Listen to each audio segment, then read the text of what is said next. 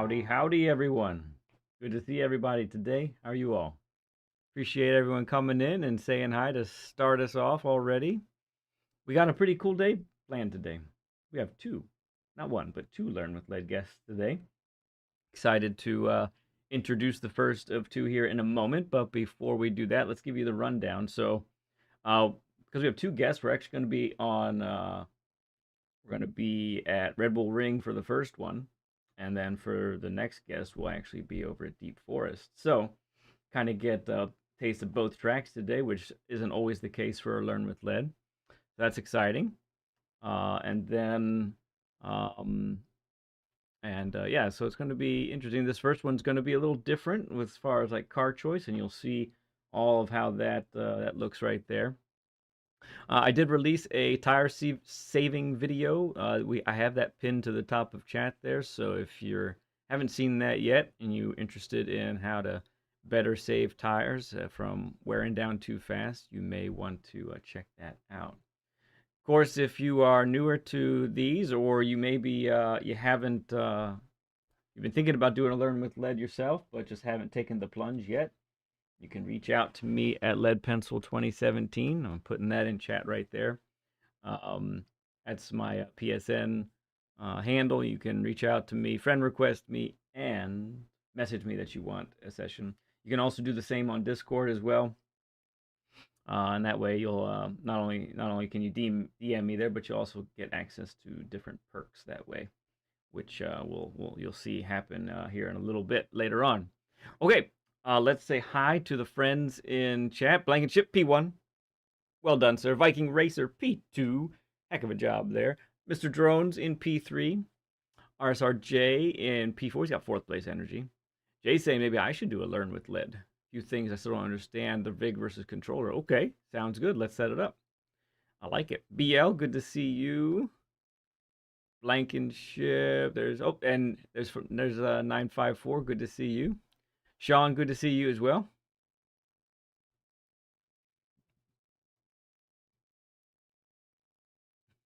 Yeah, I noticed a lot of folks putting me on a TV. YouTube actually tells me that kind of thing.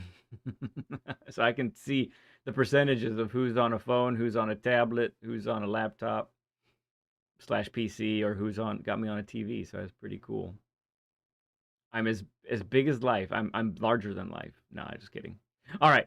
Without any more delay, thank you all for being here. Appreciate everyone coming in to the beginning here. Let's go ahead and introduce our guest after I get this set up. There we go. Mr. Evotuned. How are you today, sir? Hello, hello. I'm doing well. Thanks, Led. That's great. Great to have you with us today. Lots of places we could start as far as talking to you, but let's start with how you found our channel. How did you come across us here? I'm pretty sure I came across on YouTube. I've been kind of following a lot of videos, a lot of other content streamers, and I believe you came up in the algorithm. And I was like, seemed like a really cool, like laid back stream, and your coaching style was, I would say, paired well with some of the struggles that I've been kind of going through. Right. So I reached out. Cool. Yeah. Yeah, we'll get into some of those struggles here in a moment, but so we have you talked about the fact, when we talked on Tuesday, I think it was, you've been playing Gran Turismo games for forever, right? Since the beginning? Since the beginning. I was an OG, yes. Yes, you're an OG GT player. Fantastic.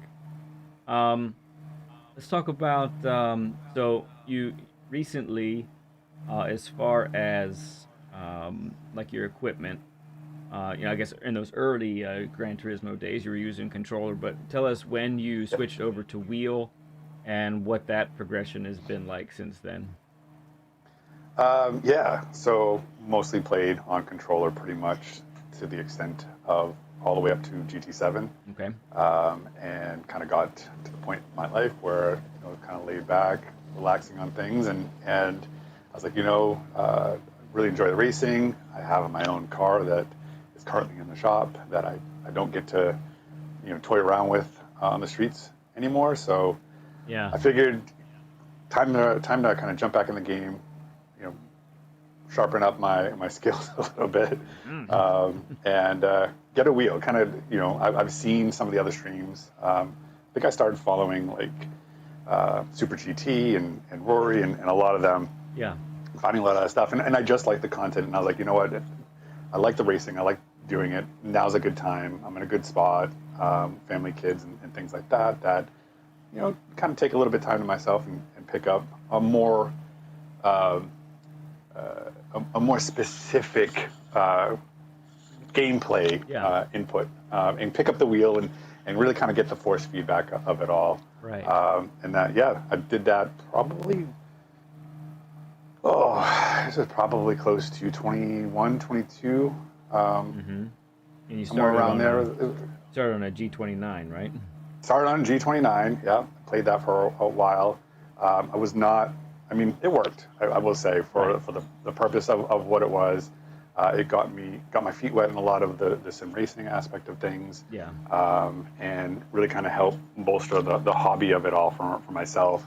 And I just, at the same time, I was feeling the limitations of like the gearing, because I could hear it cracking under a lot of like stress. Okay. Yeah. So yeah. But so yeah, I had the G29 for a while, and last year, around July, I kind of took the plunge as a gift to myself. After using the G29 for probably a little over a couple of years at that point. Yeah. And I was like, you know, I'm going to go with the Logitech G Pro. And Nice move. I saw a lot of good reviews on it. A lot of other creators had said that they had been using it at one point or another, and they really liked it, and they felt that, you know, from an entry standpoint, that it was good. And it was between this and the Fanatec. And at that time, there was a lot of that controversy that Fanatec was going through with the Corsair buyout and things. Yeah. So I went with the Logitech. The support system seemed to be lacking a little bit. Yeah. And that kind of, I will say that kind of scared me off a little bit from getting a Fanatec. Well, when you're, when you're talking about double to triple the price of a G Pro, depending on what route you go. Like, that feels risky, so I don't blame you there. I don't blame you there at all. And so the Pro works great. You know, it's got the 11 Newton meters, and it's got the True Force feedback as well. So again, with GT7, I heard a lot of great reviews on it. So I found a great deal on it and picked up set. So part of that journey is you've recently. You know, you feel like, well, maybe not recently, but you feel like, you know, if your journey through sport mode, you kind of plateaued at B rank. And so ours is not the first coaching opportunity that you have taken, right? Tell us a little bit about where else you've gone and what's happened with all that. So so like you said, I felt like I kind of plateaued at mid to upper B, and I, you know, watching a lot of other content and kind of following along with chats and things of other people's streams, felt a lot of people, you kind of experience similar things where you feel like you're kind of forcing things and you hit that plateau and you just don't feel like you're getting any better. And a lot of times that's the point where it's like getting a little bit of coaching, you know, kind of see where you're making your mistakes and you've got the bad habits that are preventing you from breaking through that plateau and really getting that feel.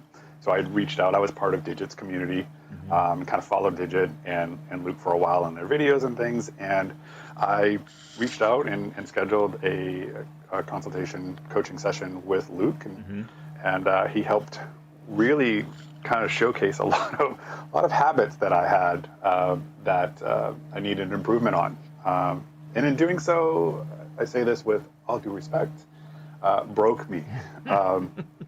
I went from really pushing mid to upper B and time trials and things down to low B, in some cases C. Yeah. Losing almost about a second and a half in time. Wow. And it kind of solidified a lot of what I felt, what I was dealing with is the habits. Is I had a lot of bad habits where I was really kind of pushing the car really on the extreme of things, but I wasn't kind of establishing the base to build on to surpass that. And I think a lot with his coaching. I had a couple of sessions with him. We went over a lot of things, and for me, it's a lot of breaking points, apex points, and really kind of seeing that vision and feeling the car. So I've been kind of through that process. I'm still doing a lot of his training before I start really kind of getting into a race. Yeah. I'll take like 10, 15 minutes, go through a lot of the things that we had discussed. Right. And try to get myself warmed up in that way to kind of overcome. But I still feel like I still have a lot to go. Yeah, sure. I'm still climbing back to where I was and getting a feel for the cars again, and the tracks again, establishing the your braking points and kind of making sure that I slow the car properly and come in with that slow in, fast out mentality versus just going all into the turn and just praying it comes out in the end. I guess is the biggest thing. Right. So yeah, so that's kind of where I'm at with a lot of that, and I've been making progress, a little bit here and there. It's only been, I think the last session I had with him was in November, so still a lot of raw stuff that I'm working through and correcting. Got it. Okay. I have a couple other questions here, but before we do, I do want to say hi to a few other folks that have hopped in. We have Doc coming in. Good to see you. And then Island, good to see you as well. Appreciate you hopping in. Ramboy, great to see you as well, man. Good to have you here. And then Free Rider just hopped in and says, how can I reach out to you for coaching on YT? I'll tell you what, right here, you can either join our Discord. I do recommend you joining our Discord anyway, either way. You can DM me through Discord, and you can also reach out to me on PSN, Lead Pencil 2017. And you can friend request me and message me that you're looking for a session, and we can get you on the list, my friend. That's how we work that way. And yeah, we love having people, whether you're a YouTuber or you're just a subscriber, we have all kinds on the sessions. So love having you here. And then thank you, Blank, for putting the Discord link up. That means a lot. Appreciate you, friend. Okay, so one of the things that you talked to me about is the fact that you are you do some dailies, but you're also involved in league races as well. And so tell us a little bit about that. That's part of why we're in the 296 right now and not the WRX, right? So go ahead and tell us about that some. Yeah, so to try to further my sim racing career and help with finding time and kind of the community of things, I did find a league to join, and the people in the community there are great. Yeah.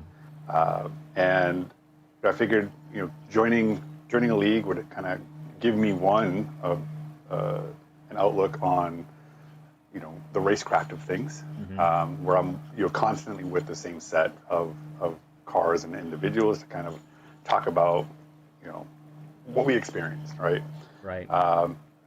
Yeah, so I managed to join a league. They qualified me into a tier 1 because at the time this was before coaching, and I was able to kind of push a good time. So since my coaching, I have fallen out of T1, in my opinion. Yeah. Where I'm not keeping pace like I had, and again that goes back to some of my bad habits that I was establishing and why I'm here today to kind of get a second opinion, different set of eyes to kind of to see. Yeah, good. Yeah, so and that's the reason for the 296 because that's the reason for the 296. That's your manufacturer of choice or your car of choice for the league. It was. So and I do question it sometimes. Right. Nevertheless, but I figured it was the new car. It was the new car right after that patch came out, and I was like, it's the hot commodity, and at the time that we were choosing cars, it was the meta car for, I think it was Grand Valley Reverse. I think it was. Yeah. And I was like, I feel good in the car. I feel like I'm setting decent times. I think I'll go with it. Yeah. And in hindsight, I'm like, I should have gone with the WRX. Yeah, yeah. Well, so be it. I mean, how could you know at the time, right? It is Yeah, what it is. yeah, And honestly, it's still a competitive car. It's not. I'd it say, is. Yes. from I haven't driven it too much, but it is. It's probably. I would say it's a little less stable than its um 458 cousin. But it still has a Yep. lot of oomph. It still has a lot of power, and good handling, good feel, honestly. So it's still a really good car, I think. Hmm. Last thing that we got to ask, and BL in chat is reminding me to ask it. So, you mentioned how you have a play car in real life, but you can't actually do that right now, Yep. and that is actually linked a little bit to your name. So tell It us is. about that connection there. So I purchased. I have an Evolution 2006 9 MR uh, that I Mitsubishi Lancer, daily. right? Yes, it was a Lancer. I I've owned that thing since 2007. I dailied it for a little bit, and I started autocrossing and canyon carving with it, Nice. and then I started doing speed traps with it. Wow. Um, Modified it quite a bit, and at about 158 miles an hour, blew a rod through the engine, doing a half-mile pass. There it goes. So, and it's been out of commission for a few years now as I rebuild the engine and kind of get it back up to Yeah. performance. So you are doing that yourself. You're you're Yes, fixing it. yes, That's I am pretty cool. fixing it. Yes, That I is got a couple pretty of cool. friends that have been helping, and shout out to them that they've been hugely Yeah. helpful in kind of managing that process.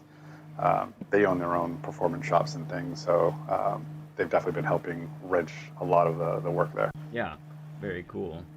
That's really awesome. I appreciate you hanging, telling us all about yourself and getting to know you better.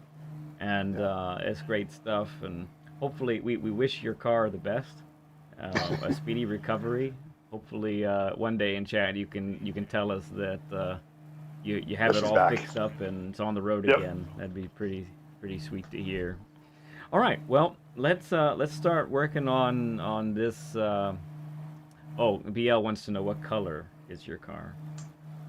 Apex Silver. Apex Silver. There you go. All right. So let's our tires are pretty much ice cold right now. Let's go ahead and get around the track a little bit. You can follow me here. So we're gonna get around. We're gonna go around the track, maybe warm the tires up a little bit, and then get to turn one. And I believe you and I, when we talked, I said that we wanted to discuss a little bit each corner and what we're trying to accomplish, right? Yes. So we're gonna do that here. It's cold here in Austria, but it seems like the tires never are able to keep temp very well.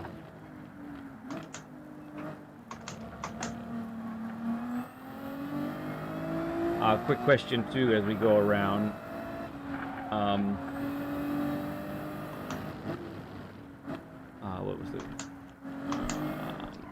What brake balance are you using? I usually use +5, Okay, +5.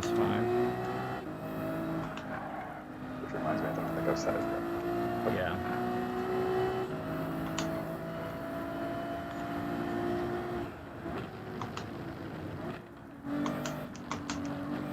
Another question for you as well. Have you watched the lap guide that I posted for these for Red Bull? I did watch it. Okay. I like that Apex tool that you got. Oh yeah, it's cool stuff. Okay. Almost at the braking marker here. So what are we trying to accomplish here, Mr. Evotuned? Give me your rundown. So my rundown approaching the turn here is I'll kind of scope out my braking point, which usually I think for this one is right about the 100 border, right where the barrier kind of separates in that tier. Try to brake just before that with the 296.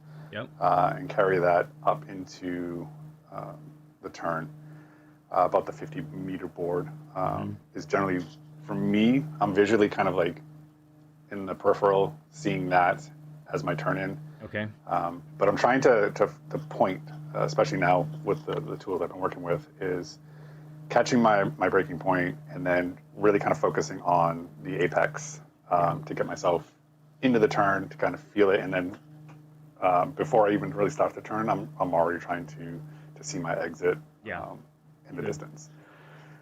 Yeah, so I'll approach it kind of downshift, generally into first to get the rotation, and then right before I slam on the power, I usually shift up, short shift into second, to kind of pull myself to give it a little bit of stability. But I do find the 296 does have pretty good first gear performance. Yeah, and it's a really long first gear too. I think it takes you all the way to 70 miles per hour before you hit the limiter. So there's a lot of range there that's usable for you. So yeah, it's good. Okay, excellent. One thing that I feel, maybe we'll see what happens in actual time, but a turn in at the 50 might be a little earlier, a little too early. I like to turn in right around here to try and get that straightened exit. So we'll see what that looks like when we start to go around a little more. But yeah, good stuff. All right, let's get to the hairpin up the top. And while we're on our way there, good to see Ghost Metal. Ghost Metal saying hi to you there, Evotuned. Hello. And then good to see... Oh no, it was just him. Everything else is still normal. Except from here earlier. Okay. How about this this lovely little bit of... Oh dear. So this one is similar. I tend to use the 100-meter board here as well, and again with the 296, just before is when I try to slam it on, and then I'll coast in.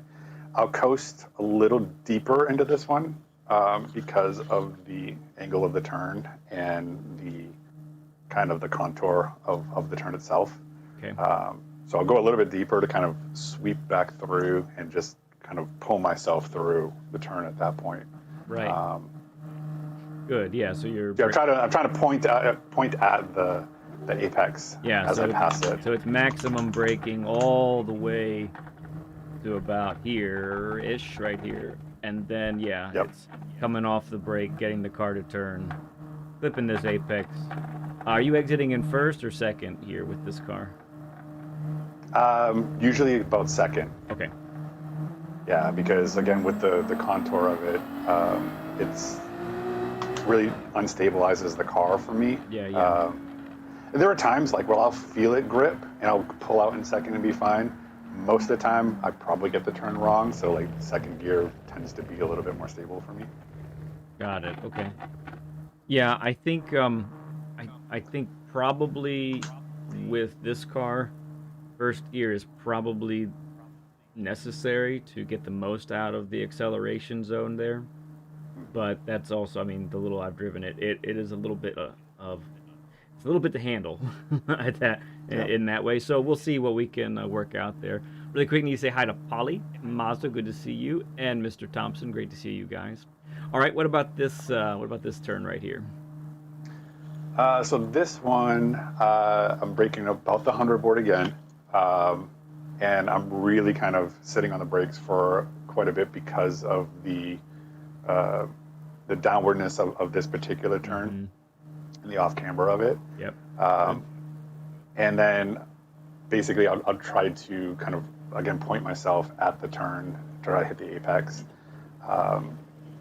I'm still kind of working through. I end up really kind of overshooting this turn quite a bit.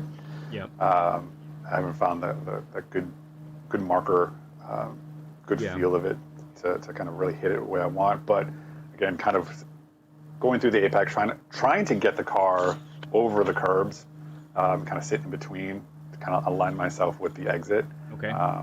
But yeah, I generally overshoot this turn quite a bit. Yeah, and it is tough. I like what you mentioned about the off camber of the corner. It's one of the things when you're doing a track and you're learning a track and trying to improve on one. I mean, GT7 it's factoring all of that in. It's not, you can't just take every 130-degree turn like this one might be. I don't have my measuring radius there, but you can't take every 130-degree turn the same way because elevation changes and all of that. It's not going to be the same. So That's good to implement that. One of the Yep. things that may be happening is a combination of braking maybe a tad too late, and then being hard on the brakes a little bit too long. So if I were to demonstrate it, I would go, we're 100% brake all the way until this turn-in point right here, and then this is where you make your money, in between here and the apex. So if you're too hard on the brakes in this spot, the front wheels are gonna lock up some, and you're gonna slide out instead of maintaining the grip. So Yeah. your pedal work, in the 50% brake pressure and less is going to be what the key there, I think. So, all right, let's keep going then. As we keep going, good to see Racer there. We have somebody, MGRO Racer, saying hi to my buddy Evotuned, is what he says in chat here. You know this guy? Yes. Yeah, cool. He is part of the league, yeah. It's part of the league. Very nice. Awesome to have you here, bud. And then we have a new sub as well. Thank you for coming up, M Gru. Appreciate you. Okay, that's gotcha. Very cool. Thank you for subbing up, my friend. Advocate, good to see you, my man. If I miss anyone else come in, Thompson, yeah, I see you.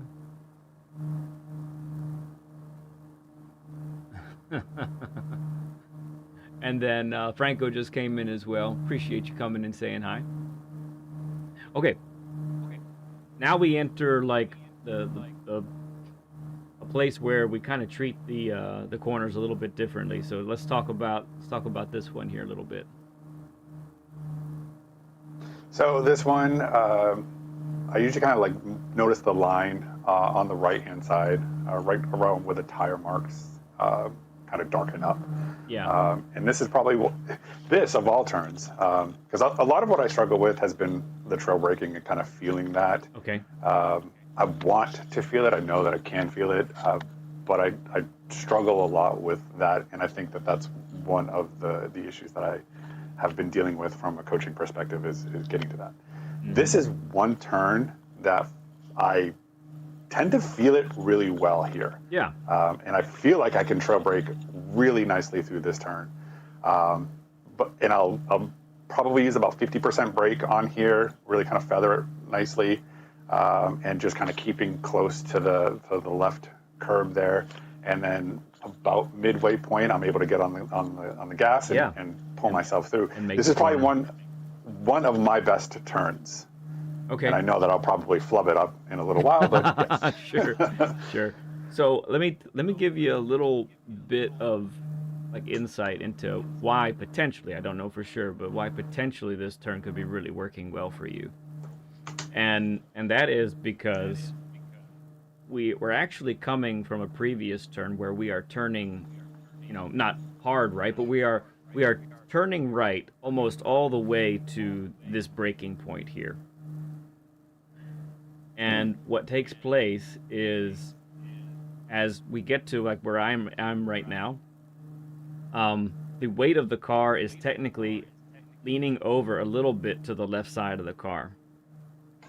What happens when you turn to the left and apply the brakes, now the weight shifts over to not just the front, but also the right side of the car. And you know what that's gaining you? That's gaining you extra grip. Yeah. Now, when you're coming from a turn where it's straight, and you actually have to, You have to compel the car to get the weight shifted to the outer tires. Here, in a situation like this, it almost naturally does it more. So that's my guess as to why this might be a turn that is treating you pretty well. Now, how about the second one in this series? What about the next one? What is that one like? This one is pretty similar as well. Okay. So break point right at about this convergence right here. Yeah, usually that convergence there, right at where the white lines meet. Yep. Usually brake on at that point, kind of point the car towards the inside, and then just coast through on second, and then pulling through and accelerating out. Good. Kind of using all of the curb on Yeah. the right side. Yes, planning to be over there. Yep, good. Yeah. And then how about the next two quick right-handers? How do we treat those?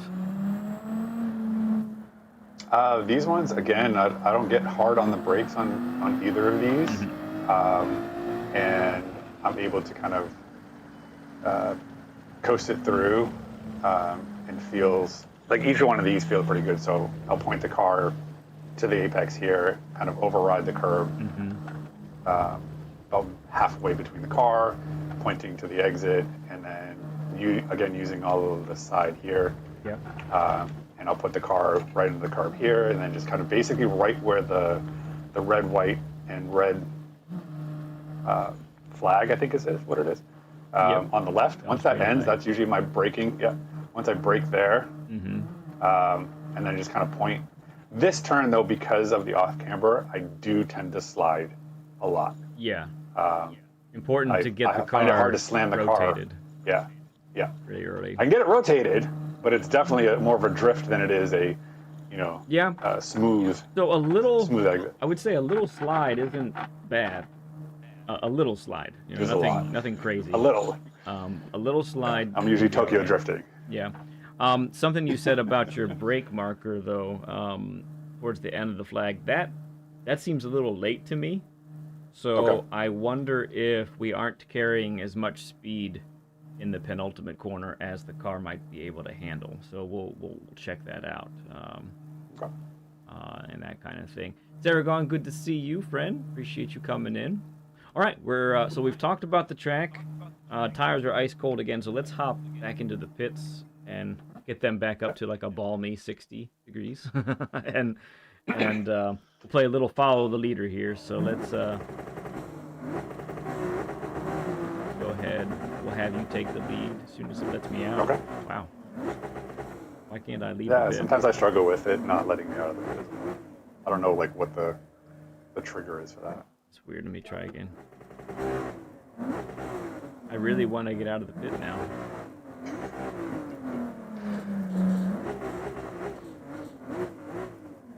Huh. Fascinating. What if I go in reverse? No. What's going on with this thing? Let me just cancel, enter again. No. Wow, you said you've had this before, huh? I have had this before. It's a lot of times it's on qualifying where a lot of the cars coming out, I'm like, kind of assume the game is somewhat protecting me from exiting in a group. But I have had it where sometimes it just doesn't let me out. Oh, here we go. Now I'm coming. Range activities. Okay. Now that I've lost a couple degrees in the tires, let's go. All right, let's go ahead and get the show on the road here. See how we... Right, Thompson? He's a crazy bud.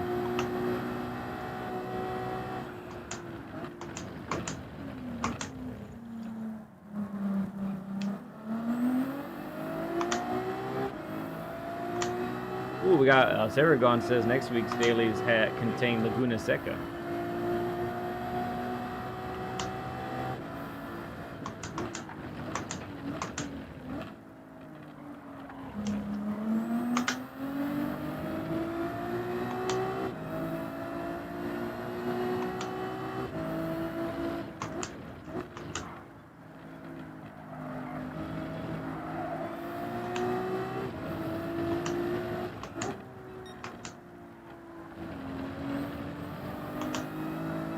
And as far as assists go, are you using any assists at all?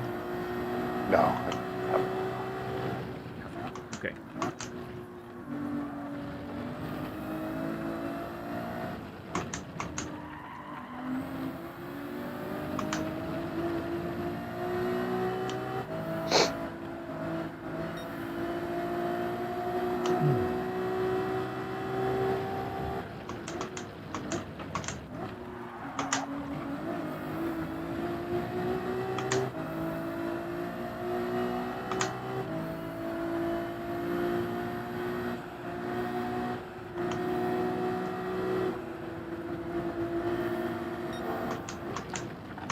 Oh, and there's SpeedBump. SpeedBump's our next guest after Evotuned. Great to have you here, Speed.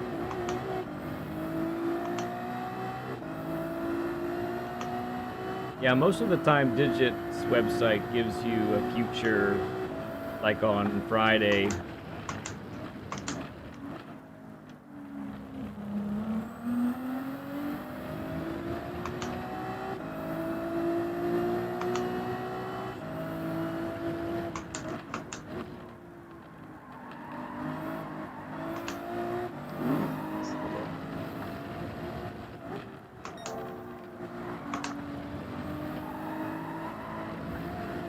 Penalty for me, I'm pretty sure. There it is. Lovely. At least the half second here is not actually too terrible. Not like a half second at Spa, which turns into like 2.5 seconds.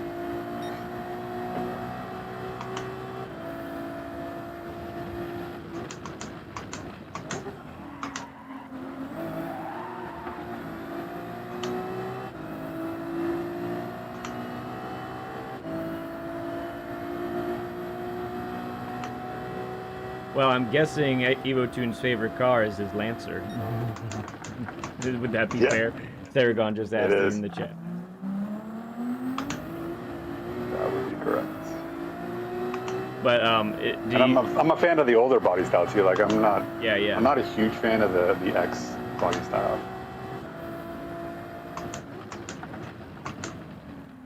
Yeah, drones. Yeah, so they stopped those. They stopped telling us the leaks or whatever that happened. We stopped finding out ahead of time because we had been on Saturdays.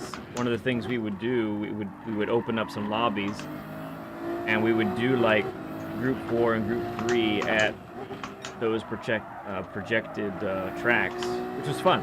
I mean, we never really necessarily got the combos exactly right, but it was fun to do, and sometimes we nailed it, actually. Sometimes we were spot on.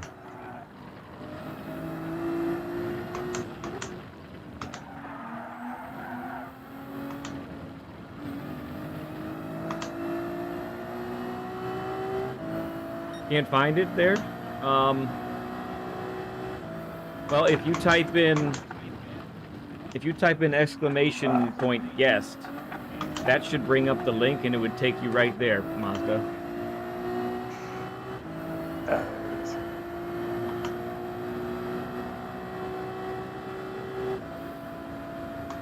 Thank you, Saragon. There it is. Ah, yes, we get to share in the penalties now.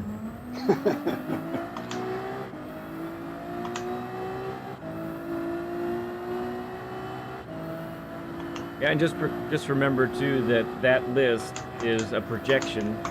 Things can change. You know, if people end up having to move their day, that will move other people up, and that kind of thing.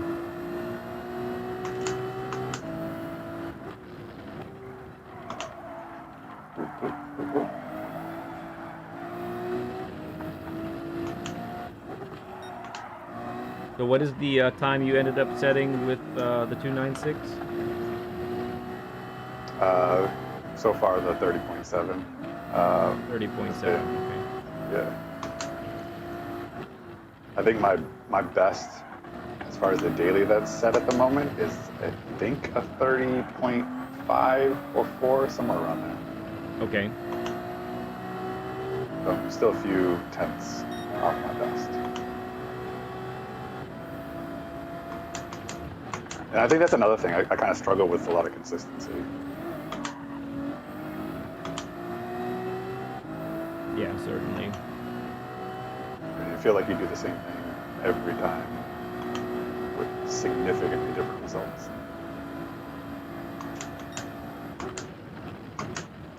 Oh, wow. Yeah, I need to do the brake balance there. Shoot. You said it's not there? Yeah, I'm gonna go auto drive here for a moment.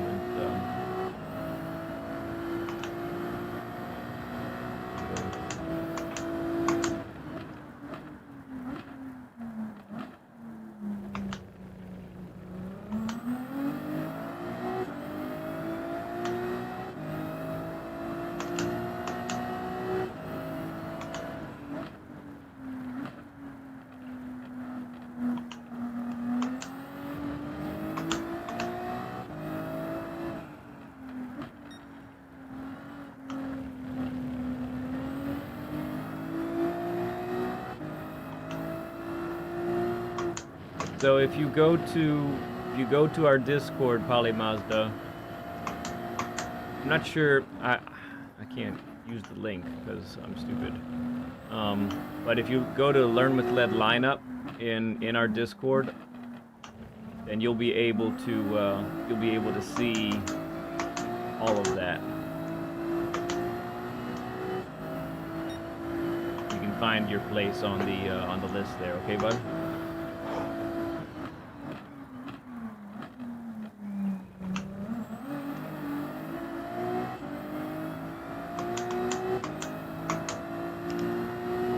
Yes. Yes, exactly, Blank. It's the future lineup. So that's camera froze? No, we should be good. We look good.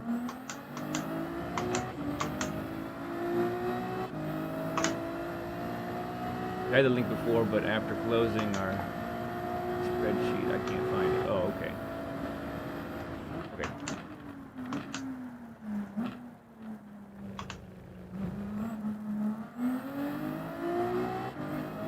All right, if you wouldn't mind waiting up for me a moment there, Evo. Sure. Apologies for the.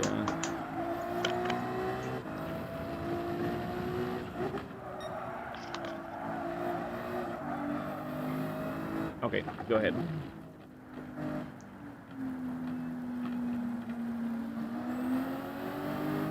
So yeah, so far what I'm seeing is I think I see the overshooting on the call it the third main corner. You go a little bit deep and you lose that apex a little bit. Turn 1 seems to be pretty comfy for you for the most part. Does it feel pretty comfy to you? Yeah, I know there's a little bit of speed left in it, but for the most part, as I speak, right. For the most part, I'm able to kind of catch it before that happens. Yeah, no problem. But at the same time, like I said, I know that that's a little bit, because I'm very hesitant to get on the speed because I don't want to spin. So yeah, I don't trust it fully. Yeah.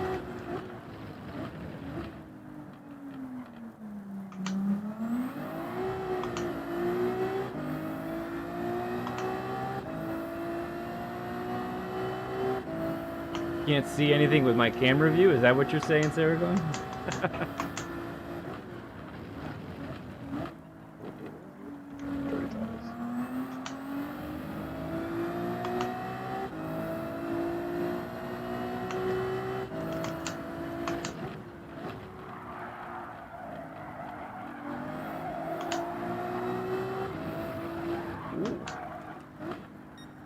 I almost lost the car.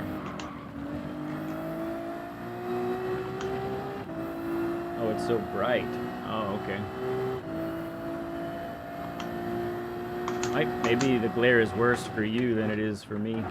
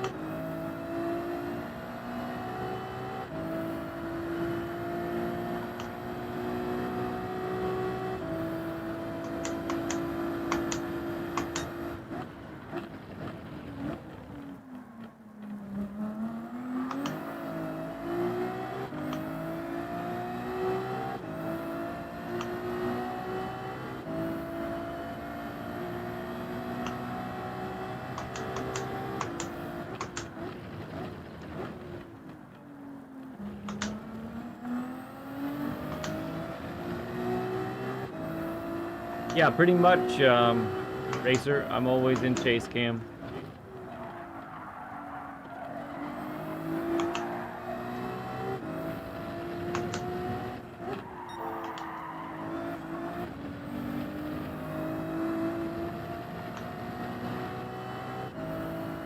All right, Tuned. What I'd like to do is take a little moment.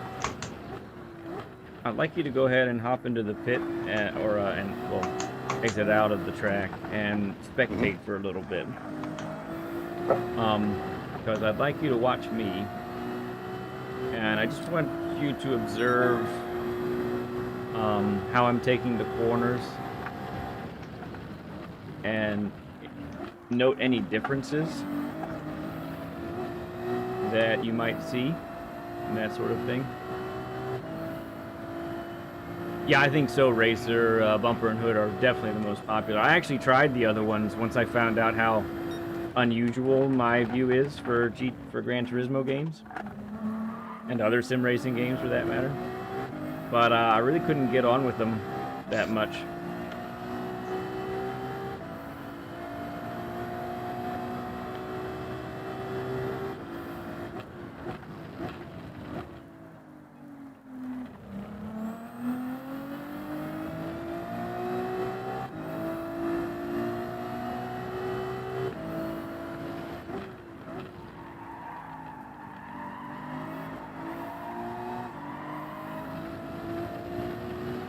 You start your turn there way after I do. Say again? Your turn on those two corners, you start well after I feel like I start my turn. Mm-hmm.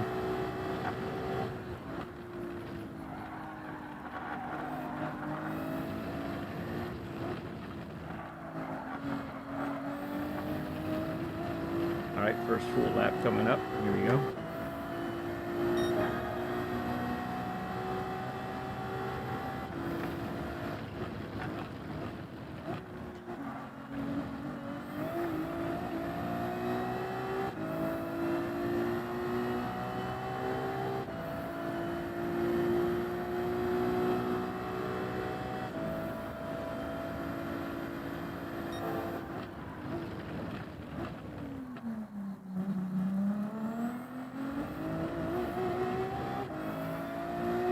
I was scared. Yeah. I wanted to get full tuner, but I didn't feel like I had the car straight enough yet.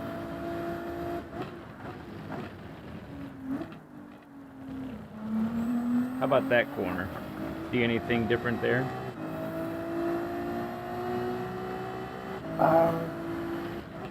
You definitely took it, what I felt was a little slower than I feel like I'm going. Mm-hmm. Like you were able to brake a lot smoother. Okay. Did also seem your turn was a little after mine, where I feel like I'm trying to get at the larger radius of the turn. Yeah.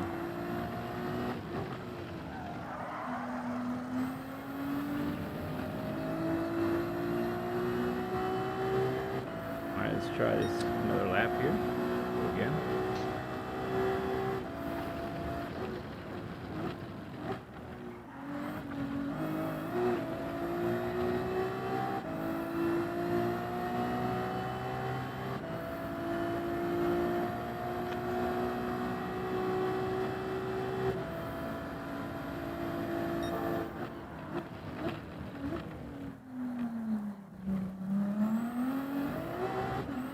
There we go. I was a little braver that time.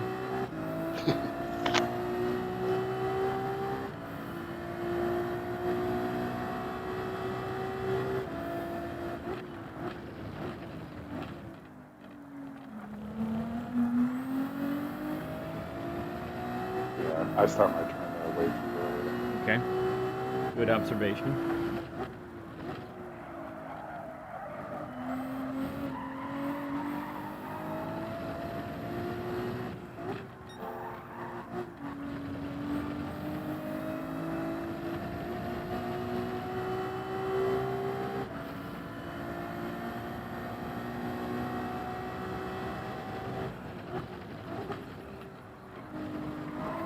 More grass than I really wanted there.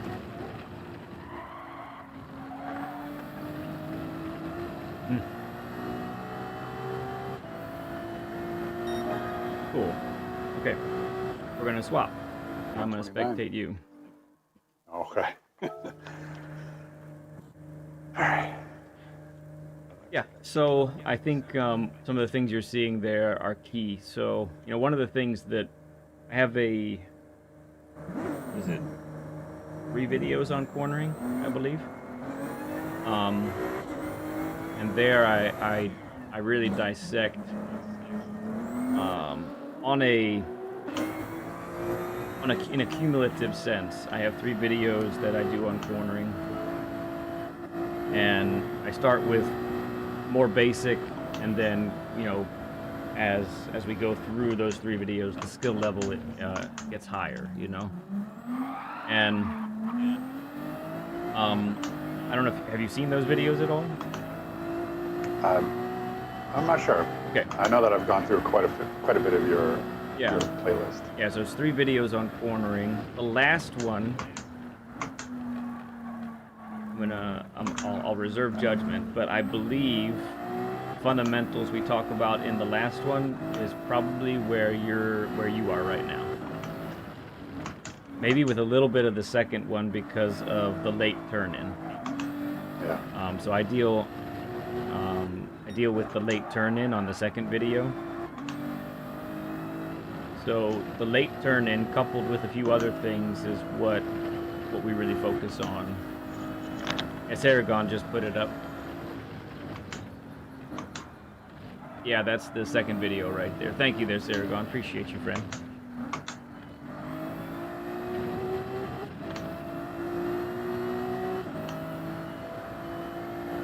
All right, so anyone just joining right now, we're spectating our good buddy Evotuned.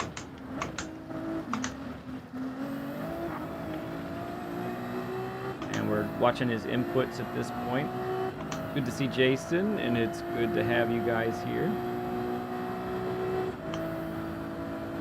I feel like Racer, that's where I would be too with VR. I think I would do it more for pleasure rather than trying to do it competitively. Although, props to all those guys who do it and do it competitively. I think it's awesome. I tried. Yeah? Did you end up sick? I tried it. No, I didn't. It became too much to put on when I wanted to kind of jump in and run a couple laps. It became more of an inconvenience. But I do love getting into it.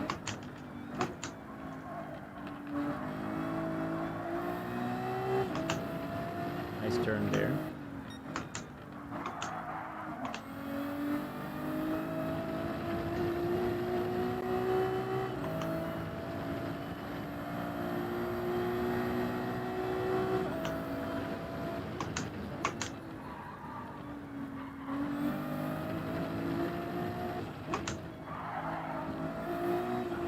Okay, so yeah, what I saw in the penultimate corner is kind of what I was expecting. We're well within the limits of what the car can do there. Yeah. You're about 5 miles per hour slower than what the car is capable of. Give me, for that penultimate corner, give me some second gear to help suck you to the apex. We'll just focus on that for now. I mean, I'm still watching everything else, but as far as what you're doing, let's focus on that. Kind of work our way backwards a little bit. Hey there, son of a wicked. Good to see you, Calvin. Appreciate you coming in, bud. Got some first gear exit. That wasn't so bad. Again, when I feel like it gets the grip, I'll pull through it. But... Yeah.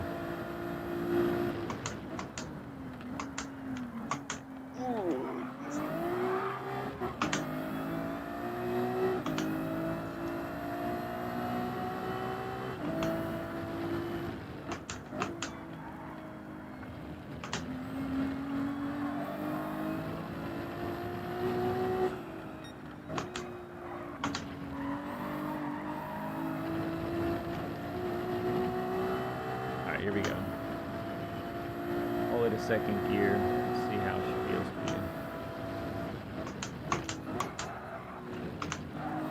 you. Yeah.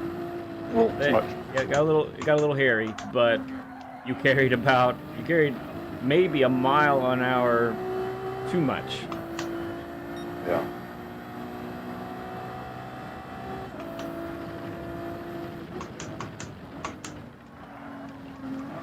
Nice entrance there.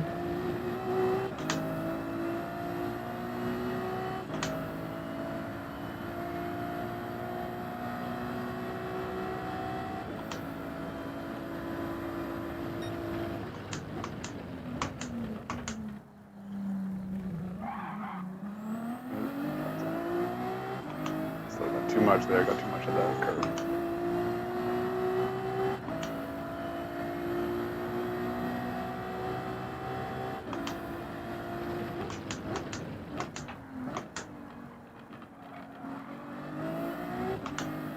Okay.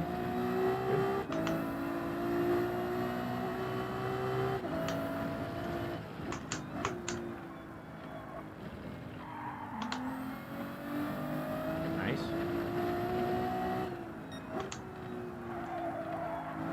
Good amount of brake pressure there. I like it.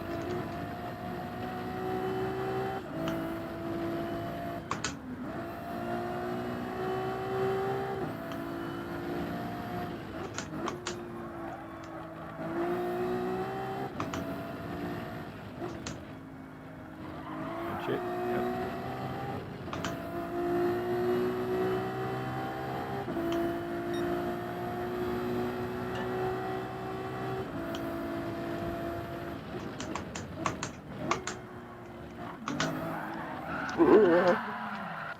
Turn one got you.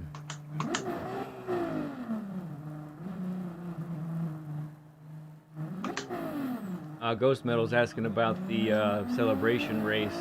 Now, anyone who signs up, the plan is to have everybody race at least one race. If we end up with a bunch more people, we'll split it up a little bit and have a couple of rounds. Will be the plan. But everyone's going to get to race.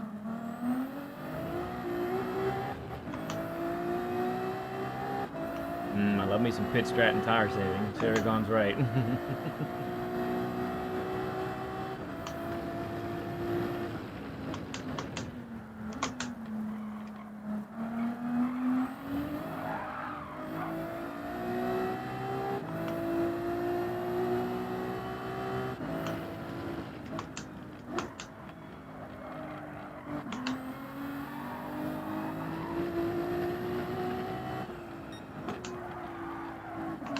Good.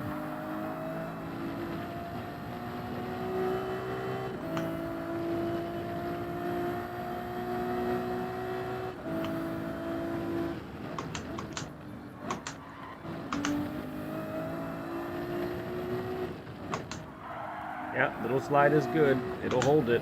I like it.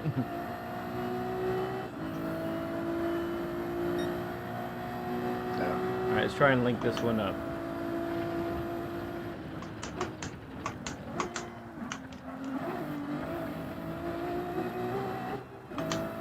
No penalty.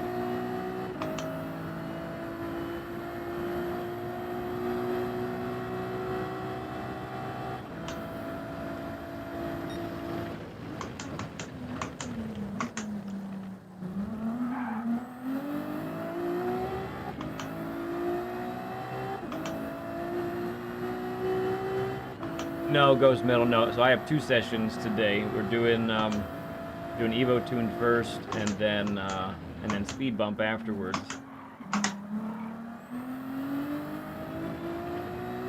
Evo, which view do you use? Bumper. Okay.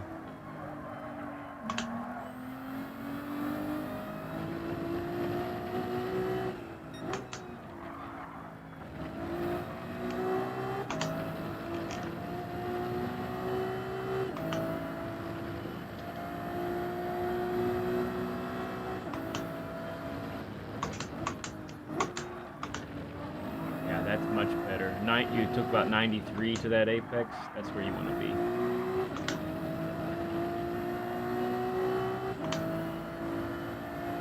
Good. Nice improvement there. Nice.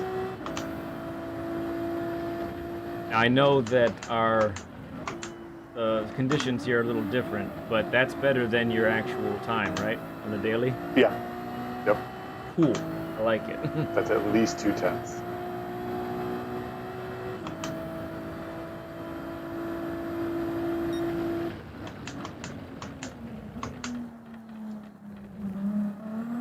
Mr. 7, good to see you. Is Evo using the RS50? No, you have the G Pro, correct? I have the full G Pro. Yeah, the full. He uses the full G Pro. He says in chat, the paddle shifter sounds the same. It is the RS hubs. I've got a DT wheel on it. Okay. So I'm not using the round wheel. So, but the base is the full. Cool.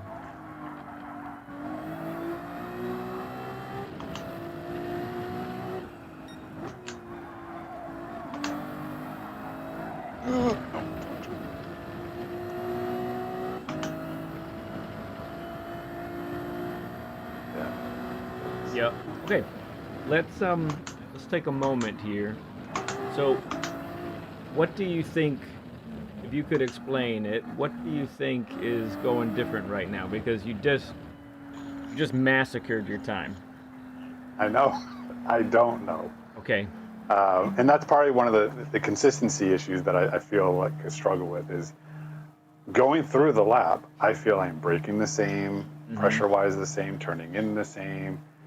I'll catch myself a little bit here and there to know, never to the degree of the difference that we see here. Yeah. That I'm like, I'll go from one lap to the next, and it will be that same sort of swing. And I'm like, I don't feel I did that much. Yeah, there's tweaks here and there, but yeah, it adds up. So the consistency is definitely lacking. Gotcha. Okay.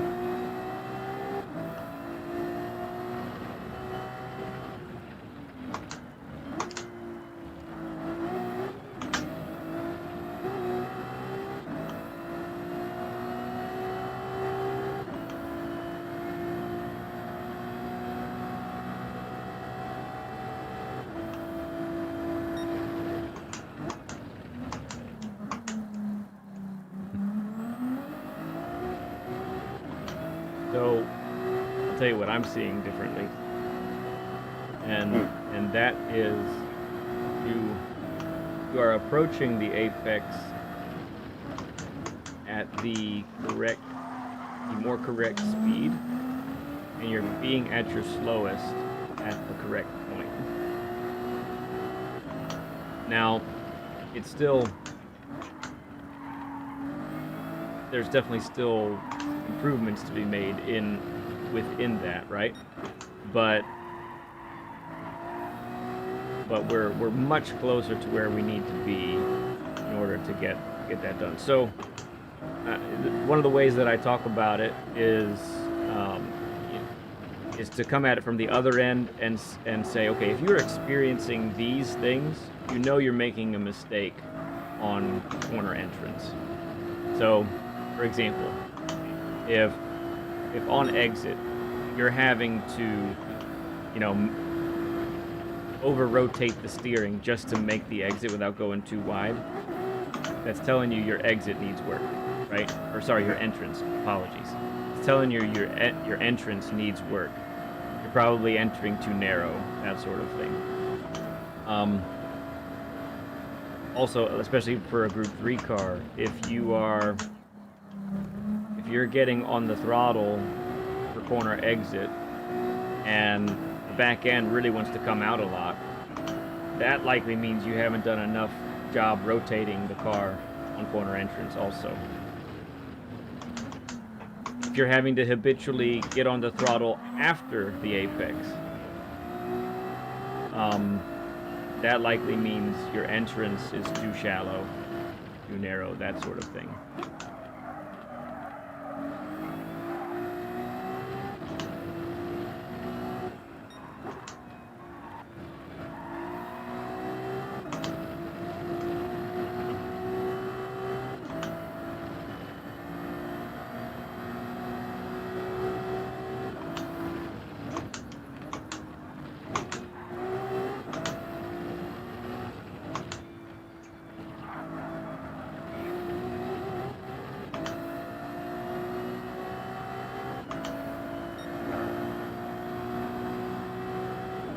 A lot of red. That still was one of the better laps I've had too. Yeah. I almost shot that. Yeah, I agree. A 30.5. That was good. Right now, Evotuned, his DR is at a B. Yep, maybe.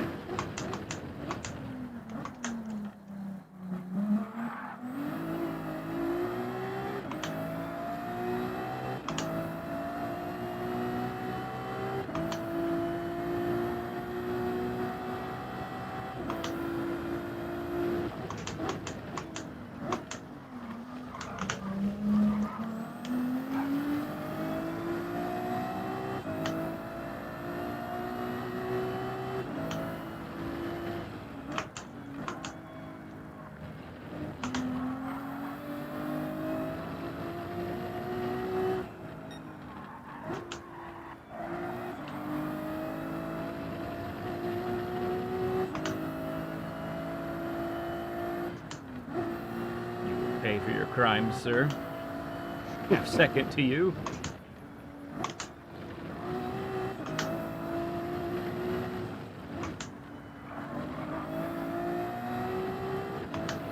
Yeah, a lot of time on that last corner there.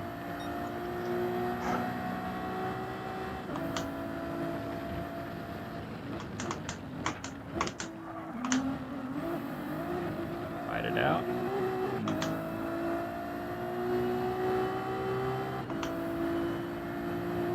Nice.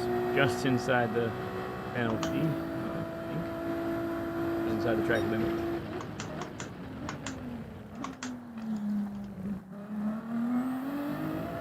Good.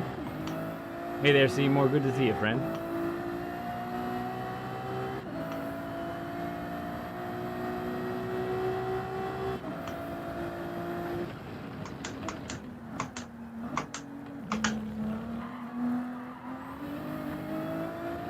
I could get on the power yet.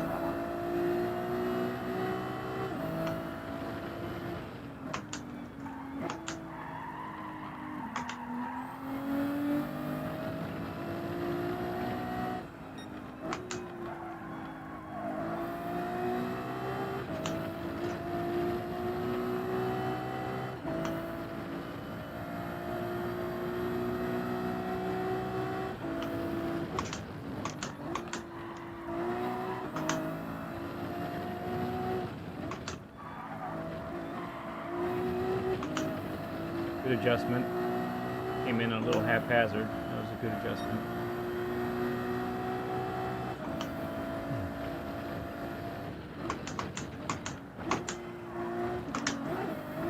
Oh, that'll be a penalty. That time, I think, yeah.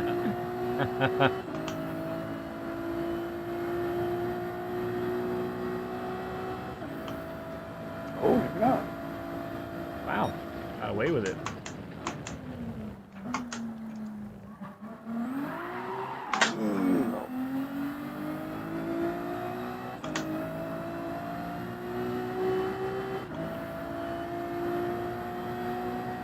Alright, we'll finish this lap out, and then I'd like to take us to the next part of our session, which will be to go over. I'm going to use my replay as sort of a guide to talk about a couple of things. It'll be easier for me to pause and replay and that kind of thing, something that is rather than just me being on the track. So we'll do that here in a moment.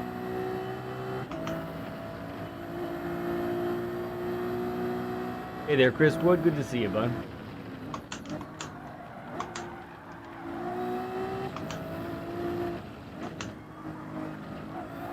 Saragon says he loves your livery. There. All right. Let's go ahead and stop it there for now. All right, so I'm going to close the lobby for the moment. Okay. And I'm going to send you a share screen, okay? Mm-hmm.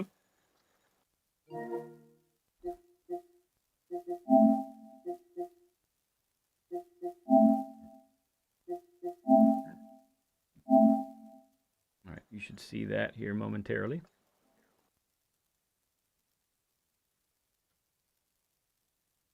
Yes, Aragon says he drove through a paintball match, it looks like. It's a good analogy. Yeah. All right, so we'll give you a little break. You put in some good work there. Solid work done, for sure. All right. Showcase. There we go.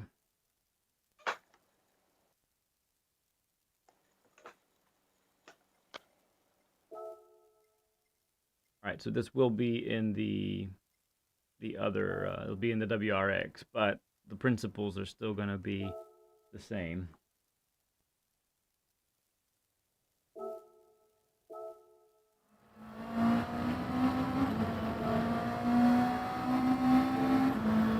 Okay. So, you see everything clearly, correct? Yeah. Okay, good deal. So, what I want to point out so far is a couple things. So I think when you really focus on we'll say, depending on the length of the turn, we'll say the last 50 to 30 meters before the apex, I think that's when you're being at your best here, right? Mhm. So, and I think that's why we saw you really improve your time there, and it really clicked kind of quickly, honestly. Um, so let's now one of the things that I think is holding you back right now is I'm going to call it a delayed gear shifting when you downshift. So when you downshift, now the game regulates it for us, which is fine. But Mhm. you still want to be shifting down as early as possible, so that you're braking, right, and you downshift, there should be that immediate, it's blinking blue at you because the engine's at the top of the rev range for that gear. Make sense? Mhm. Yeah. That way you're getting, not only are you braking, but the engine is also aiding you to slow down. Okay, and that also, as you well know, it also helps you gain rotation. So let's watch. Gearing is very different with the WRX, but let's just see what that kind of looks like here. Okay, so for this corner, you've begun to do really well here. So for me, the most important part of the corner is right here. It's from here to the apex, right? Mhm. And being able to get on the throttle before the apex and still making the corner, this is like, for me, this is the bread and butter of time trialing and racing. You got to be able to Yeah. do it. If you can't do this habitually, something is seriously lacking, right? And Yeah. typically it's the braking. Typically it's how much pressure you're putting on the brakes and that sort of thing. So you can see right here, I'm on the throttle. I've shifted up to third. I'm on the throttle, even more on the throttle. I'm now going to lift because I'm waiting to see how the car really handles the bumps, right? And then I'm full throttle. Now for the Okay. Ferrari, instead of second and third, just replace that with first and second, basically. Yeah. And as far as the gearing goes, okay. Skip ahead to the next one. Oops, that was too far, actually. So I feel like this corner right here is one of those corners where your delayed gear shifting is hindering you. Um, let's Okay. watch this go, and I think you'll see that I'm braking late enough and I'm gearing down early enough that I pretty much have to be fully on the brakes the whole way just to be able to stop it in time. Get that last bit of turn in right here. I'm on the throttle later than I really want to be. So even there's time there for me as well. And then I move my way up to, and again, this would be first gear for the Ferrari. Let's talk about the trouble corner though, right? So the interesting thing about that hairpin is there's almost no time whatsoever um, for trail braking. It's pretty much brake in a straight line, get it down to the proper miles per hour, which is around 50 miles per hour. Then the car will be able to turn and not slip, and that's sort of your approach there. Okay. All right, so braking at the 100 just before it.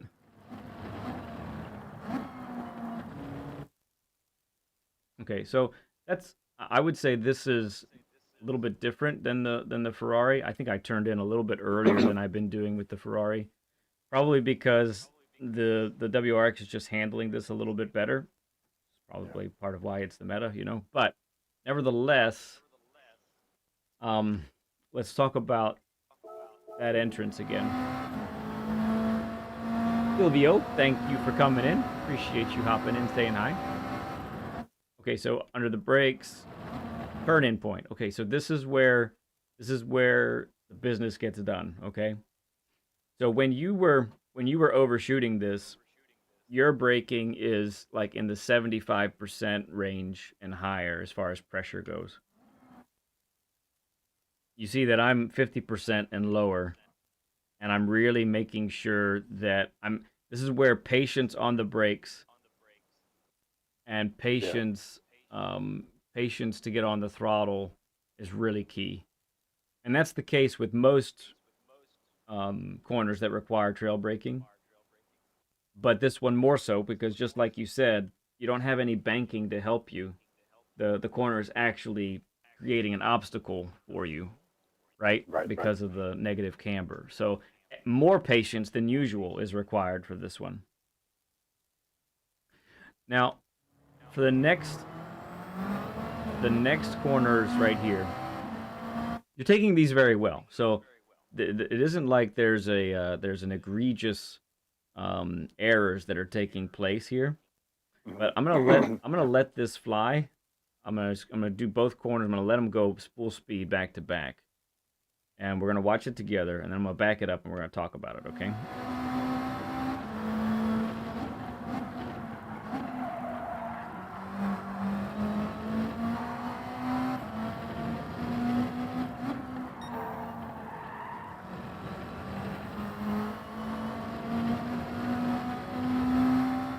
Okay. Anything stand out to you with that? Other than you hit the apex and seem to trail break through them properly, Okay. nothing stood out. I Okay. mean, I guess it's That's fine. from my perspective, I see it as I'm envisioning it. I want you I to. know that I drift too far out sometimes, Yeah. comparatively. Yeah. I want you to watch the steering. In fact, well, you could use any view that you wanted, I guess. But watch the steering here.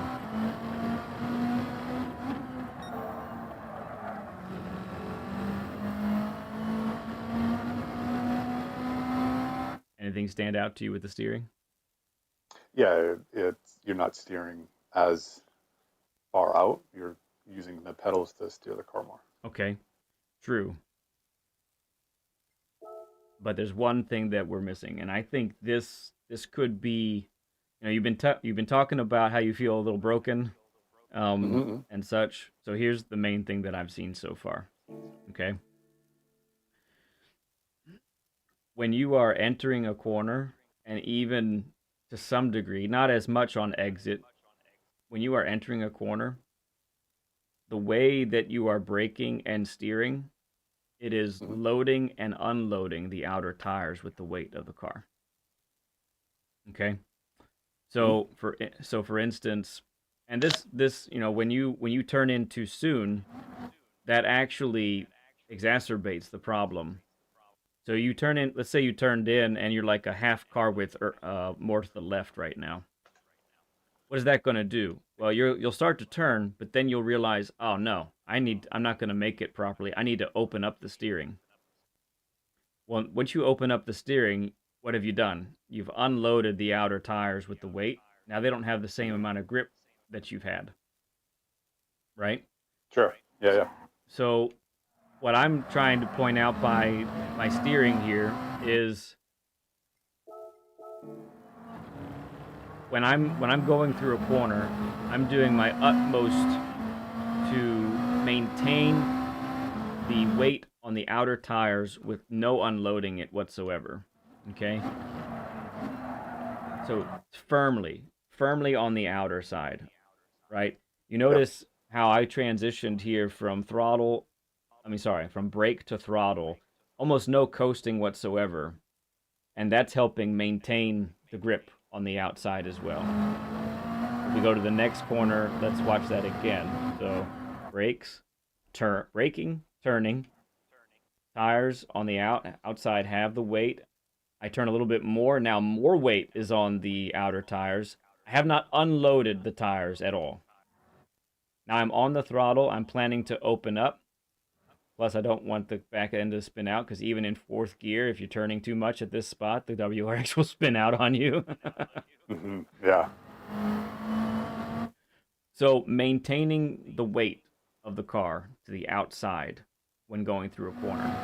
Now, let's go to these two corners here. I think because these are quick ones, relatively speaking, these are two faster corners as far as how much time you are spending turning. Mhm. I think I think this issue is rearing its ugly head even more for these two corners. If I were to point out two corners where you're losing the most time, I'm saying it's these two. Okay. Now, number one reason first is, do you notice anything different between where I am on this track and where you are? More Yeah, normally? you're way over using more of it. Yeah, I'm a full car width over. So Yeah. that wider entrance is allowing me to gain a great angle for exit once I get to the apex. So yes, this happens really fast. This is, to give it some comparison as well, you could think of Degna 1 and Degna 2 at Suzuka, the two fast right-handers. Okay. After the S's, they're both Hmm. on a downhill as well. Same deal.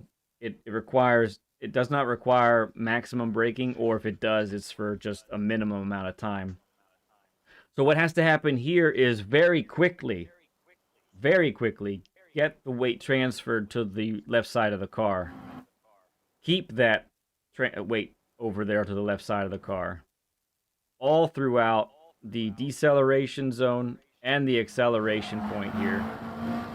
And then a little bit slower has to happen again, right here. Hmm. And you have that little bit negative camber, so you have to be a little more patient with this one. Have to catch a little slide there, but yeah. Okay, so that's like, I really feel like this is maybe one of the reasons, or maybe the primary reason why you're having some difficulties is Okay. the braking and turning as you enter a corner is you're loading and unloading the outer tires, and that's creating some significant inconsistencies. And if you're not naturally detecting that while you're practicing or while you're racing, then yeah, it can be kind of like what gives, right? So Yeah. um yeah, that's what I would say there. So let's go ahead. We still have lots of time in our session here, which is great.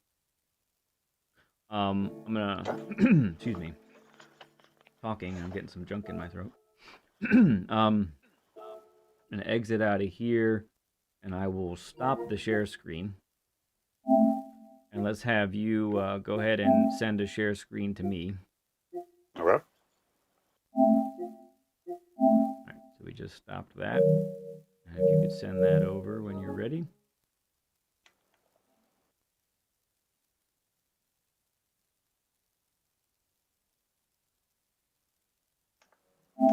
Excellent. All right, my good bud, we see what you see. So go ahead and head over to the daily, Okay. and let's try and put these things into practice. I'm really happy with how the 296 handles, honestly, and so I think a a really decent time could really be on the books for you here.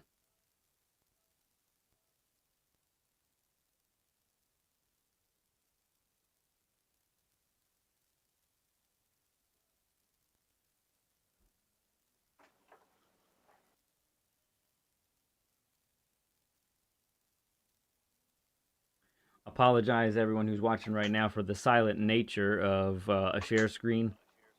We can't hear too much what's going on, but that's just the nature of this. So no game audio comes through, but we still get to see all the inputs, and we still get to see him on the track live. So that's what's important here. Cold tires. Yeah. Hey there, Nielsen. Good to see you, man.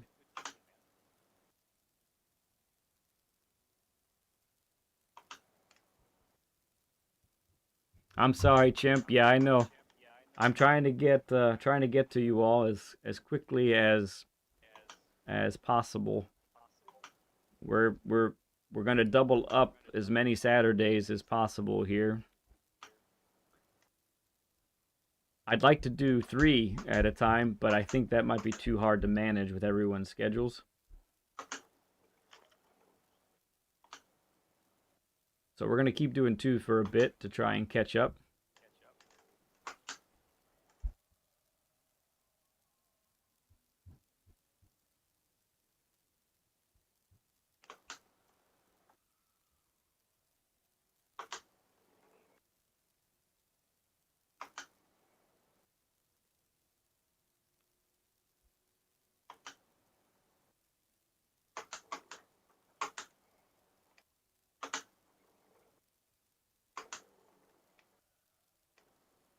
Yeah. And that slide right there, I know it can feel a little uncomfy maybe, but that, because of that torque that's happening, you have so much weight on the outer portion of the tires. You have all the grip. You have grip for days when you're like Yeah. that over there, right? So this is good. This is good.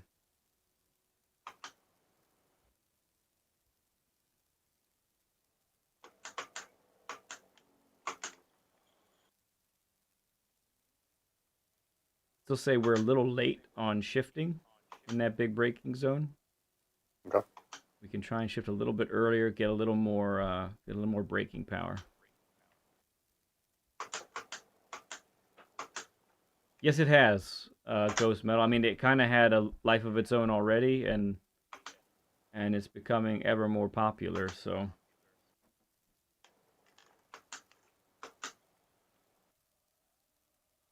So when you do a time trial, you normally have your Ghost up. Yeah, usually. Okay. And do you ever follow another Ghost or no? I usually sometimes put on the top guy, whoever that might be. Okay. Little tough this week with it being a different car. Not being, right.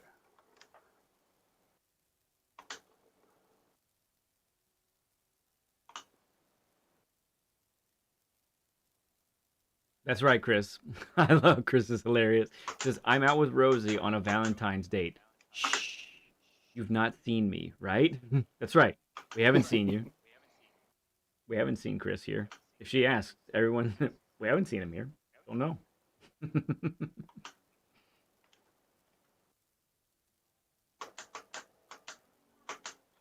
Good, that's closer. Ooh, got a little bouncy there. Okay. Yeah. Nielsen says, Chris who? Sammo, good to see you, friend. Appreciate you, bud.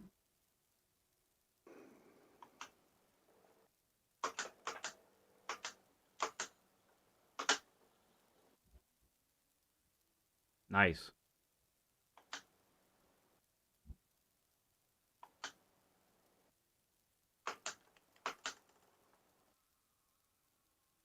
Good. Really good there. You can see the delta just melt away. Epitome of slow in, fast out for those 2 corners, what you just did. Mm.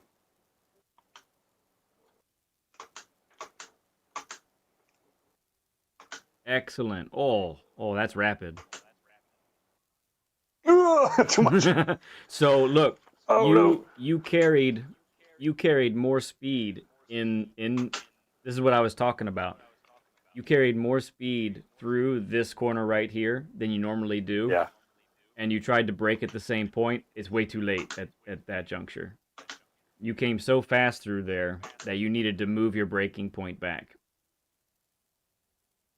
Okay. This is why I say braking points are references, not commandments.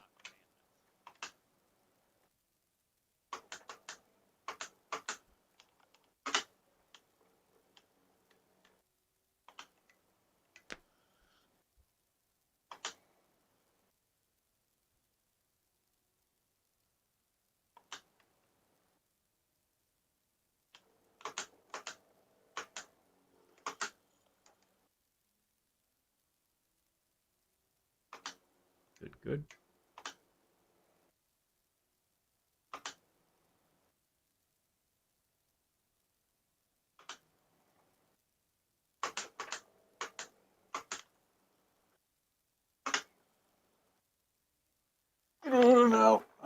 corrected. Indeed. Felt it. It's all good. Get through this. Tires are cold anyway. It wasn't going to be a world-breaking lap, I don't think. Give them a chance to warm up some more.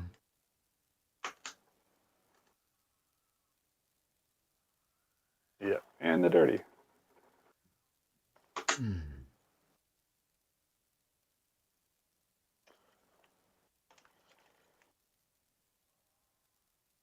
Nice. I will say one thing I do struggle with is when I do spin out is getting the car back. For some reason, sometimes I just cannot get the car to turn. In a speedy. And I don't feel like in real life that the gearing would stay that low when I'm smashing the gas. Right.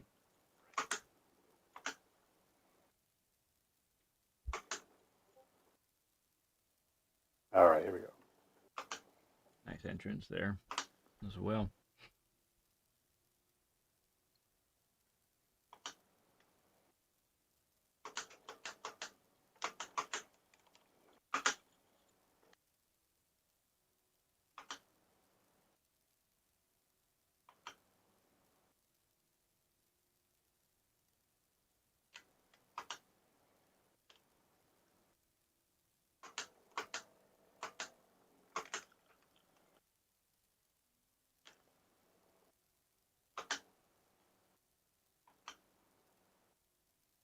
Yeah, Blank says it well.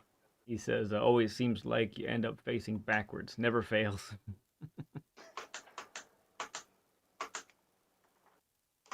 Good job braking there. We were a little late on the throttle though, so we didn't quite get slow enough soon enough there.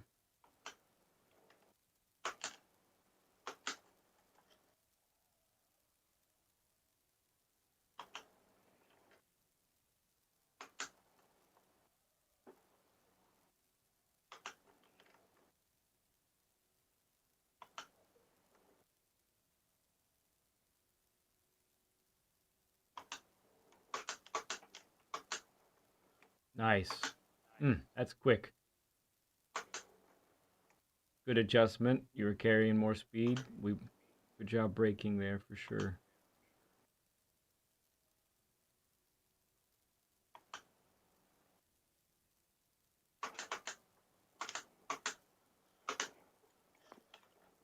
Yeah. Well held there. Well held. A little sketchy. There's always an amount of sketch for turn one. Just about.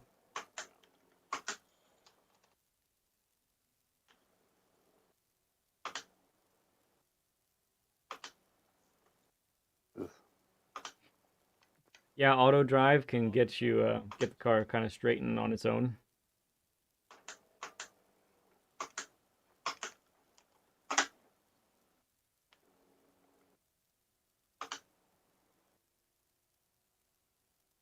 Okay, Rob. Thank you, bud. Appreciate you, friend.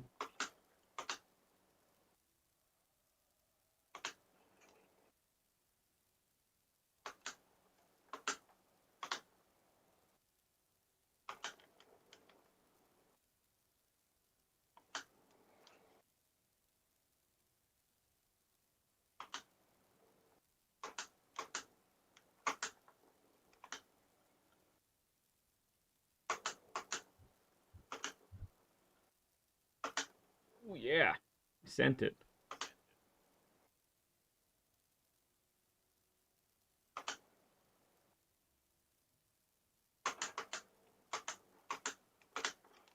Come on, hold it. That was very brave. Well,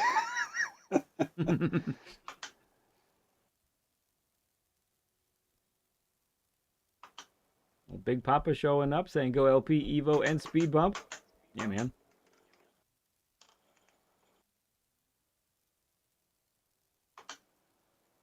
Rob sending a gifted membership. Thank you, Rob. Appreciate you, bud.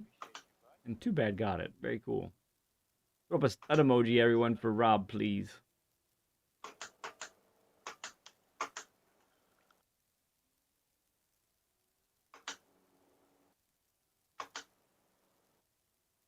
It's true, drones.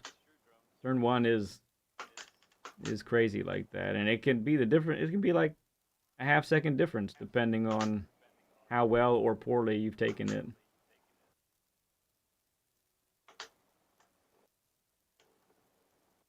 Very nice.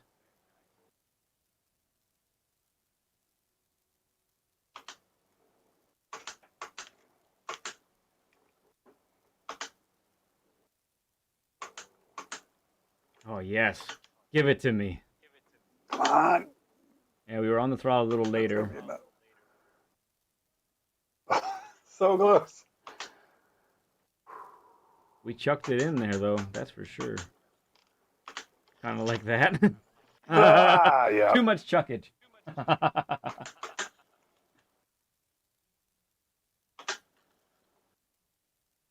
Hey there, Paul Richardson. Overzealous. Good to see you.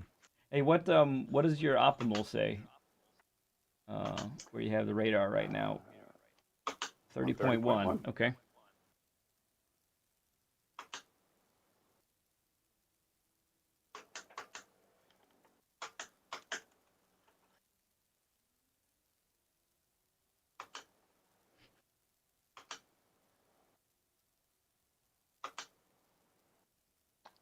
Interesting. I took that way slower than I expected, and I'm still, Delta shows that it's positive. You were gaining, yeah. Yeah.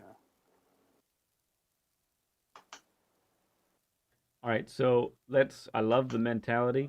We're sending it quite a bit, but sometimes with the sends we're we're ending up on the throttle later. So let's focus more on those corner entrances. Really dial those in.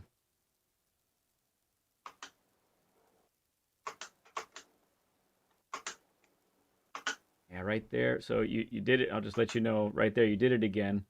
You turned in, you opened up, and then you turned in again. Interesting. Okay.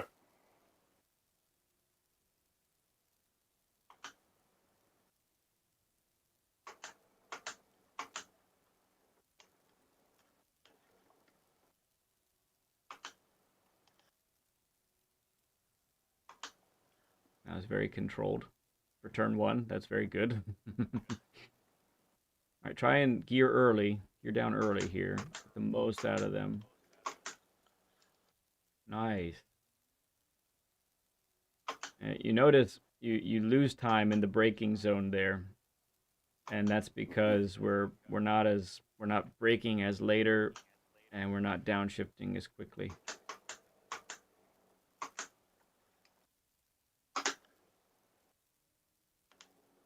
For that corner, try to get to second a little bit sooner. Get on the throttle a little sooner.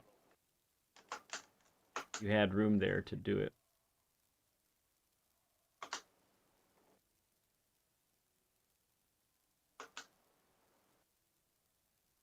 Nice. That was really good.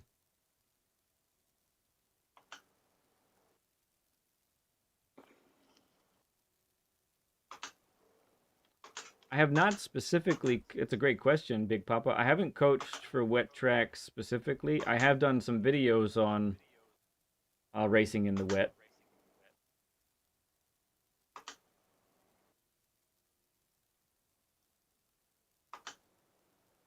It certainly isn't one of my strengths either. It's something that I need to improve in quite a bit, I would say.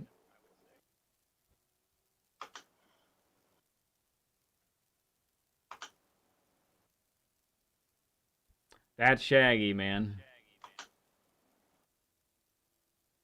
Hey there, Peter Brown. Good to see you, man.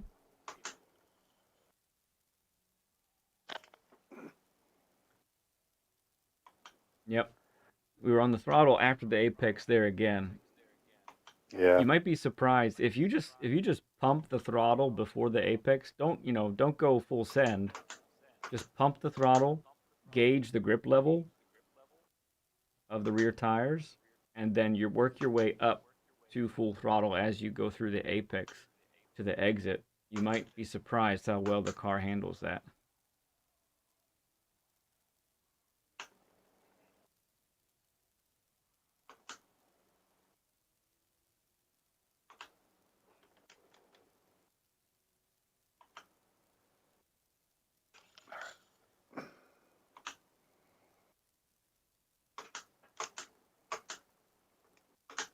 Good. Watch that braking point. Yep. A little too long on first gear there.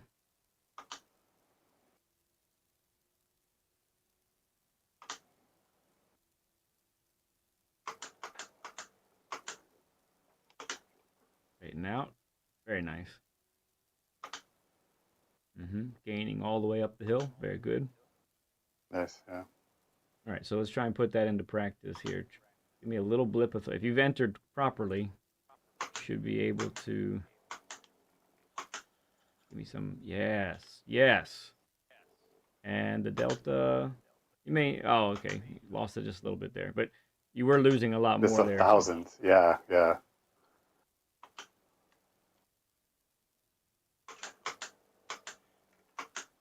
Same here. Give it to me a little early. Okay. So a little bit slower into that corner equals a little bit earlier on the throttle for that corner. Okay.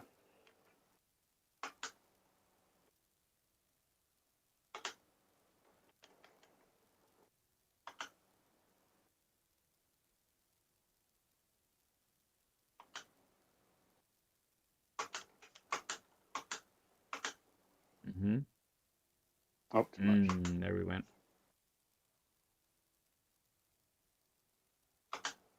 Yep. All right. If you wanted to retry, we can do that. Get the little fresh set of laps here. How you feeling though? Do you feel like it's Good. coming together a little bit? Like there's some consistency there? Yeah, I feel like I kind of have to slow my mind down a little bit and kind of get back to like what I need to do. So to feel slower with it, because I think that I start to kind of almost just overdrive and push it because I'm so close. I'll see the delta and I'm like, oh, I'm right there. Just push a little bit further to get a little bit more versus just focusing on making the turns and so remember, trying to hit my points. Yeah, remember when you're close to a time that you're shooting for, that's when that's when you want to be on the throttle sooner, right? That should be your aim. And then backtrack from that. What do? Well, you need to come into the corner at the right speed, be at the slowest point at the proper time. And that's all braking. So right here, for instance, got to be at your slowest a little bit sooner than where you were in order to be on the throttle a little bit sooner. Now, some of that is the cold tires as well, so we won't, we're not going to kill you over that one. But that's the idea, Hey there, Quad Father. Good to see you, man. I feel like penultimate corner there, you're doing really well. Sorry, I was losing the controller in my lap. It distracted me on that one. All right.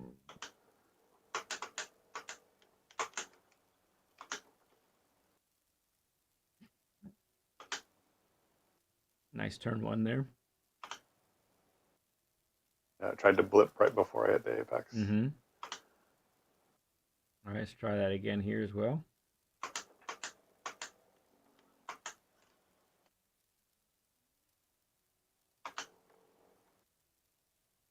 Okay. Little miss of the apex, but still the technique was good.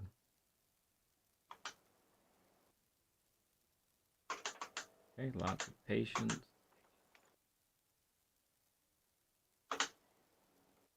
Still want to try be maybe a couple miles per hour slower there.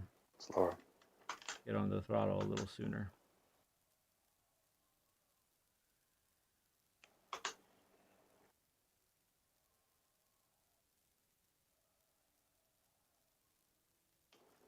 That might be a penalty. I think you're good.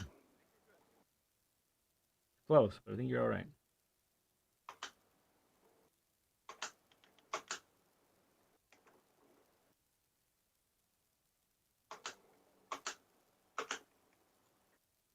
Ooh, close too. Hold that one. Yeah. No. There it is. Okay. Let's go back. All right. Yeah.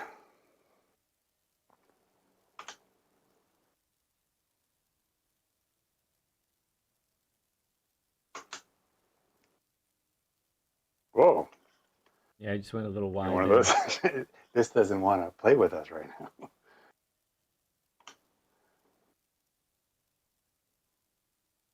There we go. That's better. Mm-hmm.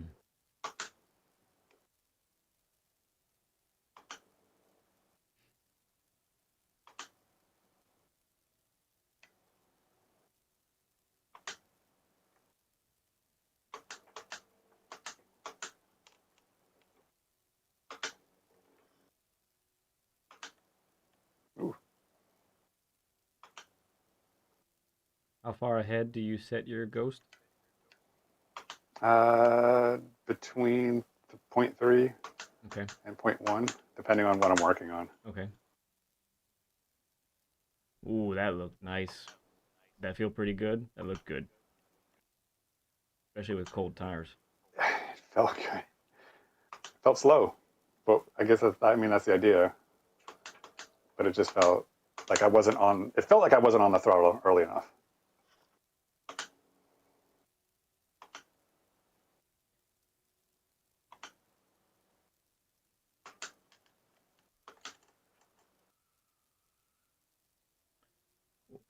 For that corner, I think we're a little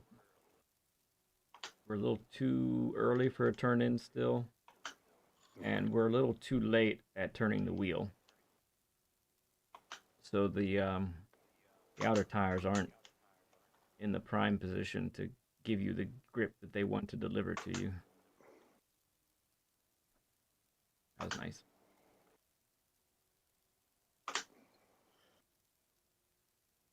That's still Mm-hmm. really good time It's in the range compared to what I was throwing.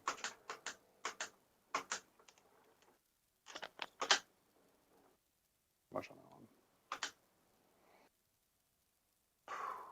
Yeah, a little slower on entrance than necessary, but I mean it's turn one. I'm not gonna be too mad about it.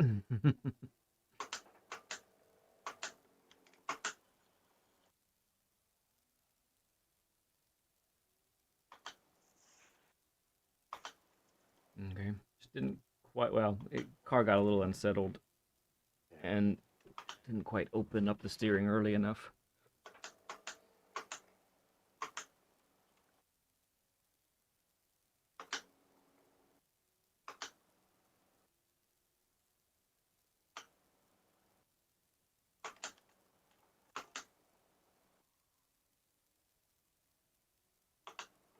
Very nice. Good. That's what we're talking about there. Yeah, it felt heavy through that.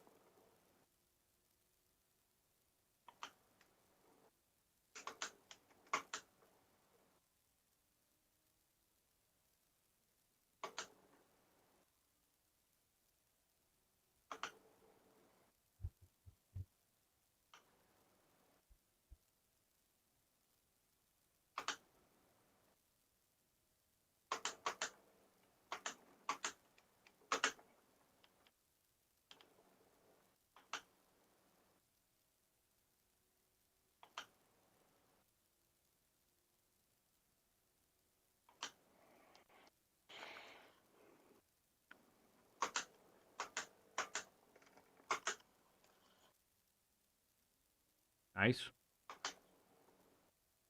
Tires a little warmer now, so they hooked up pretty well. Yeah. Steering felt heavy through that, which was good.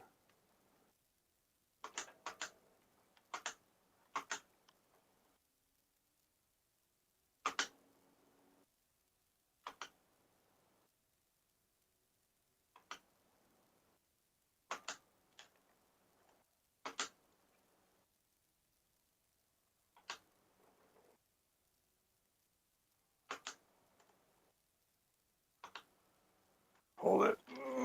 That might be Close, but please. oh. I felt that was So good too. Yeah, you were right there on the limit. You were very close. That wasn't wide by much.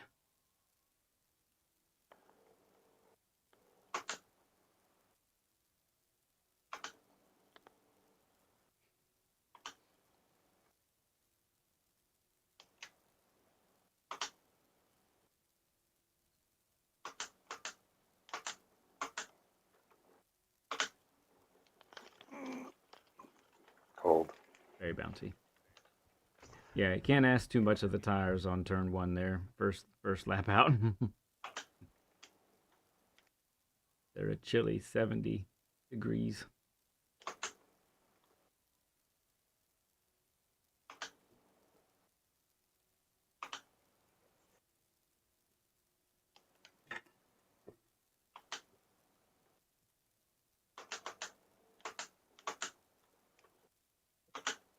Good.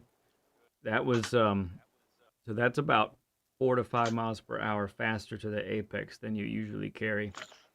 You've been at normally like 62, 63, and that was at 68.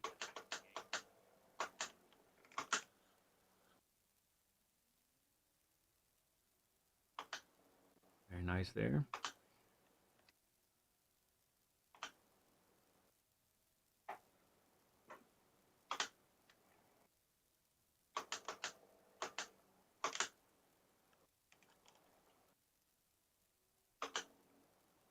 If we could turn in a little bit later for that one, Later. it would do wonders, yes.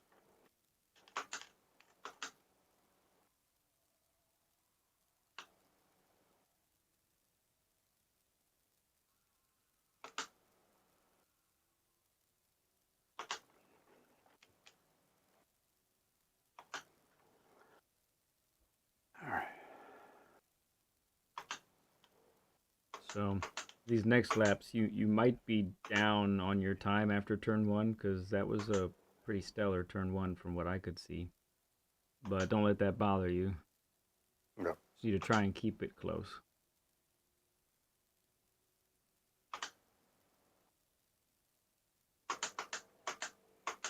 Ryan Yost, good to see you, man.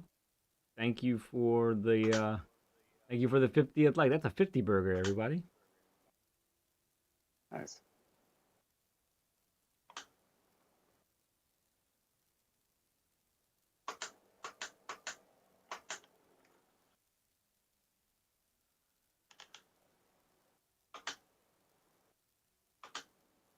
Little slidey, not bad.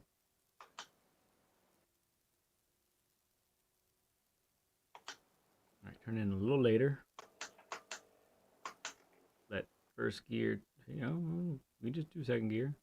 But yeah, look at lost it there.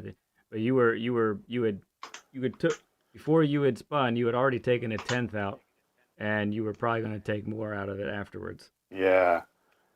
It's weird too because it didn't feel like I was gonna lose it. Yeah. When I hammered it. Part of it's that turf. You put those left tires on that green. Ah, did they touch? Ah. Yeah. I think that's what did it. Hey there, Berube. Good to see you, bud.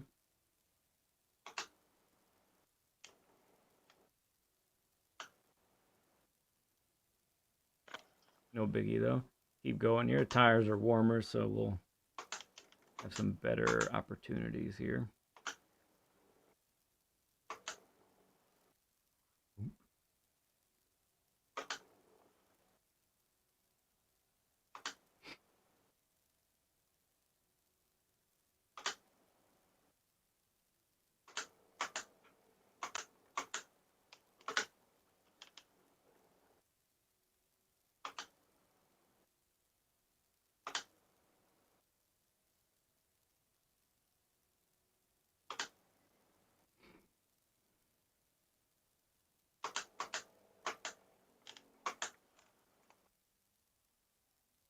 Straighten her out.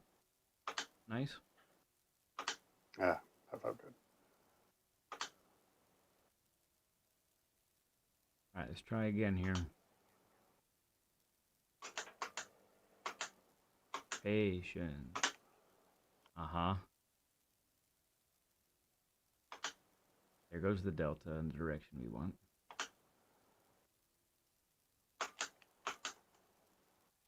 Good. That was better too. You were a little skittish to get the full throttle, so that's why we lost some time there. I don't blame you.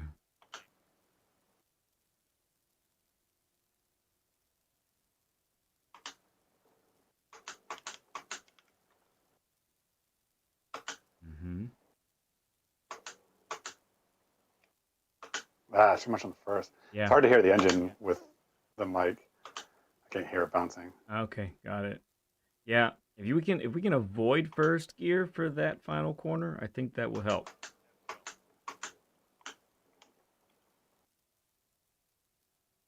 Nicely done. Hot dog. Better than turn the first one. Let's go.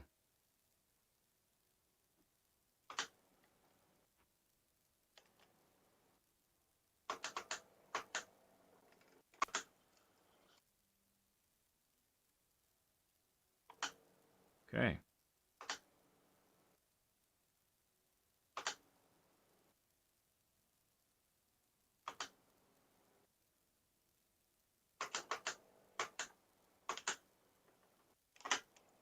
Mm-hmm. Even better. Nice.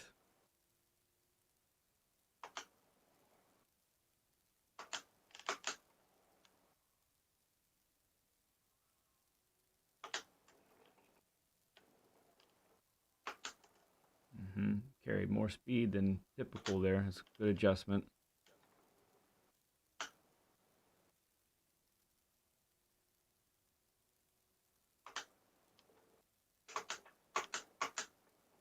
Punch it. Mm-hmm. Punch it again. It'll do it. Yep. Bam. There it is. Whew. That's some work, man. Sweating. And then that's how it goes. Always after the fastest lap. And I don't know if you saw, but you carried such good speed out of the final corner that by the time you hit the break point for turn 1, you were up by a 10th already. Oh, wow. Yeah.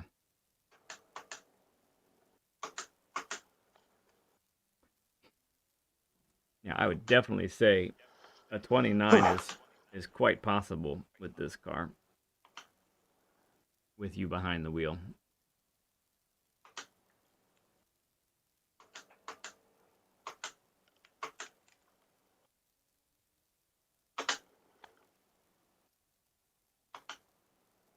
So we are getting close to we got about 15 minutes more here.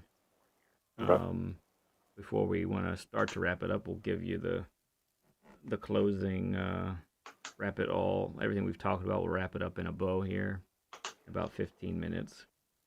So what are some takeaways that, if you were to put it in your own words, what are some things you're seeing here that's helping you so far? Really just kind of slowing my mind down, slowing down before the turn, trying not to overthink a lot of it. That's kind of what I've been really struggling with, I think, since the coaching aspect of things is I know that I've got a bunch of bad habits. I'm trying not to overanalyze a lot of it and just get in the zone, kind of focus and get back to just enjoying the ride. Right. Yeah, there are a lot of different schools of thought out there as far as coaching and teaching goes, but I'm of the opinion, my approach is very much, let me see where the guest is at, right? Yeah. And I think my job as a coach is to ascertain what are the top 2 to 4 things that this person needs to work on, because I think most of us, we can handle 2 to 4 things.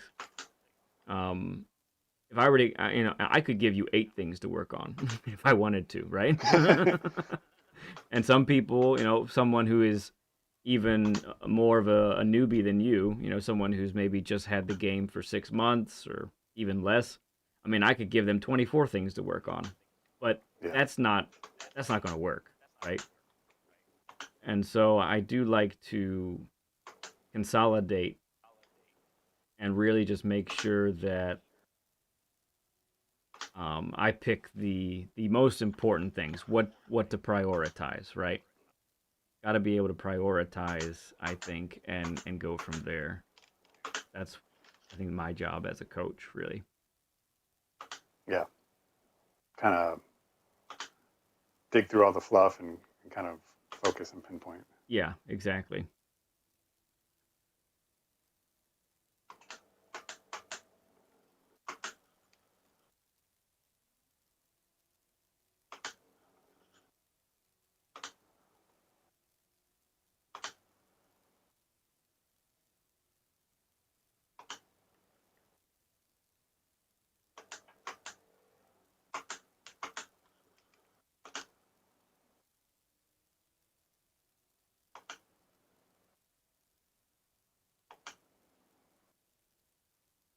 Appreciate all the friends in chat today cheering Evotuned on. Had a good session today. Thank This you. is the first of 2 sessions, though, so stay tuned for our good friend SpeedBump, who will come up next in about 30 to 45 minutes or so.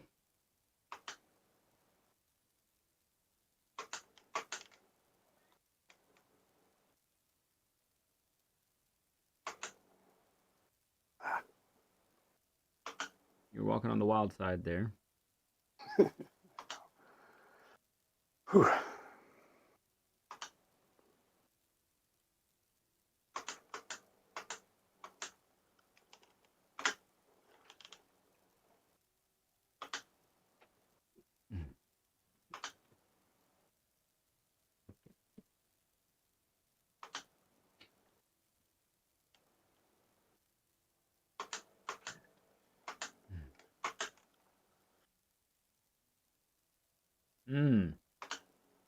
Wow, can you pause for a second? Oh. So I just want to tell you what happened there. That's something you have not done yet. So Okay. you gained time in the braking zone, and as you can clearly see, you've gained time on exit. Yeah. Right? I know you're about, so I don't want to. You're on, you're middle of a hot lap, so I get it. I'm sorry if this messes up your your time that you're trying to break here, but I have to pause it here because you broke a little bit later, you Uh-huh. downshifted a little bit earlier, and you gained about a tenth and a half on, maybe even a little bit more from where you were. You gained about that much in Mm-hmm. the deceleration zone, right? When you turned the car to point to the apex, you were at that perfect speed Okay. that the car just said, "Oh, you want to turn now? You got it, bro. I got you all day," is what the car told you. Because you had all the grip you needed. The car Yeah. pointed, and then boom, you were facing your exit. You got on the throttle just right, and here you are gaining time on exit as well. So Yep. just that's a what I'm doing here is just giving you a little window of what could be on the regular for you. Okay. Yeah. I can take Okay. a breath now. Yeah. Go ahead and take a Because breath. generally, what was going to happen was I was going to look at the delta and see it, and I'm Yeah. like, ooh, and overshoot the And next overshoot one. the next one. So And yeah, do be this is aware of good. that. Yeah. Yes, yes. So this is going to take me a moment to. All right. I love it. It's great. All right. Here we go.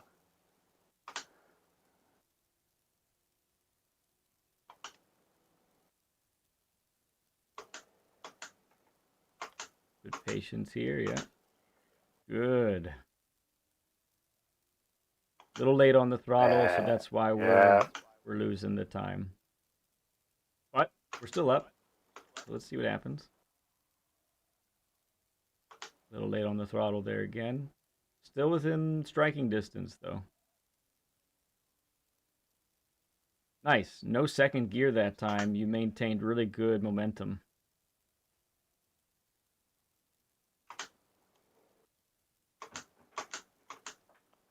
Punch it. Punch it again. That's what I'm talking about. Oh, yeah. There we go. Yes. Success. And then it goes. That's how we do it around here, friends. yes, We fastest we lap and blow the first turn. Nice. to be fair, turn 1 at Red Bull Ring is just stupid. So, it's the turn's fault. It's not your fault. Yes. Cool stuff, man. Very cool. We got a G Heck and G up from BL. That's well done. Really well done. I was not expecting to break the 29.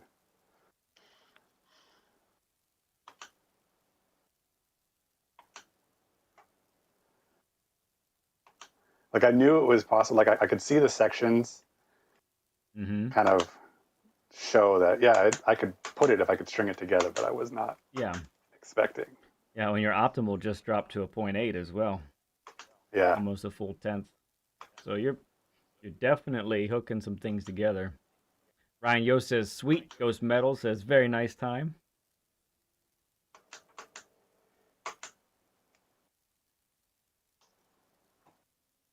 Yeah, on throttle there. That shadow really, this time of day for that turn is rough. It's not great, is it? No.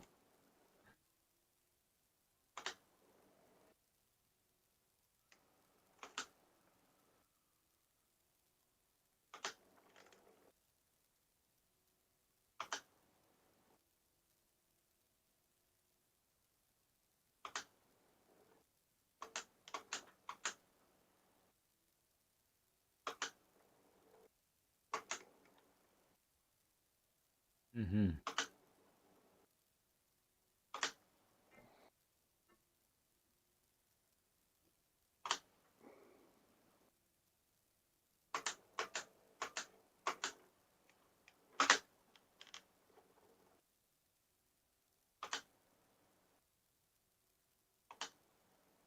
I hesitated on the blip there. I just didn't feel Yeah.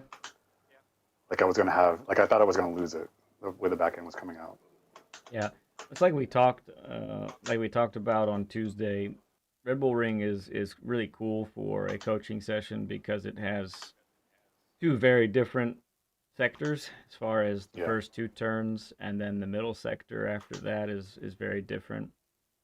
Though the bummer about Red Bull Ring is turn 1 because even the best, it's a little bit of a roll of the dice.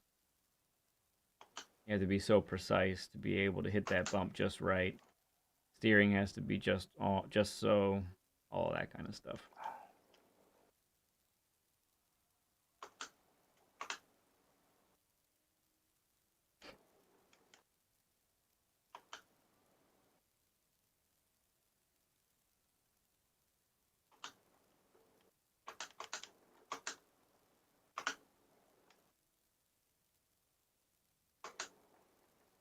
Oop.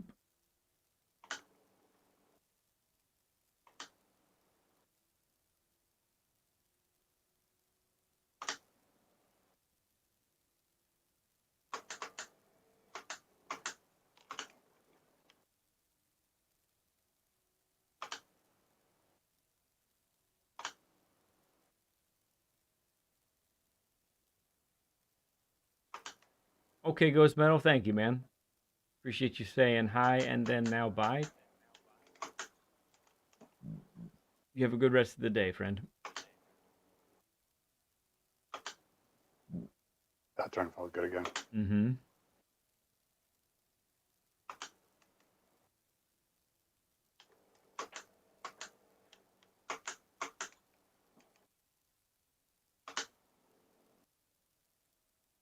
Late. Mm-hmm. Good observation.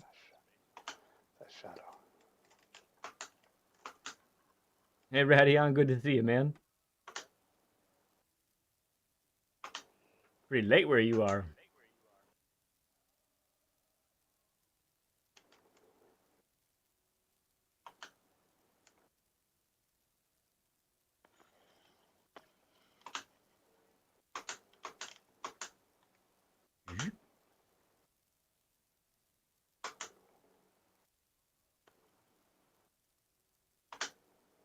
turn in was a little early for the second.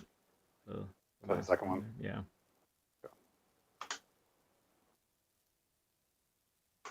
A quick hello after Valentine's. Indeed, that makes sense. Hope you and Pookie had a wonderful night. My wife and I celebrated Valentine's yesterday because today is crazy everywhere. To try and go somewhere. Yeah, we went Wednesday. See? You gotta do.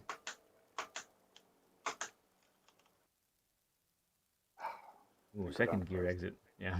I know. You can see how much it drops. Wow.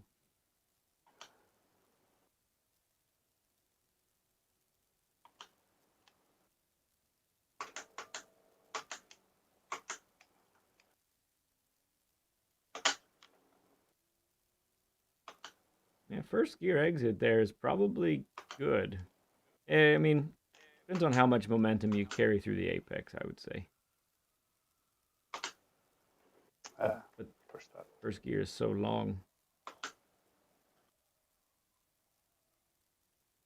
Ooh, you broke the law. You know, congrats on not getting more penalties, to be fair. Thank you. Yeah, that's not an easy thing here at this track.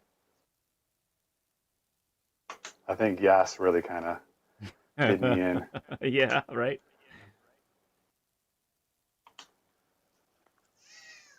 All right, we're gonna do this. Yep. Even with the penalty. All right. This is probably have time for 2 more laps then after this pen. We'll get 1 more lap after that. And we'll wrap this. Did I double up on the penalty? Is that what the... I mean, if you're going to get more pen, might as well get it now. Right? Just load it up. Uh-huh.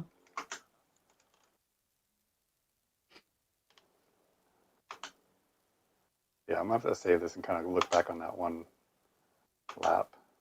For the hairpin? What happened there? Mm-hmm. Yeah. Indeed. Because it did feel different, like, and I'm trying to feel it again and try to replicate it. Mm-hmm. It is what I'm trying to explain with the late brake, downshifting early enough to get the most out of engine braking. Yeah. And then it's pretty much you have to be, in order to just make the corner, you have to be full brake the whole way to the turn-in point, you know? Yeah. But admittedly, that can be tough to pull off lap after lap after lap.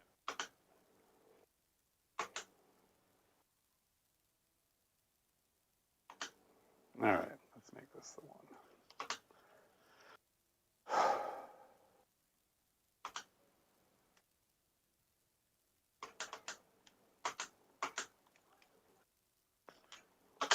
Good. A little bumpy.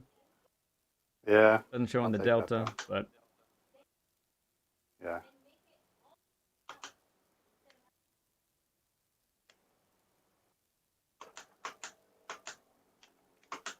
Oh, too much on that one. Yeah. I was too early on the brake on that one.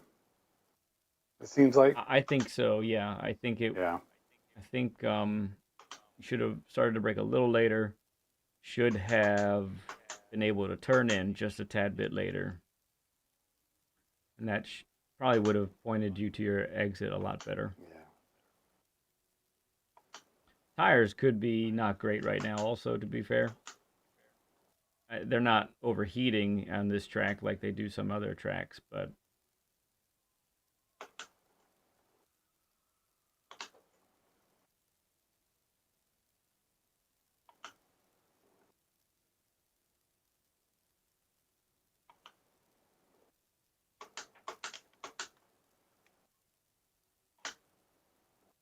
Very nice. One. I didn't want to do that. I didn't know what gear I was in. Cool stuff. Cool stuff. All right, my man. You put in plenty of good work here, really. And I think you can also see, even when you're not, you know, there are some mishaps there, but your overall pace got better as well. Even when you weren't beating your time, you were still, you know, mid to low 30s there, which is really great. Yeah, and comparatively, how I was starting out earlier in the week with the 296, I was in the high 30s and 31s. Right. Gotcha. Very good. Okay, let's wrap this up a little bit with a bow here, and let's talk about, let's sort of sum up some of the main things that we've discussed already, right? So, Yeah. um, I think I have three things here for you. Okay. Let's talk about them one at a time. So, um, I think the first thing that we saw, and is probably the main bad habit that we need to try to eradicate here, is not being slow enough soon enough when entering an apex, so that you can be on the throttle either by the time you reach the apex, or in many cases before you get to the apex. Um, so, for instance, like, let's see, turn one, turn two. So like turn three, for example, the off cambered one. Yep. That one really, in order to be fast, you got to be at your slowest just before the apex, so that you can get on the throttle just before that apex, and then actually accelerate through the apex is what you're ending up doing. Okay. Same thing with the next two left-handers.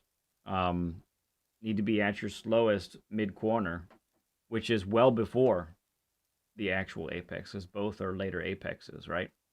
Mm-hmm. Um, so that's really critical for that. So all that to say, I would say when you're practicing for future dailies, future league races, um, make sure that you are honing in on those 30 meters to 50 meters before you actually reach the apex. Make Okay. sure that you're getting the car slowed, rotated, use trail braking to make that happen, use downshifting to make that happen. Um, it's going to be a world of help. And that's like in contrast to what you were telling us earlier, where you really start to mentally, you start to like speed up, and you start to like really attack the corners. But what that's doing is it's making you have to apply the throttle after the apex. That's a no-no. Okay, I'm like, Yeah. let's just get that in our minds right now. That is the cardinal sin number one. If you have to apply the throttle after the apex because you come in too hot, you've just done it wrong. You should Yep. probably figure out some kind of punishment to give yourself if you do that. I don't know, no candy for a week, something. I don't know, something serious, Something. something Yeah. that you really hit you hard, right? Um, so yeah, to sum that up, focus primarily on those 50 to 30 meters before an apex. Really, really make sure that you're getting that part right. You do that.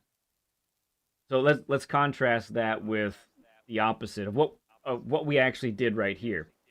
What we did here was we took it from overshooting apexes, going too fast through apexes, and we dialed it back. Is what we had to do, right? Right. Try this on for size next time you practice a track. Let's actually start out too slow going towards an apex, be within the limits of the car, and then let's experiment with how early we can get on the throttle. Let's experiment with how fast we can get to that apex, right? That's gonna be a shift, but I think it's a Yeah. necessary one for you. Okay.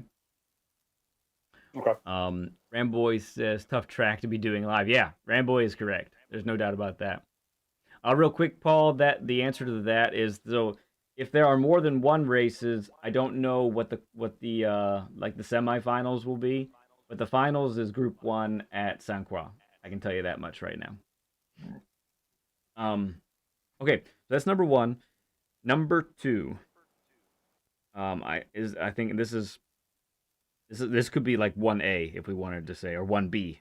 Okay. So I put this like at the same priority level as the first one we talked about. maintaining the weight of the car to the outer tires when entering and exiting a corner, that is paramount. That is so important. Um, when we saw in your session in the beginning, it was a lot of loading, unloading, loading them again type of situation, and that really it's gonna that's going to breed inconsistencies if you're Yeah. doing that on a regular, right? So I would say when you're practicing, just like we said, with the previous one, we said focus in on that 30 to 50 meters before an apex. It's that Mhm. 30 to 50 meters that you also want to make sure you're maintaining the grip levels on the outer tires. Okay. So and you'll have to, I would say, be hyper aware when you're having to open the steering in the middle of an entrance of a corner. That should be a really big tell for you that we need to correct that immediately, right? Mhm. So what's gonna, you know, what corrections need to be made? Well, make sure that your turn-in point is late enough, and make sure that that entrance towards the apex is wide enough. Both of those things go in tandem. Okay. Okay. And then third is the gear changing when downshifting. So make sure that your downshifts are as early and consistent as possible.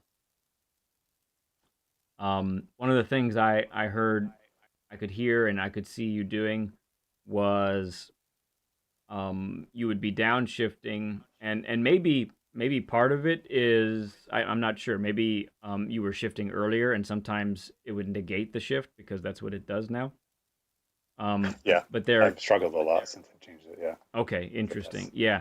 So Yeah. when you're downshifting, especially in the big braking zones like the hairpin at Red Bull, make sure um, that you can really downshift as early as possible, and it should be a consistent thing, not a okay fifth, fourth, a long delay, now third, second, right?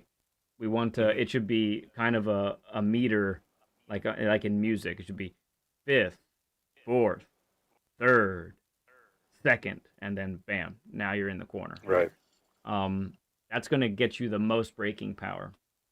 Now, Okay. I will give you a little hint. I haven't fully experimented with this, but I believe you know how sometimes when you shift, when you downshift, since the update, since that regulation, sometimes it'll like shift a little bit after you've hit it. Yeah. I think what something you can do is actually hold the downshift button, like, and just hold it there, and it'll actually eventually do it because it'll like negate it initially, but it's going to give you a little bit of grace or mercy, you might say, Hmm. and will then shift for you. So Interesting. I yeah, might try. Yeah. yeah. So something to experiment with.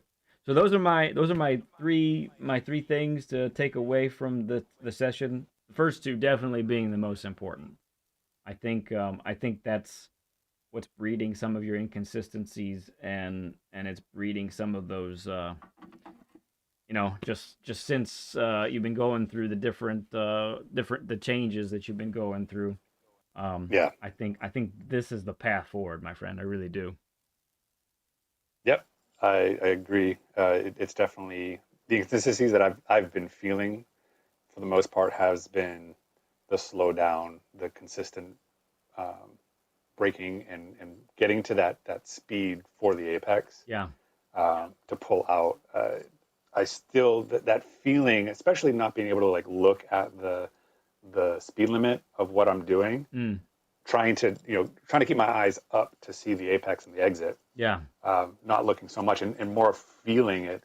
I feel that there are times, and a lot of times, that I feel that I'm either coming in without enough braking, and I'm like really trying to slam it on as I get closer to the apex, versus really ideally I should be wanting to loosen at that point, Yeah. and be able to kind of put the throttle down, and Correct. the the idea of sometimes coming in too slow and not feeling it, and trying to blip a little bit to kind of push a little, to try to make the apex properly, because I turned in too fast or too slow, too early, thinking I'm going faster than I was. That makes sense.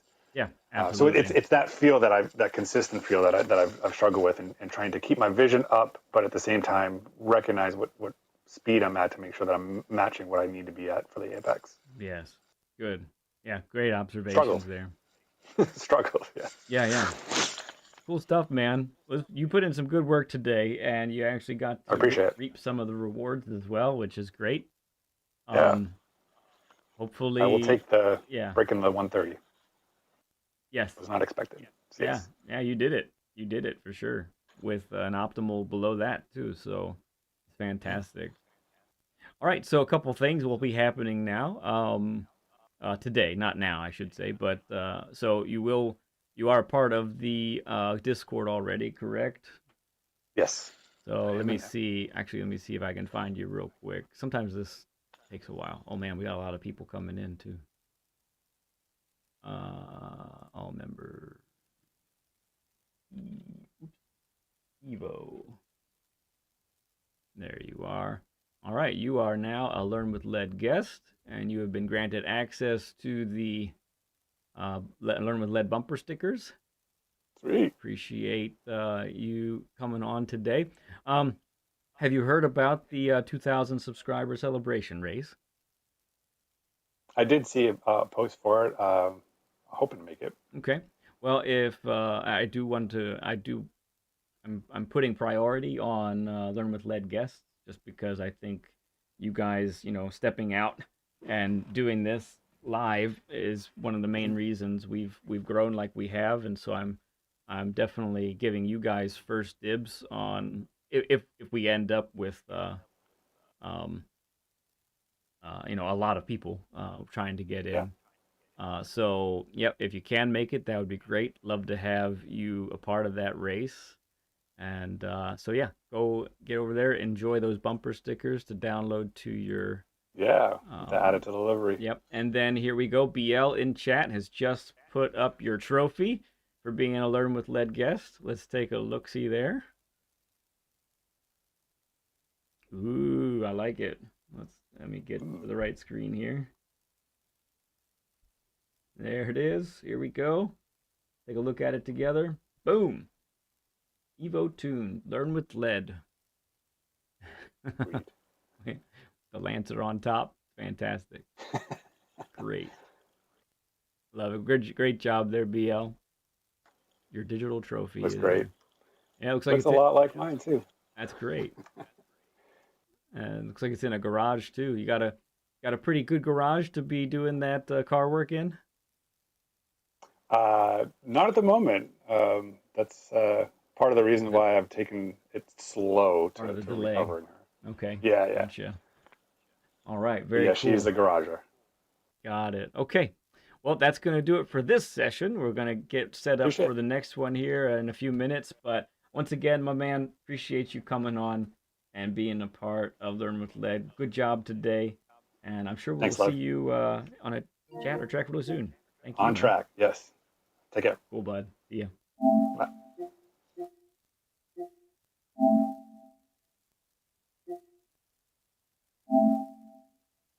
Okay. So we're going to take a moment here, my friends, and we're going to go to intermission. Got to get set up for the next guest. So give us a little bit here, and we'll get that going. All right, my friends. So see you on the other side of the break. Oh! Where's Dadoo? Where's the Dadoo? Pencil is my Dadoo. I'm looking for him. Dad! Oh! Dadoo is probably racing.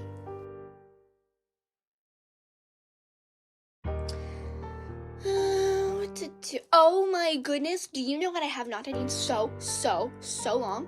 Okay, I have not gone onto somebody's stream and said nasty things about them. It is seriously so much fun. Like, literally, I'm just there to tell them that their methods of playing a video game is not satisfactory to me. But anyways, okay, so I haven't done this guy before. Let's see here. You are a nut bunny. Why do you measure things with burgers?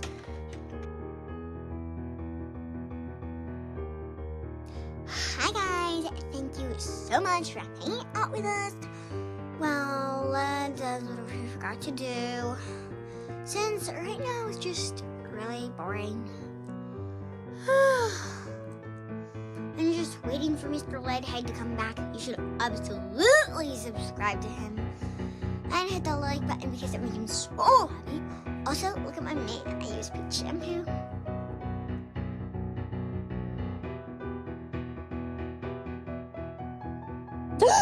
You guys, only 999,998,907 more subscribers until we hit 1 billion.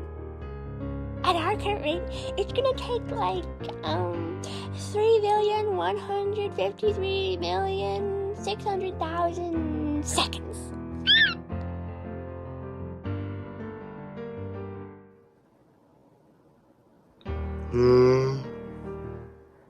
Oh, hi. I was watching Lead Pencil, but it looks like he's not on right now. We gotta wait.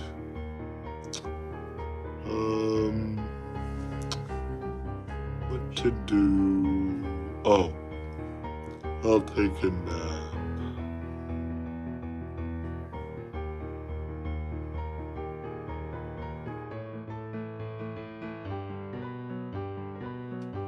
Hello class, welcome to the first day of Miss Neverfeather's Gormless Guidelines. Now, take out your driving journals and write down the first 6 tips on the chalkboard. 1. Apexes are predators and will eat you. 2. You don't need tires. 3. Always drive outside your limits. 3. If you want to accelerate, press the pedal to the left. Oh, hi guys, I am selling fire tires. They make your car look smoking hot. Just and literally and figuratively. I guess I don't need to use the blowtorch. Anyway, if you need to pick up a pair, visit Enzo's www, and some more W's and another W. Hello, I'm Breeze, and in case you're just joining us, we're at the last lap here at Daytona. Mr. Dinky Car is in first place with Lead close behind. Lead just took that outline so well, leaving Mr. Dinky Car in the dust. Oh my word, Lead passes the finish line, then Mr. Dinky Car. What a race, folks, what a race! What did you say? Oh no, you guys. We've just received word that Lead took out a couple of young, innocent cones. Oh no, we're gonna have to give this one to Mr. Dinky Car.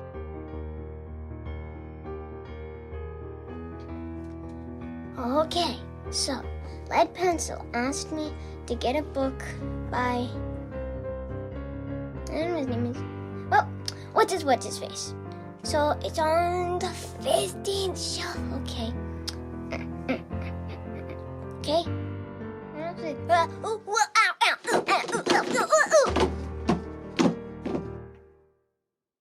I'll just hit my way out. You must certainly will not. I'll just read my way out.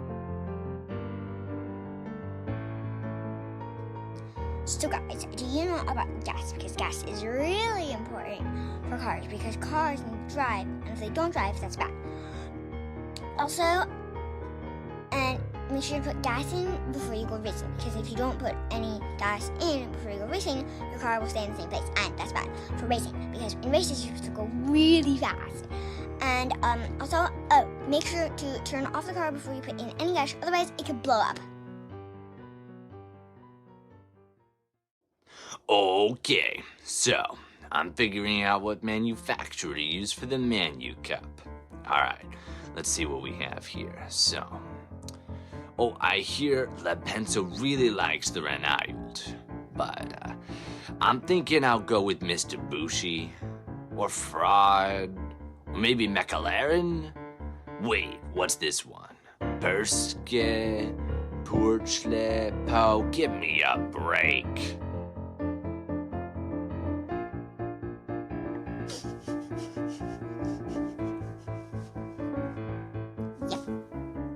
That's the smell of tires.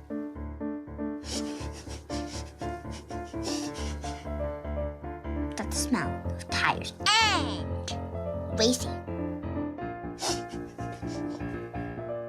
Hey, you guys are watching the petrol. Thank you for watching my daddy.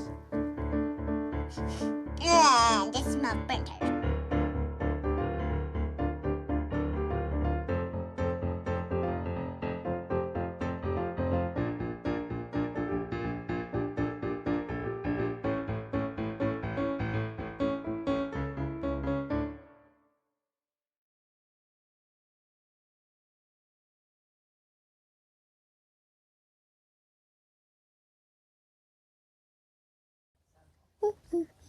Oh! Where's Dadoo? Where's the Dadoo? The pencil is my Dadoo. I'm looking for him. Dad! Oh! Oh! Dadoo is probably racing.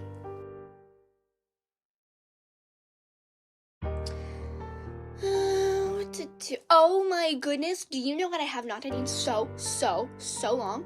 Okay, I have not gone onto somebody's stream and said nasty things about them. It is seriously so much fun. Like, literally, I'm just there to tell them that their methods of playing a video game is not satisfactory to me. But anyways, okay, so I haven't done this guy before. Let's see here.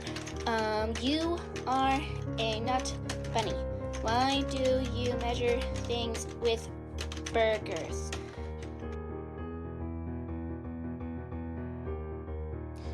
Hi guys, thank you so much for hanging out with us. Well, that's what we forgot to do. Since right now it's just really boring. I'm just waiting for Mr. Leadhead to come back. You should absolutely subscribe to him. And hit the like button because it makes him so happy. Also, look at my mane. I use peach shampoo.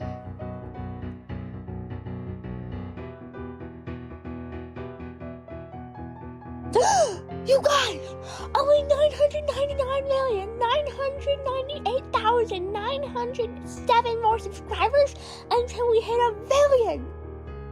At our current rate, it's gonna take like, 3,153,600,000 seconds.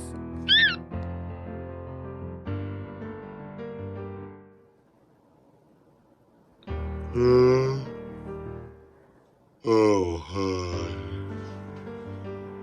I was watching that pencil, but it looks like he's not on right now. We gotta wait.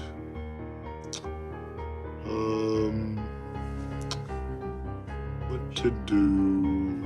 Oh, I'll take a nap.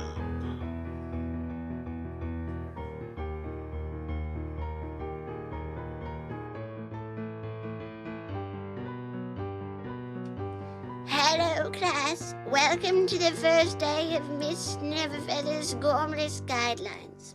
Now, take out your driving journals and write down the first 6 tips on the chalkboard. 1. Apexes are predators and will eat you. 2. You don't need tires. 3. Always drive outside your limits. 3. If you want to accelerate, press the pedal to the left. Oh, hi guys, I am selling fire tires. They make your car look smoking hot. Just and literally and figuratively. I guess I don't need to use the blowtorch. Anyway, if you need to pick up a pair, visit Enzo's www, and some more W's and another W.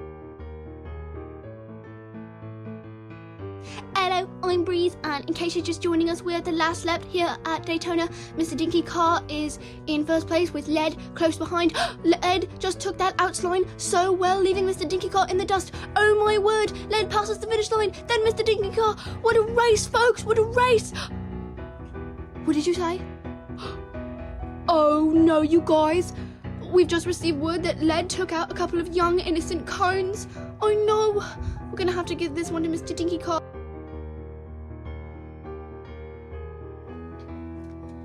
Okay, so Lead Pencil asked me to get a book by, I don't know his name is, well, what's his face? So it's on the 15th shelf, okay. Okay.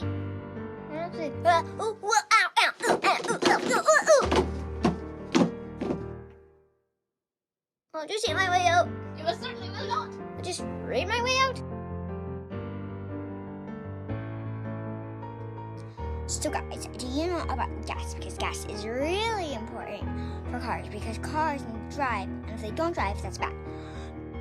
Also, and make sure to put gas in before you go racing, because if you don't put any gas in before you go racing, your car will stay in the same place, and that's bad for racing, because in races you're supposed to go really fast. And also, make sure to turn off the car before you put in any gas, otherwise it could blow up. Okay, so I'm figuring out what manufacturer to use for the Manu Cup. Alright, let's see what we have here. So, I hear Lepenso really likes the Renault, but I'm thinking I'll go with Mr. Bushi, or Fraud, or maybe McLaren? Wait, what's this one? Perske, Porchle, Po, give me a break.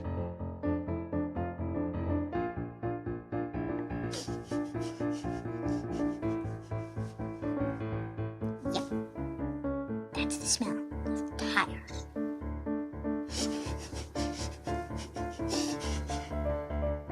That's the smell of tires and racing. Hey, you guys are watching the petrol. Thank you for watching my daddy. The smell of burnt tires.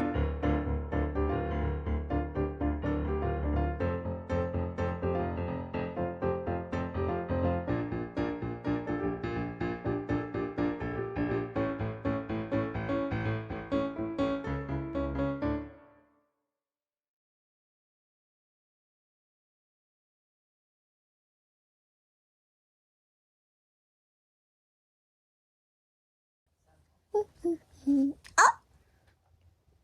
Where's Dadoo? Where's the Dadoo? The pencil is my Dadoo. I'm looking for him. Dad! Oh! Dadoo is probably racing.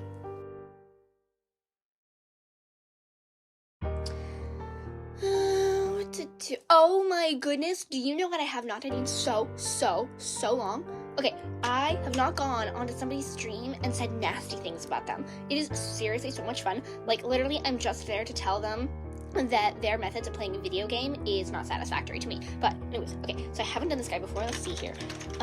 You are a nut bunny. Why do you measure things with burgers? Hello, friends. Glad to be back. Sorry for a little break here, but just had to get everything set up nice and systematic-wise, you know. So here we go.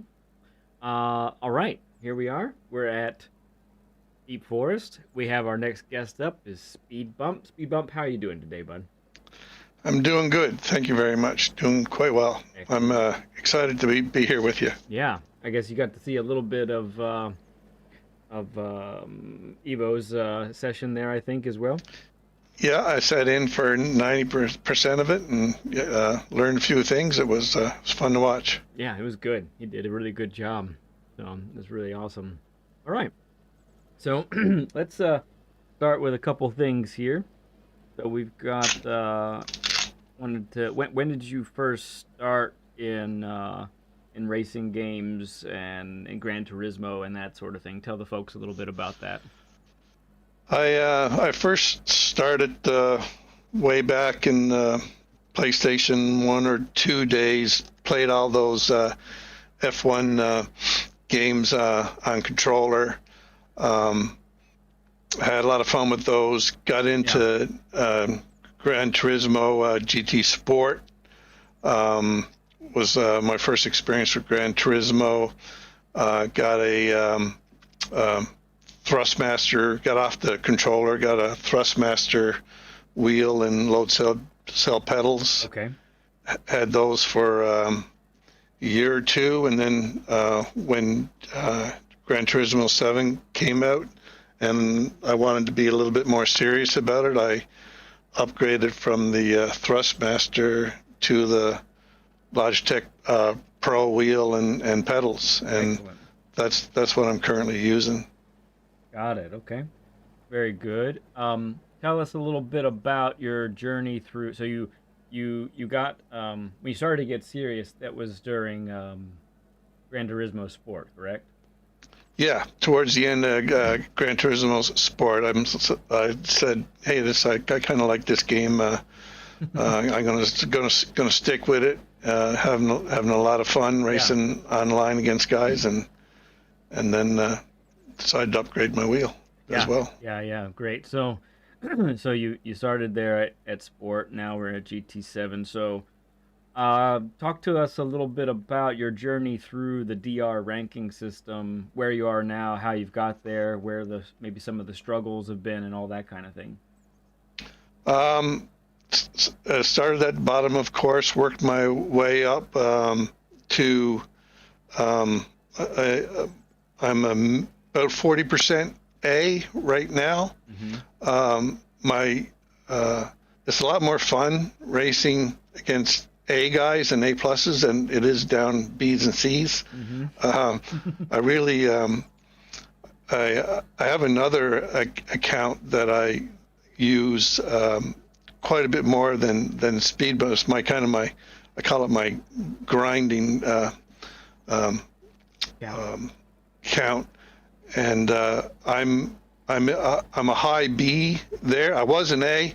I got downgraded to a B with thanks to other racers, and so I'm trying to work my way up to an A in that one. Yeah. And that's the one that other account is the one I use mostly for my trying to learn. Okay. And but it's a struggle down there in B class for sure. For me anyway.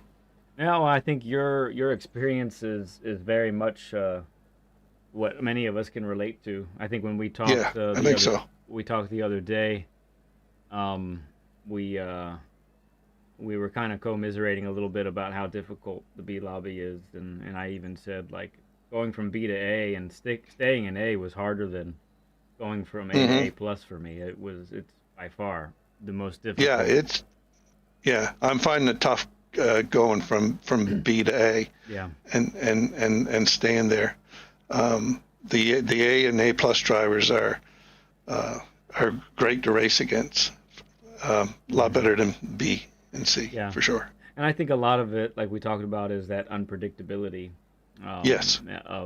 Of a B ranked driver. There's such a range there of skill, and you have to also say intent as well. Like, what are they really trying to do? Do they care if they hit anybody? That kind of thing. Right. That's great. Tell us a little bit about your name, SpeedBump. What's that all about? When I first got into GT Sport, I was looking for. I'm like, geez, what do I call myself?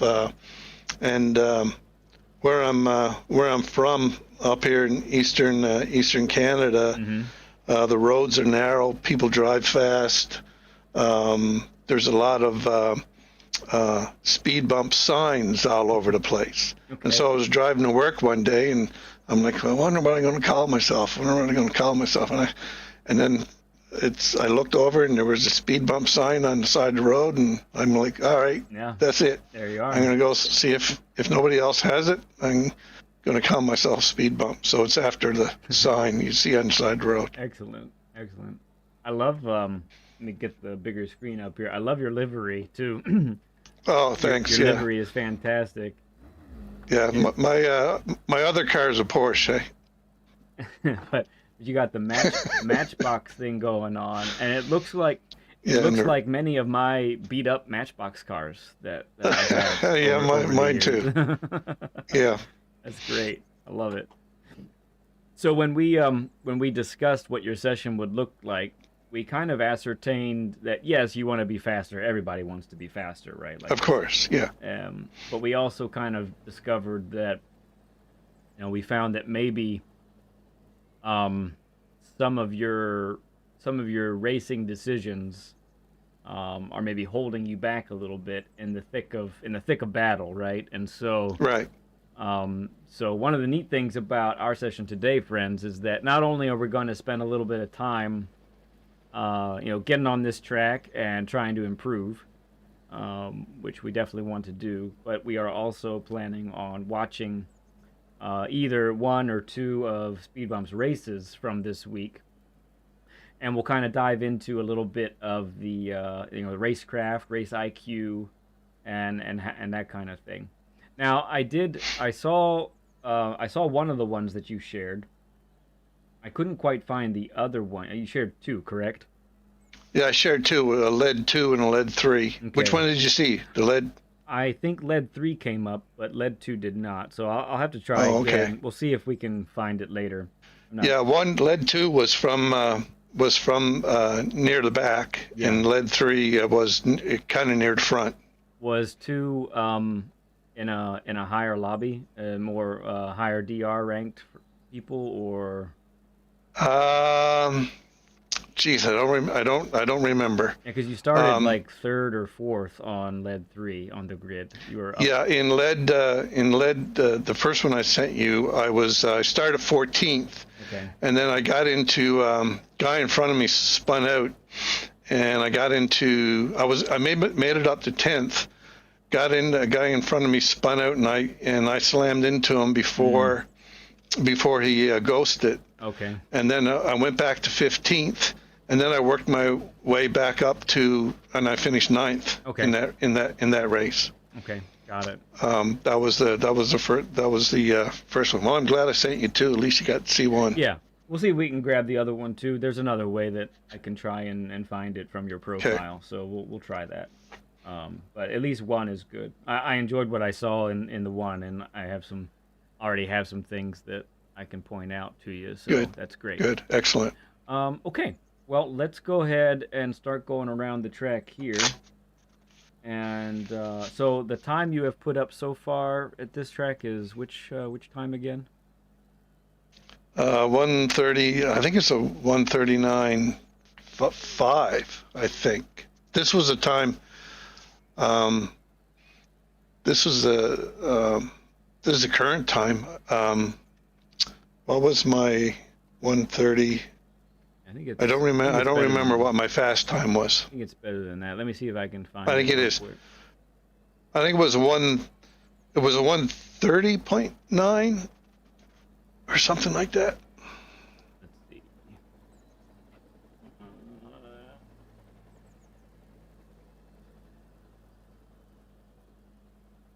You are.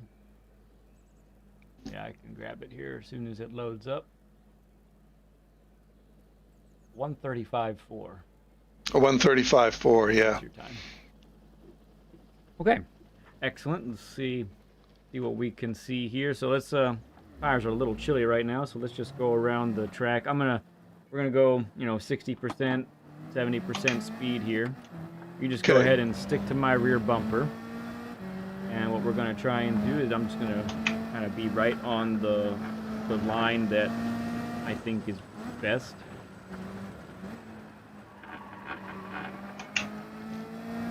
Meanwhile, the tires can warm up a little bit.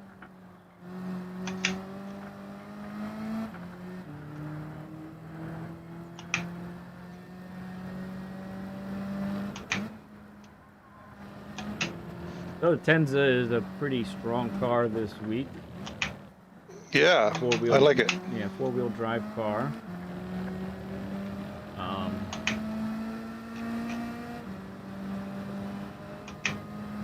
So you don't have to worry too much about power oversteer. The hairpin here, the car can get a little loose if you over rotate on exit.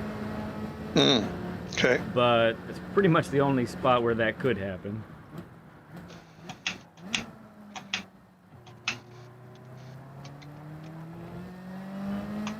For that hairpin, are you typically exiting in first or second gear? I enter at first and I exit in second. Okay.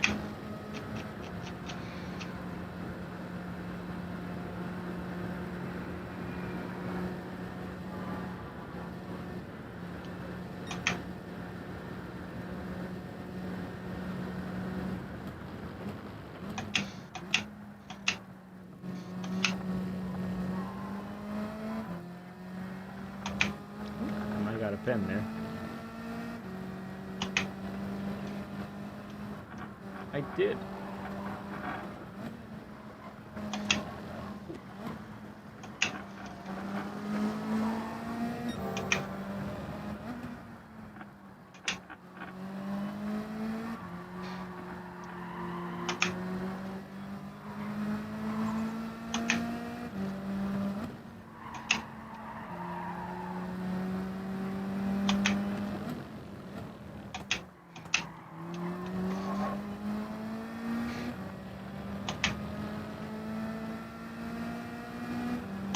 Drones. I'm not sure if we do. I think you can skip and it's the same situation, to be honest. That's the only time people are going to see me pass lead pencil.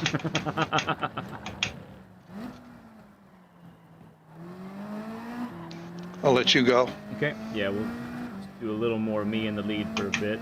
Tires are almost there.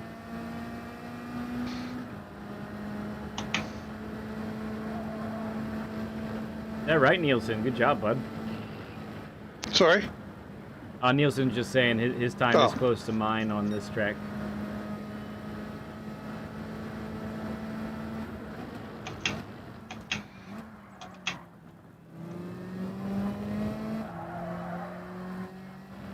Okay. Well, I was at 35.9, and then I watched your track guide for this, and it took 0.4 off. Nice.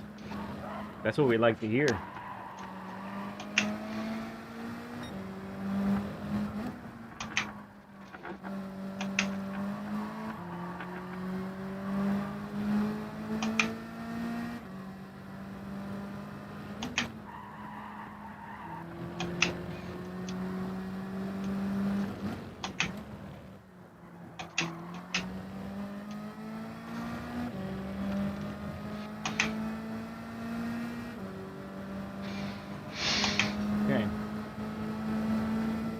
On the home straight, after this hairpin, we'll have you take the lead. Okay, good friend? Okay.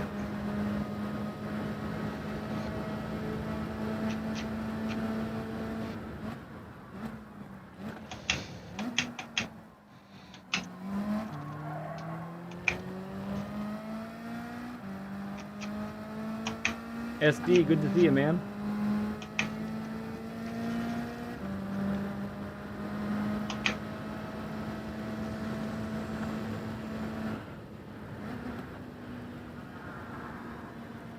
Alright, for those watching right now, this is the point at which I start to follow the guest. And from the back here, I see what we can see about his racing lines and about braking and how that all goes. Later on, we'll spectate and we'll be able to see his inputs from that point.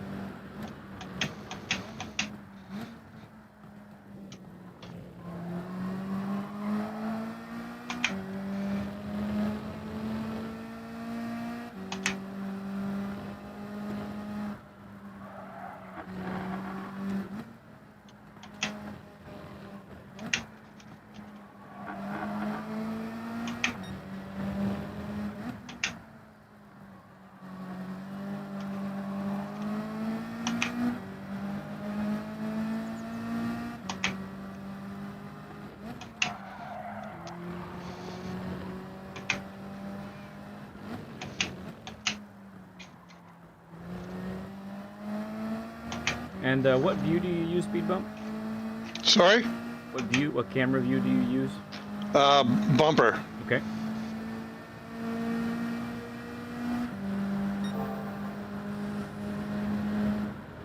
Thanks for letting us know, Blank. Appreciate you, bud.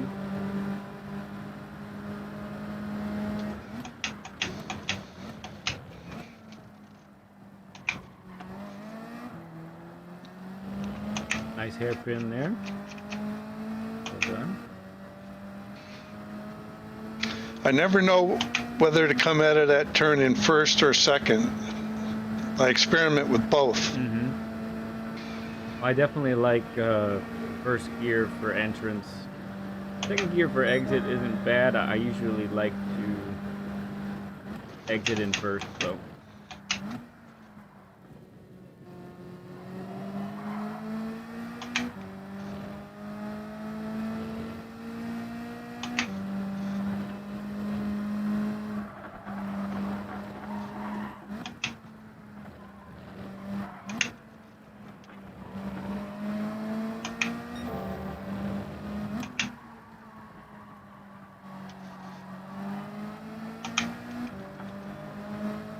Very nice through there.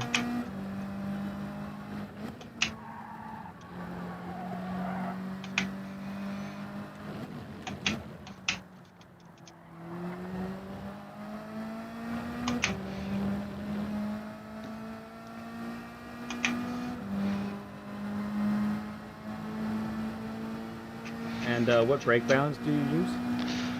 Everywhere, I'm always 5 to the rear, but when I approach this turn, I go 5 to the front. Okay, just like I'm doing. Very cool.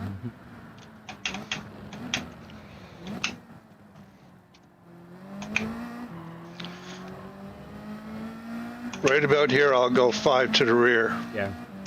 And switch it, get it ready for And the I'll, next corner. and I'll stay there, yeah. Yep, got it.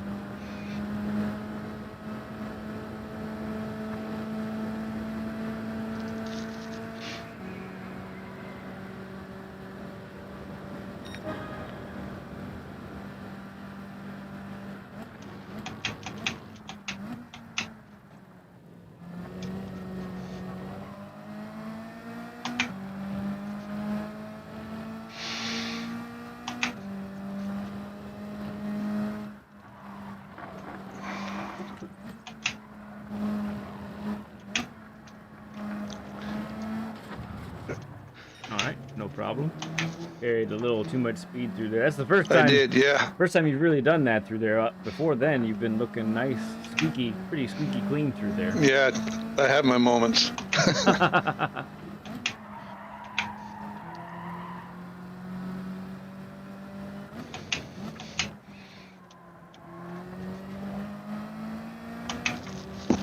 Okay, so one of the things I'm observing so far, SpeedBump, is in the braking zones when we're decelerating together. I typically seem to catch you in most of those. You do, yeah. Which that's telling me that potentially you're perhaps too hard on the brakes. Okay. And then you're having to coast a little bit before getting on the throttle. Right. Okay. So because I think what's happening is I am braking through that time, but I'm not as hard on the brake, and I can take my momentum all the way to the apex, if that makes sense.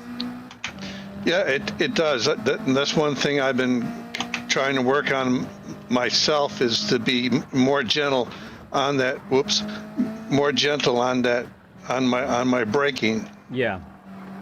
Yeah, that 50% range of pressure and lower is very necessary for a lot of tracks. Yeah. It's the nice thing about Deep Forest is it has its corners where you need to be lower than 100%. But then like this turn, the hairpin coming up, turn 1, those are big braking zones that require being 100% for quite a while. Yeah. I get, especially here all week, I've been getting, people have been passing me on this turn. And that's the reason why.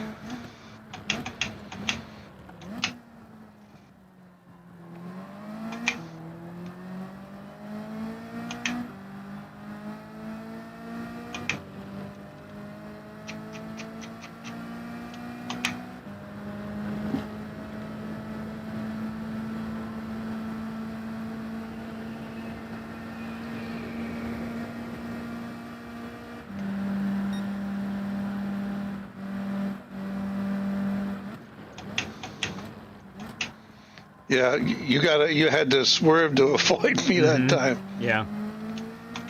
Yeah, because I'm braking later, but I'm using that last bit of track before the apex to continue to decelerate, whereas you've gotten to your slowest already before that, and that's why I'm catching you there.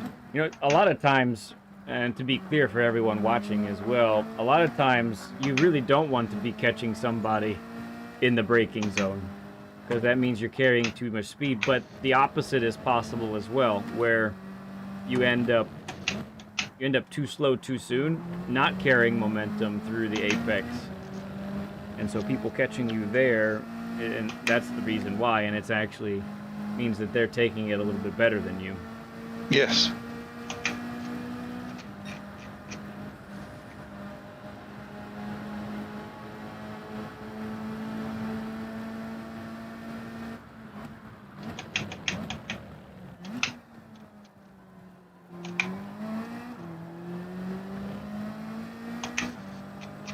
I like your line there at the hairpin. I've watched some of the faster folks keep a wider line as well. Okay. And it keeps the momentum up. It can be a little hard to do that while trying to clip that apex. So I think there's more than one viable line for that hairpin. Now that time I might have come in a little too hot, actually.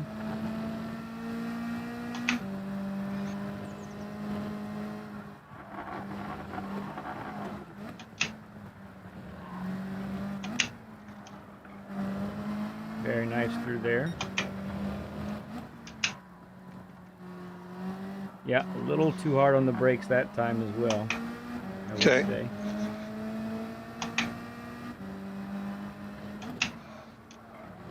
Thank you, Thompson. Appreciate it, bud.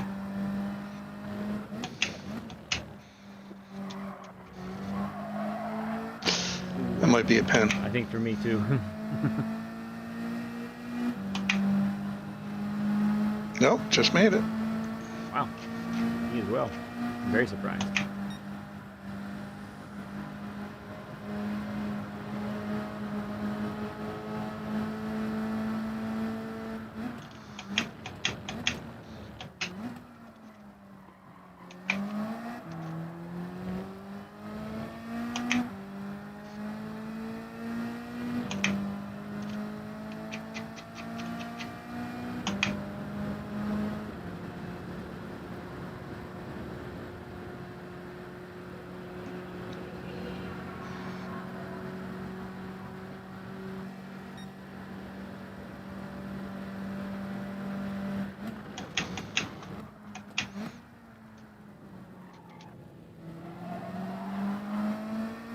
That was better. I like that. Thanks.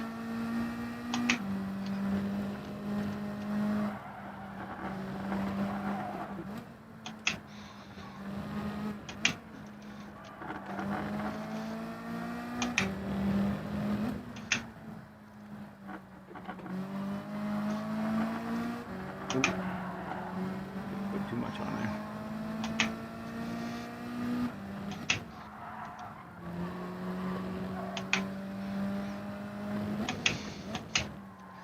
Oops. A little too hard on the brake there. I caught a little bit. So, one of the things I'm seeing so far, SpeedBump, is I'm feeling like your lines are very, very good. I feel like we're maybe a little conservative. Okay. Maybe just a little too comfy with the track limits. So I think we want to try to let's experiment a little bit with being on the throttle a little sooner. And All right. entering a little bit wider. So push those track limits a little bit. Even on here, let's get the right tires onto the curb to widen that entrance. Okay. Okay. And that's okay. I understand that mistake right there fully. So we're trying something new, and it doesn't automatically work all the time. So it's all right. Right.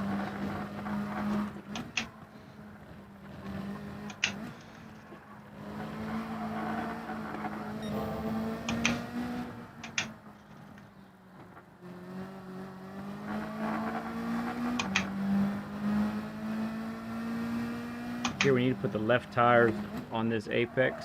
Really need to try and clip that inner apex there. We've missed that quite a bit. This one is super important to get on the throttle early. So Yeah. Yeah. I'm going to try to work on that as well. Keep going.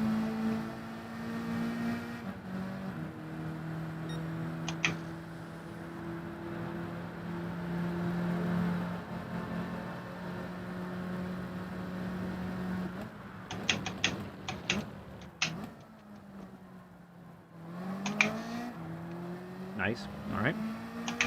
Let's try and implement those again a little bit here.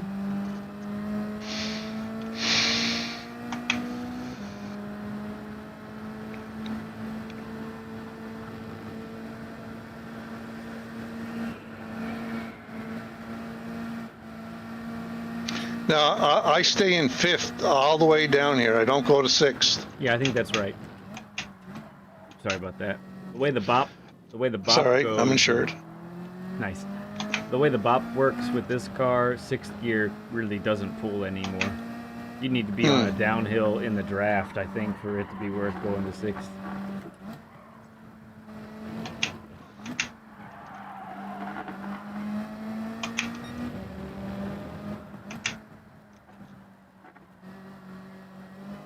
Really good line there. Yep. Okay, once again, let's really try and clip this apex. Nice. Well done. Same with this next one. Good. And good momentum coming out as well. Very good. Now, right here, I'll go completely from 5th to the rear to 5th in the front, 5 in the front. Mm-hmm. Yep, so you see your break point for this then. It'll be this red curb now. Yep. Good. 2nd. Yep. 3rd. So I exited in 1st, and I caught you in that a little bit. Yeah, there. yeah, I noticed that. Yeah. Yeah. Try a 1st gear exit there. It may slide on you, but if you can harness that a little bit, that might give you an extra half a tenth or tenth on exit, especially with this long straightaway here.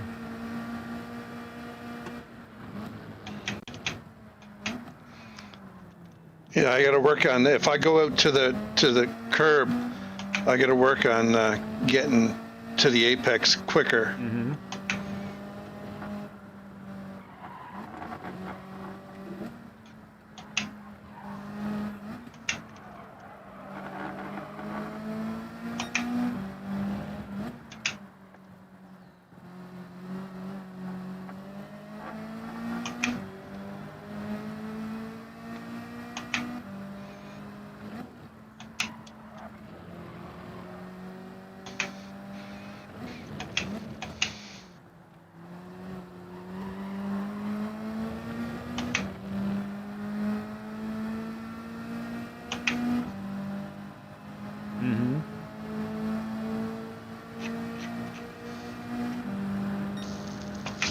So after on the start-finish straight speed bump, let me take the lead, and I just want to experiment with me being in front of you, and I'm gonna try and be your ghost, okay?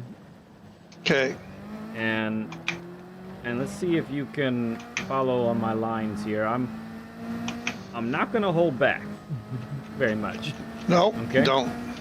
So Go ahead. Let's see what we can do here. Try and go ahead and be right on my bumper here. Let's see what happens.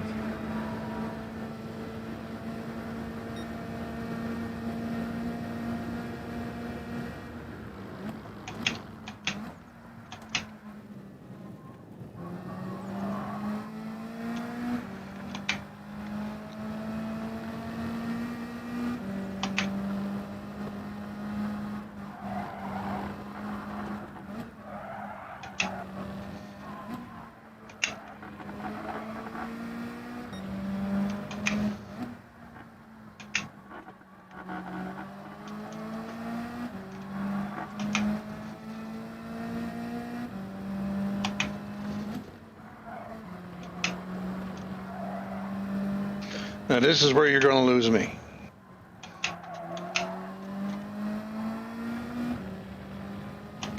You didn't do bad though there. I mean, all of that, you're right there with me still. Haven't lost touch. Let's see how. When I do time trials, I always use one of the faster ghosts. Yeah, that's good. Let's see how we do on the hairpin. Your hairpin's been really good, so let's see what happens here.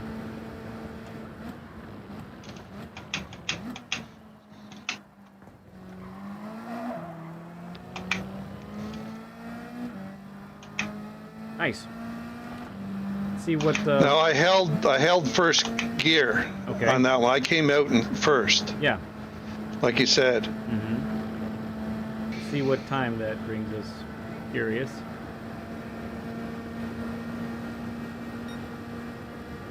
Nice. Both dropped. Well, you dropped a little bit. Oh, I'm gonna crash now. Okay, that's cool. Our tires are pretty much done at this point. So let's go ahead and reset. Go back to the pit, and then let's watch you do. Let's spectate a little bit, and I'm gonna watch your inputs and all of that. So once you're ready to head back on track, go ahead. So I'll go all the way, brake balance all the way to the rear now. Mm-hmm.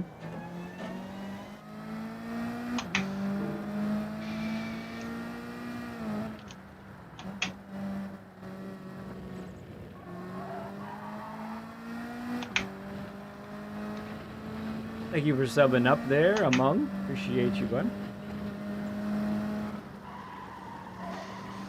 Okay. What I thought there. Alright. Tires are cold right now, though, so we'll see it. We'll wait to see a little more here.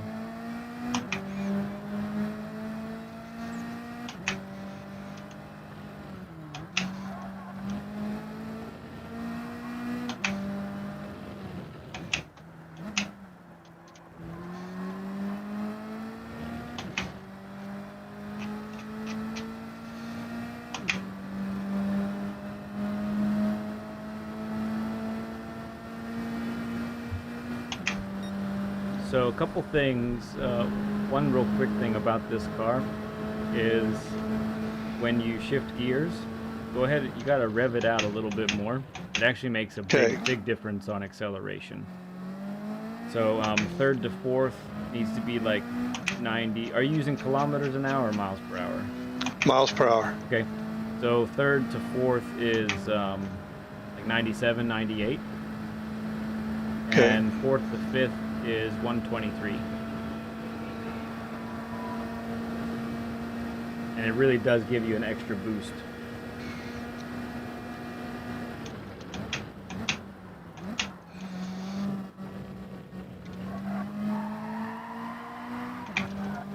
I liked it. It was bold. It was a bold move.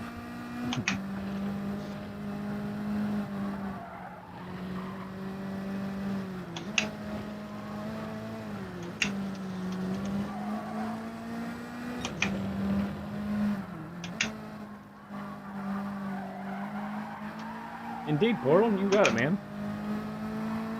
Appreciate you coming in saying hi. while we watch SpeedBump for a little bit longer, if you guys are watching and you're looking to thinking about doing a session for yourself, reach out to me on PSN at leadpencil2017, and we can reach out, friend request me, and message me that you want a session, and we can get the conversation started, get you on the list.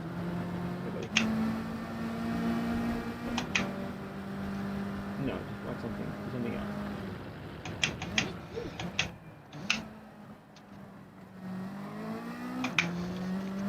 Good. Yeah, I really like their speed bump. They'll always plan to have your left tires onto the curb there. To me, that's showing that you're using as much of the track as is available to you, so that's great.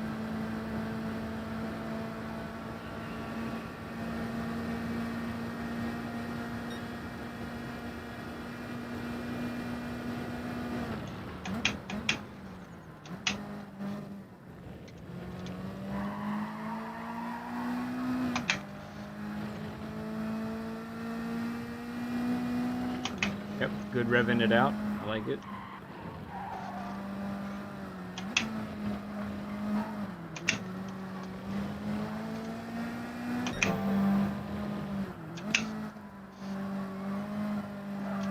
Yeah, so there we are. Much too hard on the brakes there. Okay. We'll work that out.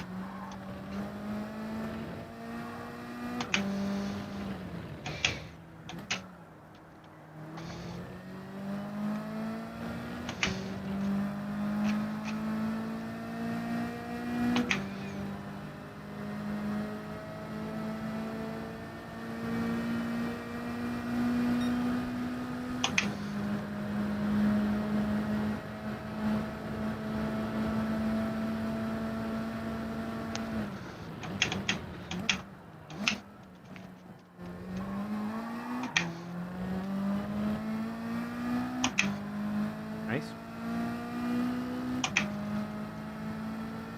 Okay, let's do one more lap, and then might do a little exercise with you here, okay? Yep. So let's do this here.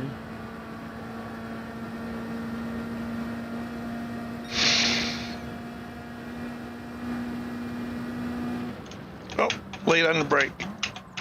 It's salvageable. There you go. Actually, not the worst. Yeah, it's a little bit slower, but you actually will end up carrying more speed on exit. So it's kind of a give and take there.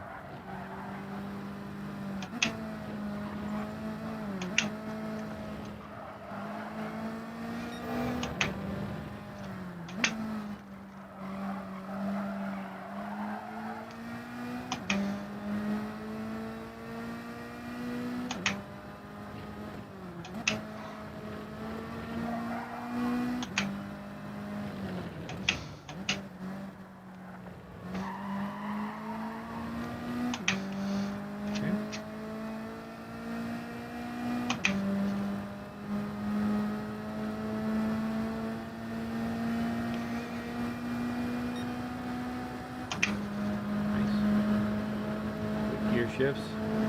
All right, let's go ahead and take this hairpin. We'll cross the finish line, and then we'll take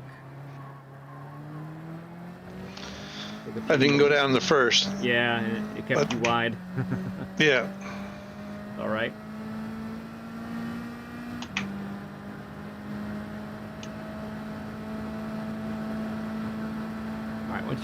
Once you pass the finish line, let's hit the brakes and come to a stop.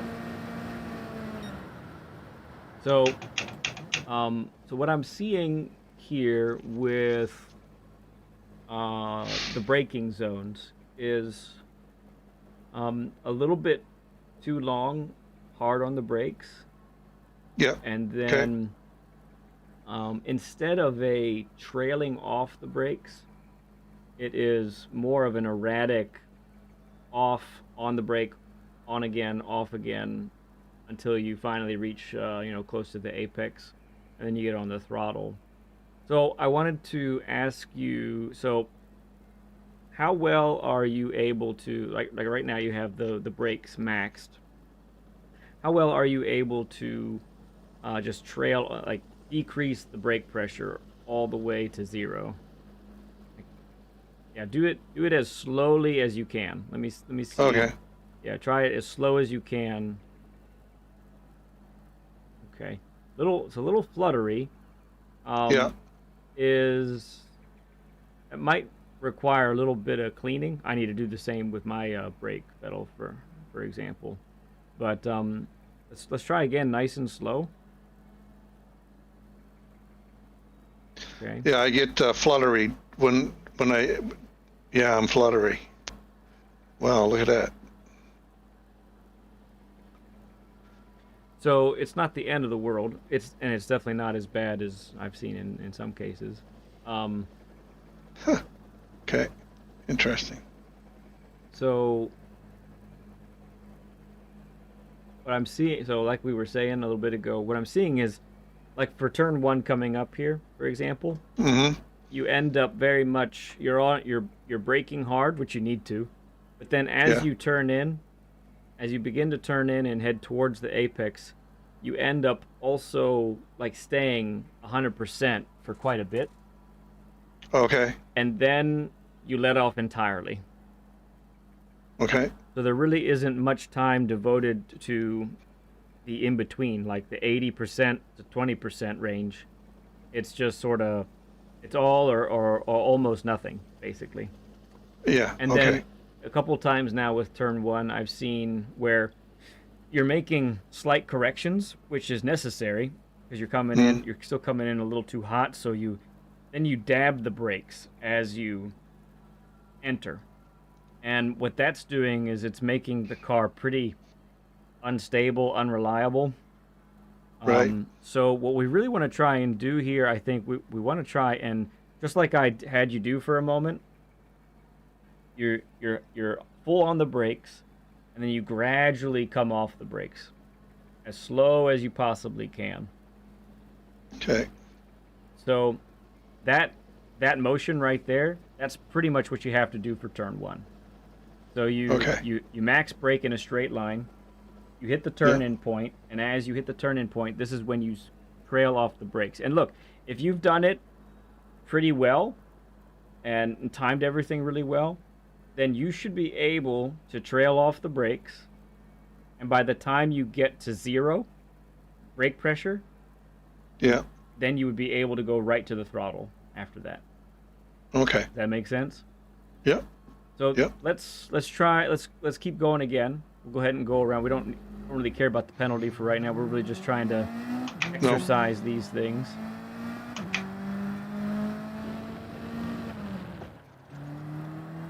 Well, that's going to have to take some getting used to. Yeah, well, there you were carrying about 100 miles per hour less than you usually do, so don't worry about that there.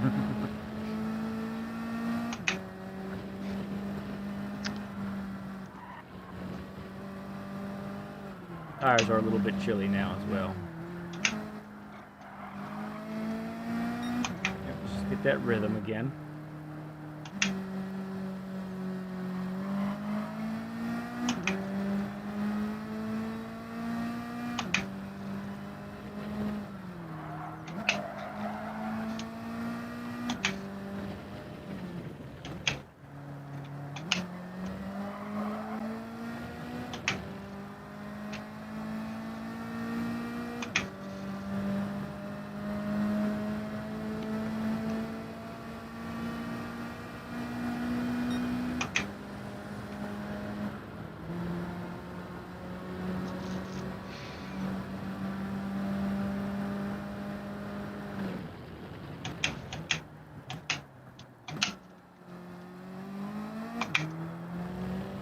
Okay, so right now, let's just focus on turn 1 and see if we can get that braking down a little bit here.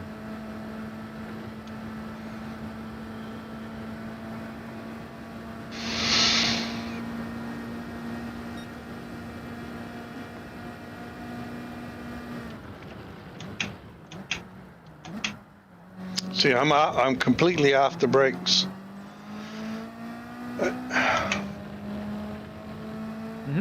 Not a big deal. It's the first attempt, so keep going around.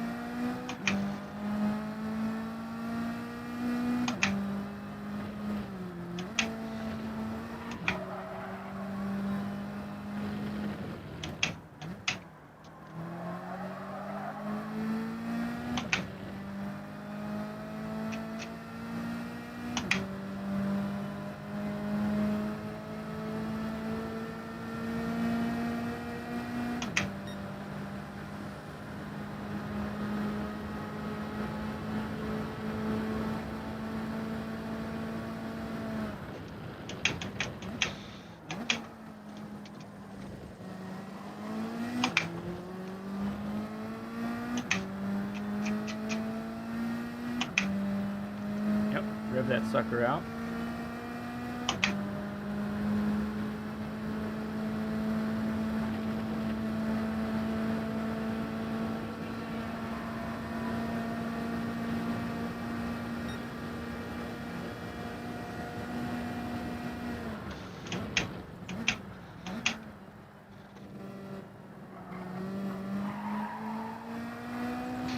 Old habits are hard to break, lad. Yeah, no, that's fine. So, keep working on it here for a little bit.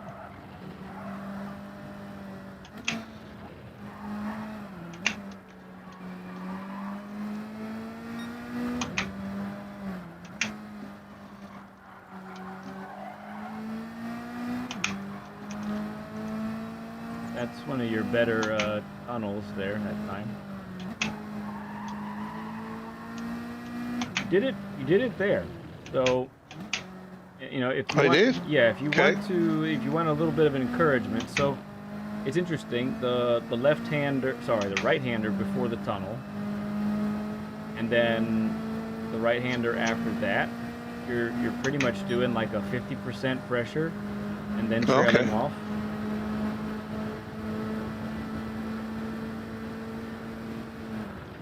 Which is pretty much what that needs.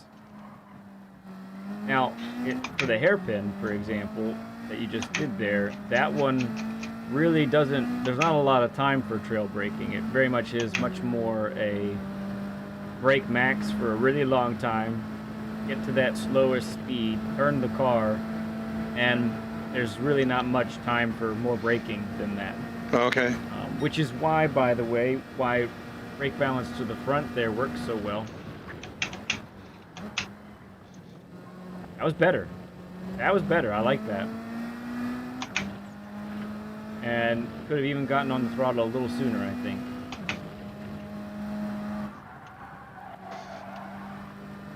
Hey there, VIP player. Good to see you, man.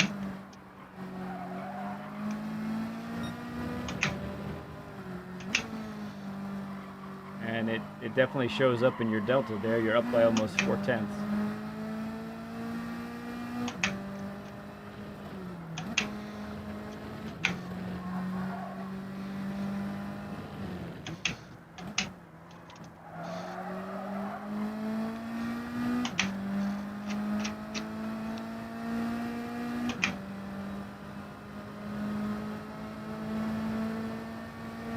Rev it out.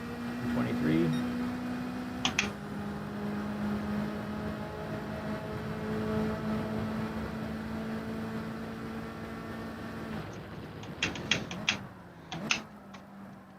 Too wide. It's not the worst.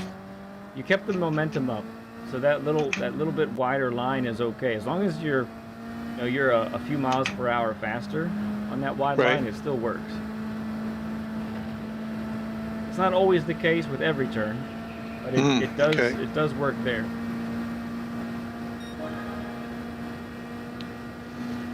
Nice improvement.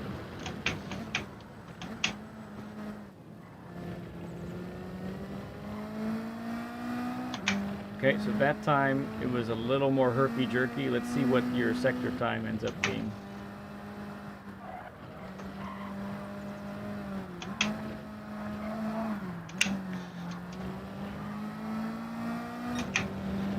Yep, under.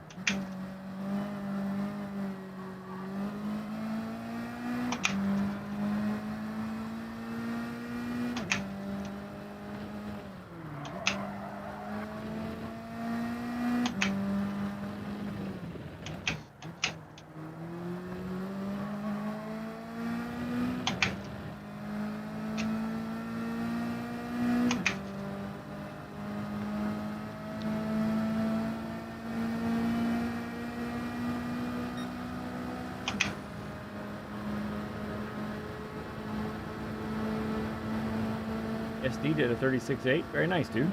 Good job.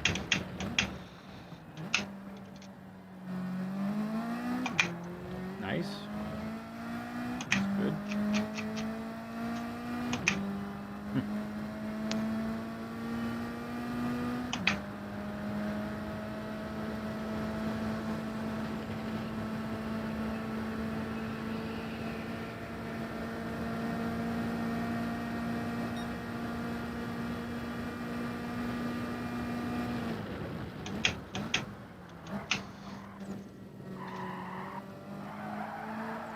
Too wide.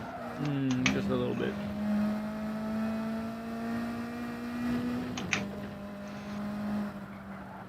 Yep. Sorry.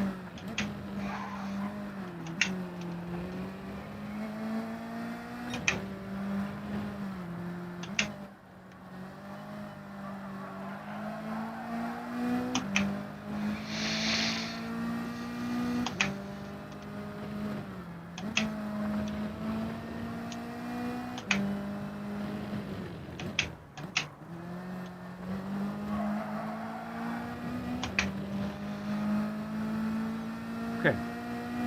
So, as you're about to serve this penalty, I think another observation that I would make that I think it stands out quite a bit is, I think I mentioned it a little bit ago, but now I can clearly see it more because I can see all the inputs and how much speed you're carrying exactly. So, I think overall we're just very conservative. We're not really at the limits. We're not, in some cases, we're not even close to car's capabilities as far as what its limitations are. All right.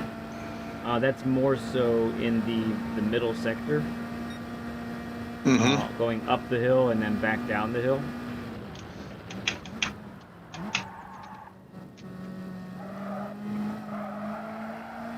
So, for example, up here on the right-hander, you're usually like mid-90s right here. Car can handle 100. Oh, okay. Right here, you're usually, 60, 61 like you were there. The car can handle 65. Right here is a tricky one because I think that really requires the right amount of brake pressure. It's hard to pull off there. This one also, this will take 90, 91. You're typically mid to low 80s. Oh, wow. Okay. This one you take well. The entrance is good. You can actually get on the throttle a little sooner. I think maybe there's a hesitancy because you don't want to get too wide and get that pen, but which is understandable. But right. But yeah, again, so many of the corners we're like a tick 2 or 3 below where the car can actually take you. Okay. So while that's safe, it's safe. You're not gonna wreck or anything like that. It seems like perhaps if I were to label you as a certain type of racer, I would label you on the conservative side. Okay.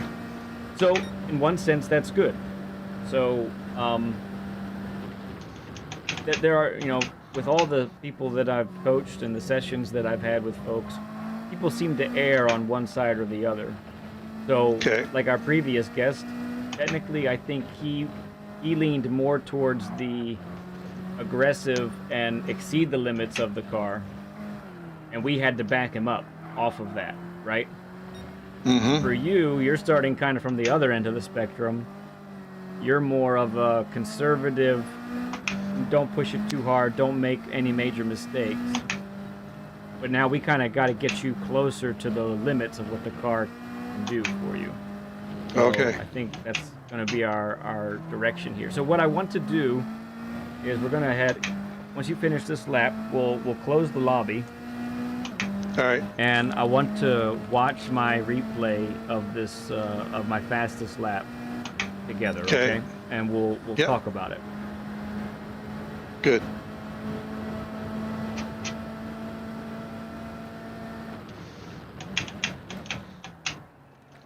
And you put in a lot of laps of good work here, so we'll give you a break as well. Okay.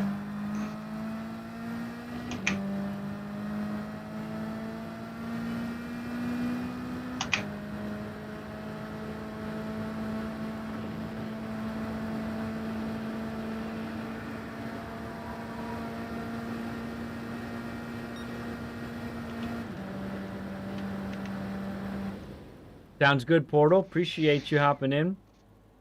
Yeah, man, I look forward to it. It's going to be good stuff. Again, that date can move.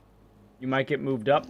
I guess there's a potential to get moved back as well, but keep an eye on it, as that day could change.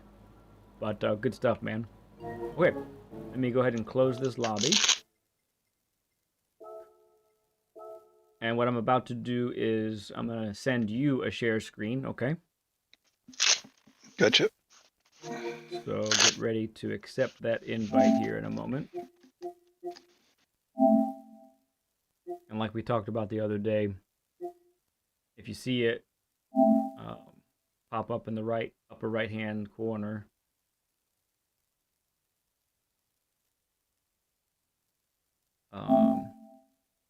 and you can just hit the PlayStation button and that should work. Hey, Led, use the -5 change under the last corner. Just hit a new... Yeah, buddy. Nicely done, man. It really makes a difference there. I really think it does.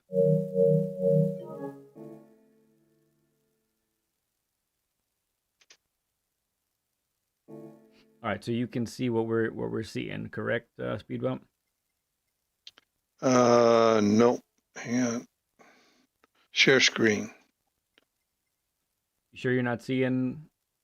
Hang on. Hang on. Yep, I can see. I think I can see it. Okay. Yep, I can see it. Okay, good. So you see my best lap replay, 34.6. Yeah, it's kind of small, but oops. Are you viewing in full screen mode? Nope. You're just in the corner there. Okay, you're in multitask mode. So Multitasking. Yep. let's see. If you back out, I think is what you'll have to do. You have to hit O to back out. Okay, I'm out. I think so. Okay, go to the game base below. Sorry, not the game base. Open up the menu, the lower menu. Lower menu. Yeah, so just tap the PlayStation button.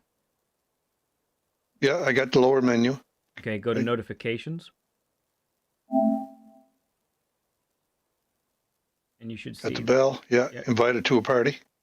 Okay, so do you see the invite to the share screen or no? It might have gone, No, yeah, it might have gone away. Okay, I'll send you a new one. No problem.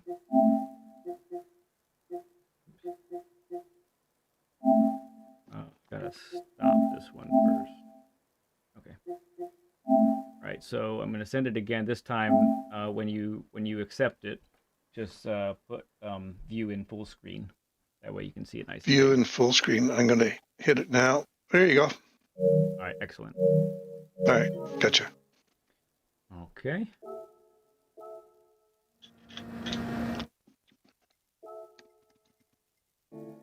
All right, so we see me on the track here. I do. I've got all the data up so you can see it. All right, so let's I'm gonna let the replay just play first here. Okay. And then we'll dissect it a little bit, okay? But while you're watching, take note of various things that you see, and I'll ask you mainly differences between what I'm doing and what you know that you're doing, okay? Gotcha. Here we go.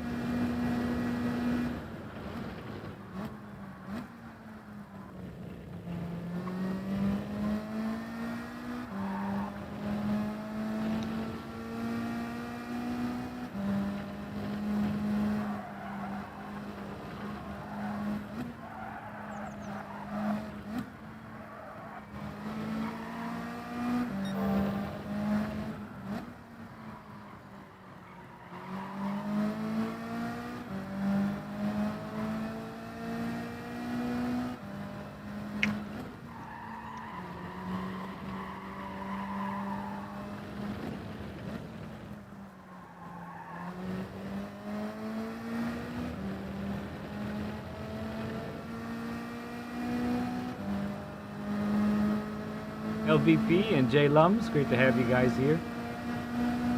Appreciate you coming in.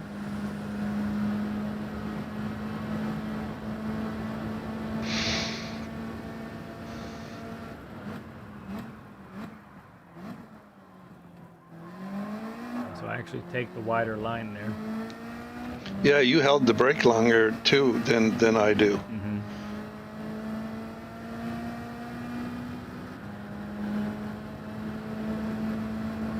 Okay, that's pretty much it there. So what did we see? Anything that stood out to you? Your trail braking around the first turn there, way better than mine. I'm a lot harder on the brakes than you. Okay. Yep. You're able to massage those brakes way better than I. And I see now that's a big area for me to work on is to be better on those brakes than I am. Okay. I'm hard on and then fast off. And I got to learn my after watching you, I can see that my trail braking sucks. Okay. So that's where I see I need to work on my gearing. I need to work on that a little bit. I'm almost close to you on my gearing up and gearing down. I didn't know about I thought it was pushing the car to its limits, but obviously I'm not. So I got to go back and watch I've already watched your trail braking, your lap guide on this 3 or 4 times. Now I realize I need to go back and watch it another bunch of times, and to really see where you're applying the brakes and how you're applying the brakes. Right. Because now that I see how you do it, I now see why Guy in lobbies and dailies. Now I see how and why guys are catching me, and they're catching me on my braking. Yes. And they're doing a better job with their brakes than I'm doing. Right. And so that's a big thing for me that I think I know I need to work on. Good. Is my braking, and you are like way better than me. So then I'm braking. Yeah. So I wonder, have you messed with? You can still you're still watching the screen, right? Yep. Have you messed with this at all? You see that? No. Yes, I have messed with it in the past, but right now everything is set to 0. You mean 100, hopefully? So yeah. Oh, yeah. So everything. Yeah, my braking is not like that at all. I wondered because of how fluttery it is. If it's not dirt, and it is actually how you're applying the brake pressure, I wondered if your maximum actually isn't like quite a bit lower than at 100%. My max is for my brake right now is 100. 100. Okay. Is right. 0 and 100. Good to know. Same with the acceleration, 0 to 100. Yeah. And I have played with it. Got it. Okay. Well, let's go over a couple things with this lap. So like you mentioned here, as we come here on full brake, trail off. Now you can see. Yeah. Right. So right about this part is you're actually typically a few miles per hour slower than this at this point. Okay. Because you've been max braking for longer. And then between here and the apex, which we can't even quite see yet, we're still working our way around the corner. Right. Then you're sort of jabbing the brakes little by little instead of just staying in that 20%, 30% or less brake pressure range. Right. Right. So, okay. Yeah. So that's and you have correctly identified that already, so that's good. So a quick thing about the difference as well is right here. So you see I lift back here. Yeah. And you most of the time hit the brakes. Sometimes you've just lifted, but most of the time. So I don't hit the brakes through here. Okay. I make sure I have a late turn in and lift at the same time, and then I'm really just making sure that I get my left tires onto the curb, which means my right tires are in the grass. And you can see I'm carrying 100, 101 through this corner. Yeah. You're typically at 95. Holy crap. Yeah. Yeah. Okay. And here it is. But I mean, the main thing, and it's not to say, wow, look how awesome I am, because there are guys that are way faster than me. No. I'm just showing you what the car can do, right? Yes. And how you're not taking the car closer to its limits with your approach so far, right? Yeah. Okay. Okay. So your approach right here is really good. I've really liked how you've entered this for the most part. You're doing it very similar to me right through here. And what I really like as well is you do really get the car pointed straight for a moment before you get to the apex. The difference between, so the racing line is proper, so that's correct. Don't need to make any changes there. What needs to change is how much brake pressure you're applying from this point right here to the apex. So look at what I'm under 50% almost the whole time. You are. Yep. And I'm on the throttle right here, and I'm a minimum speed of 65. You are hitting the brakes harder and longer and carrying it about 60, 61 miles per hour here. Yeah. Okay. Now, this turn right here is probably where this is one of the spots where you're losing the most time. And it's because you're too slow too soon. So if you look at the map, you see the upper right hand corner of the map there. This is nearly a 180 degree turn. So this one takes a while. Yes, it does. And you got to be patient. But here's what's happening. So again, you're on the brakes too hard for too long, and you end up at your slowest right about here. And you're also like 60, 61 miles per hour right here. Wicked. Okay. You see, I'm still decelerating. I haven't stopped decelerating yet. You see that? Yep. I'm still going down. Now I'm starting to get down to 58. So whenever you have a longer corner like this, where you're at your slowest is super important. Yeah, okay. So you were at your slowest multiple car lengths behind, and that means you can't get on the throttle yet. You have to sit here and wait, right? Right. And that's correct. That's what you're doing. So that's why you're missing a lot of time on this one, because you're too slow too soon. Then you have to wait to get on the throttle, or you actually what's happening is you are stabbing the throttle, but you're stabbing it, you're lifting, you're hitting it again, you're lifting, until finally you get around here, and now you can get on the throttle again. Okay. I had no idea. Wow. Okay. Yep. This one, you started to take a little more risks here, which towards the end of those laps, so that's good. Again, I was 50%, not quite 50% brake pressure. And you've been doing that a couple times now. And where you were missing the apex at first, now you're hitting the apex more. Okay. And even so, typically you're at 85 and the car can do 90, 91, like I just did there. Let's watch it one more time.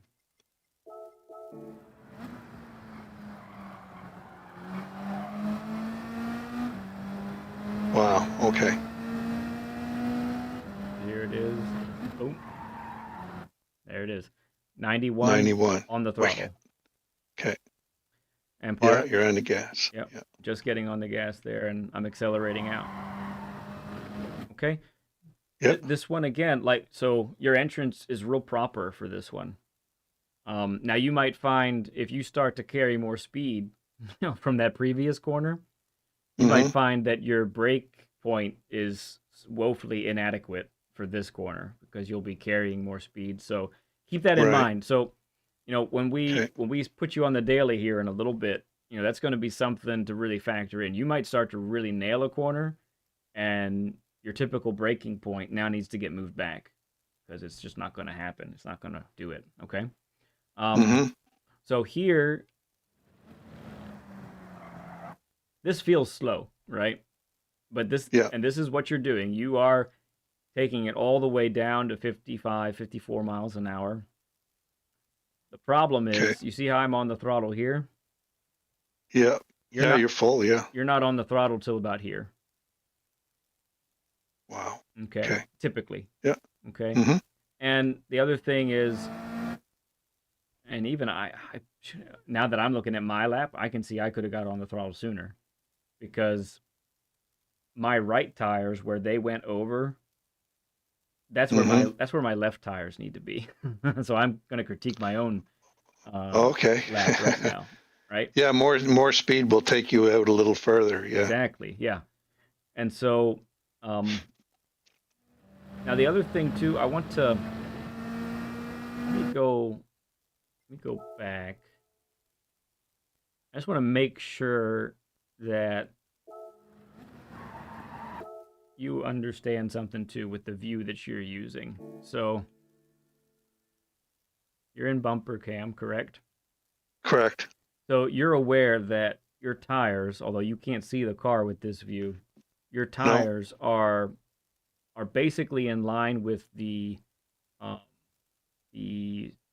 speedometer on the left and the RPM gauge on the right. All right. That's your tires.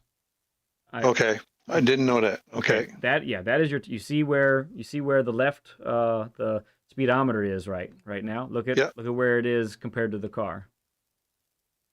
You see that? Gotcha. Okay, so let's go ahead. I'm gonna let this move a little bit here. So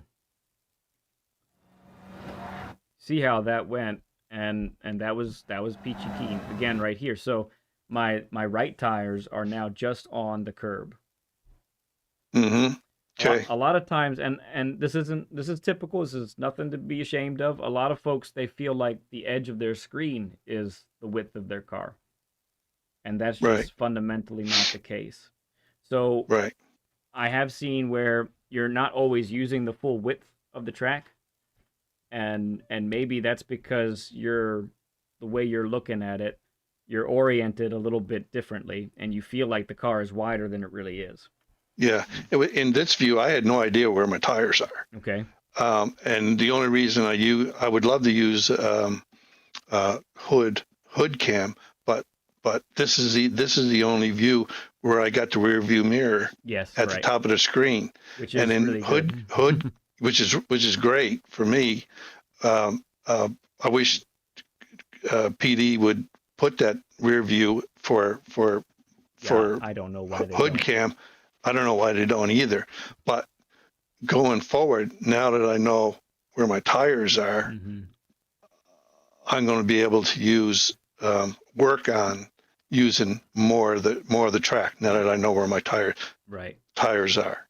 I had no idea before. Yeah. So, like for instance, right here, I think typically where you're orienting the car is not. I'm way to the left. You're way to the left. Yeah. That RPM gauge is like on the white line. Yes. So you see how you're doing. Oh wow! Look at that. Yeah. You're doing yourself a disservice. You're putting yourself at a disadvantage by not using as much of the track as is available to you. Right. Right. Yeah. So, and then let's look at it from this view as well. Boom. So there's the left tire. You're going to go right on that curb. Yeah. Yep.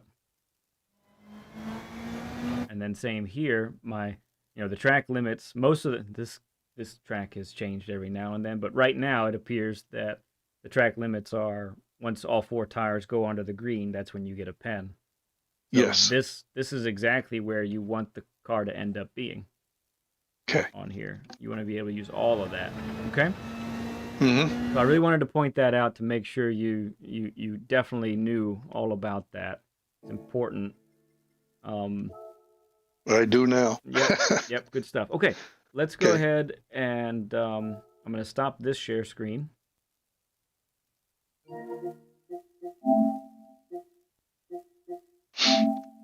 And then let's have you invite me to a share screen.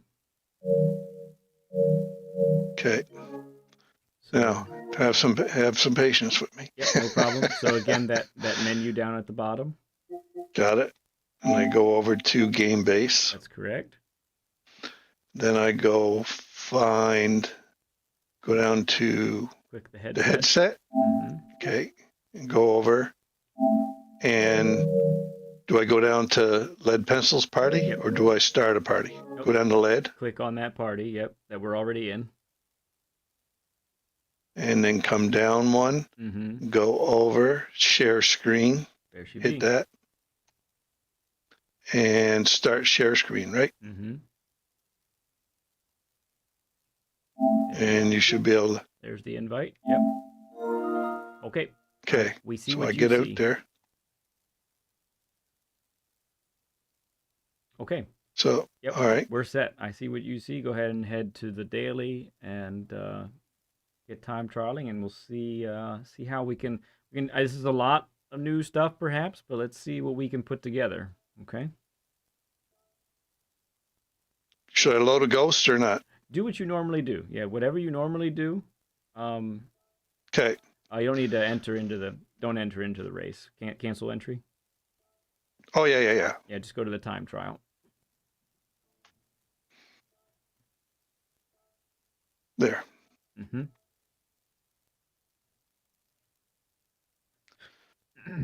All right. So then I go over here. I go here. First, I check out how fast my friends are. Then I'll go down and I'll pick. I usually like the white cars for ghosts. Okay. So I'll pick this French guy, and then load his ghost. Very good. And get out. 11th time in the world. Good.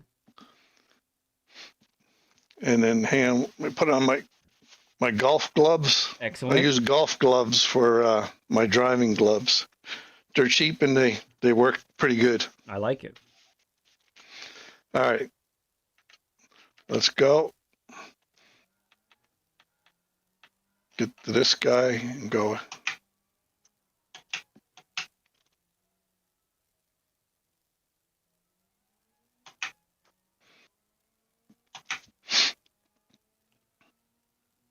All right, for anyone watching right now, and you're seeing we're doing a share screen right now, and SpeedBump's at the daily itself. And we'll see if we can put into practice some of the things we've talked about so far.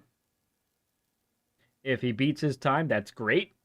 We love it when that happens. However, that's not necessarily the main goal. The main goal is to take what he's learned and be able to implement that effectively in future combinations.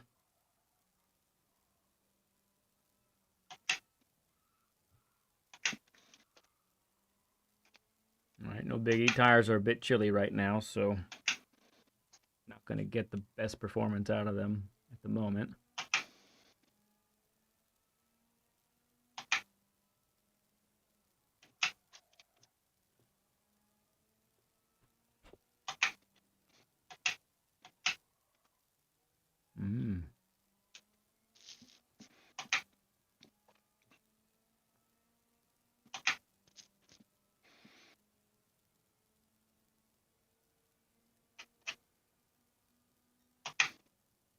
A little too early.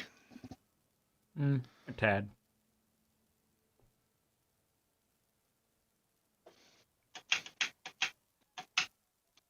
Nice.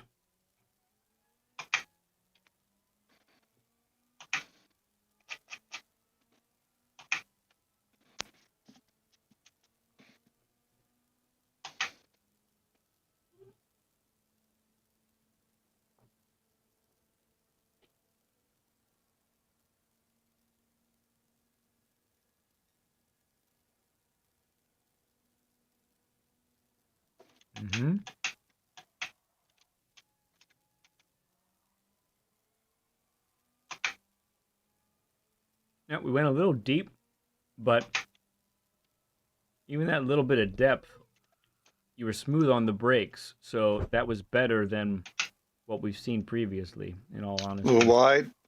Way wide. Yeah, we didn't get down to second gear that time, is what happened there.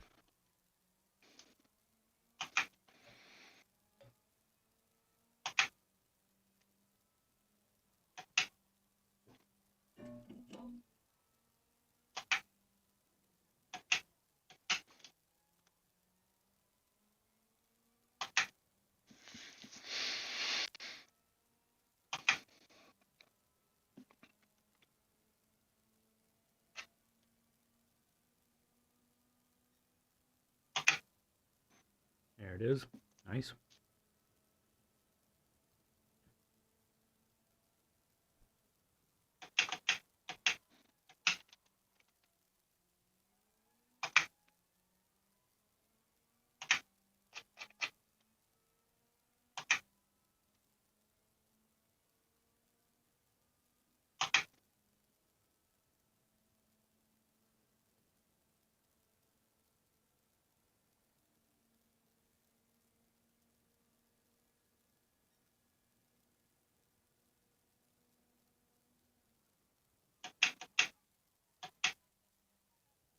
Good.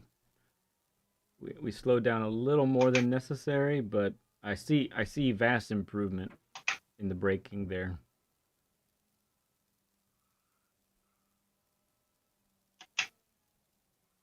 Second gear. There we go.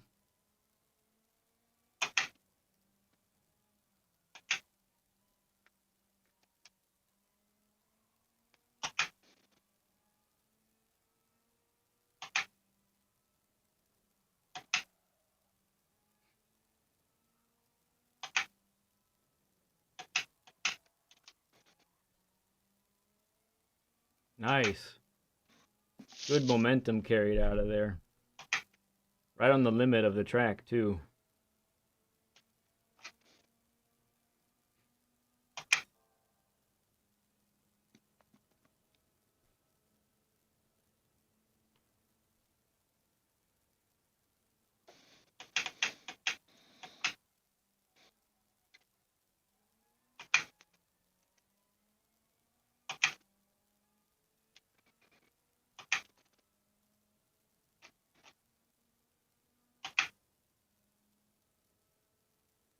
Yeah, player. Yep, we're seeing if we can improve it today.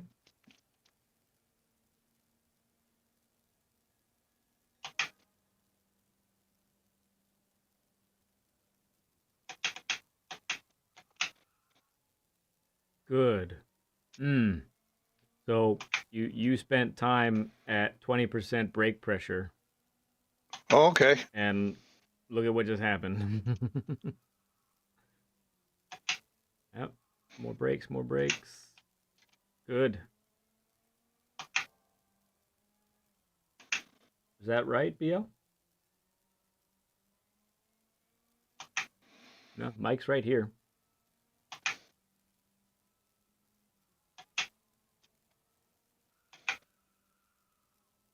Good speed. Good deceleration. Yeah. Ooh, that's Oh, close. that's not a pen. I think you're good. Ah. We were wrong. We were wrong. Oh, well. It was only an inch. Yeah. Dang it. It was very close.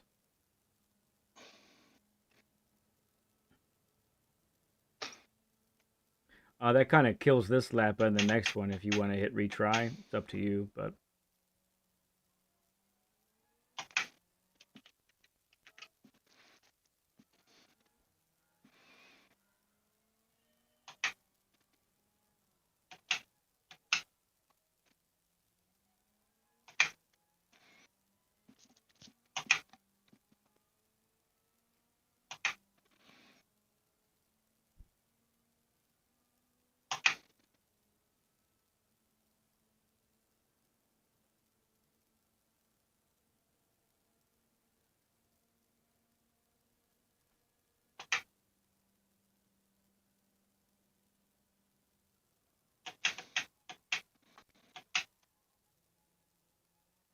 Nice.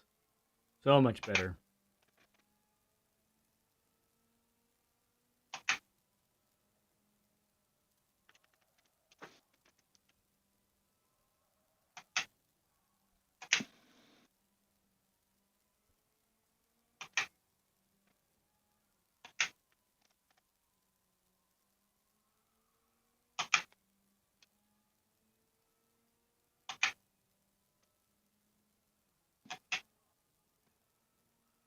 Good.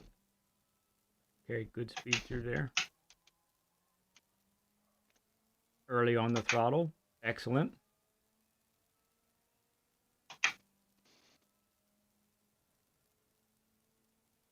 Yeah, it's coming together. I have I see where I have things to work on for sure. Yeah. Yeah, and you're definitely feeling it out. It doesn't look like it's totally foreign to you. It looks very attainable.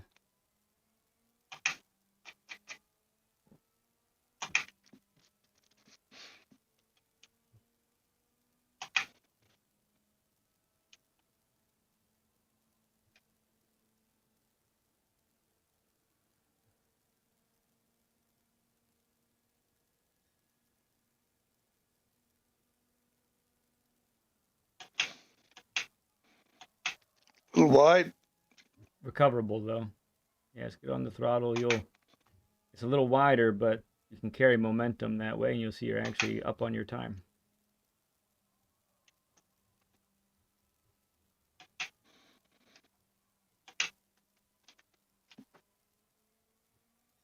Good. Easy, easy. Yeah, there we go. Nice controlled there. Could have got on the throttle a little sooner, but that's okay.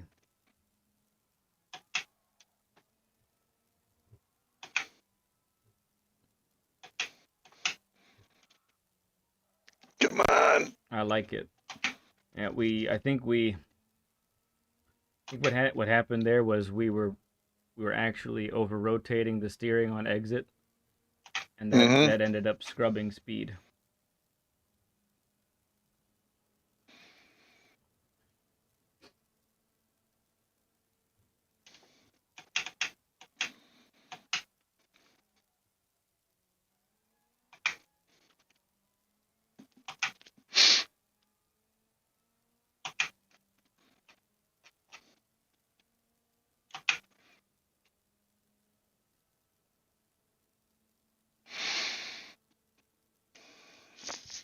Well, I'm not far off my best record, 2/10.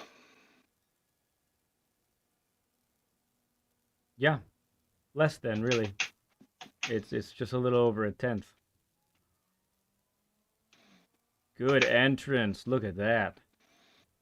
You gained time in the deceleration zone, and you gained coming out of it.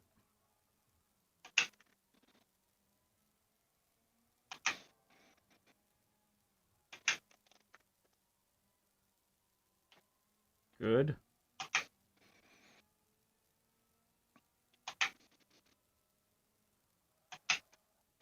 Mm-hmm.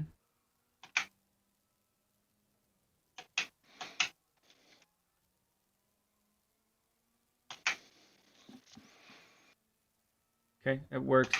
We ended up a little slower than necessary going into that Yeah, I lost turn. a bit. Yeah, we were at 50 instead of like 54, 55. So that's why we're still losing time on exit here, but that's okay. Come on.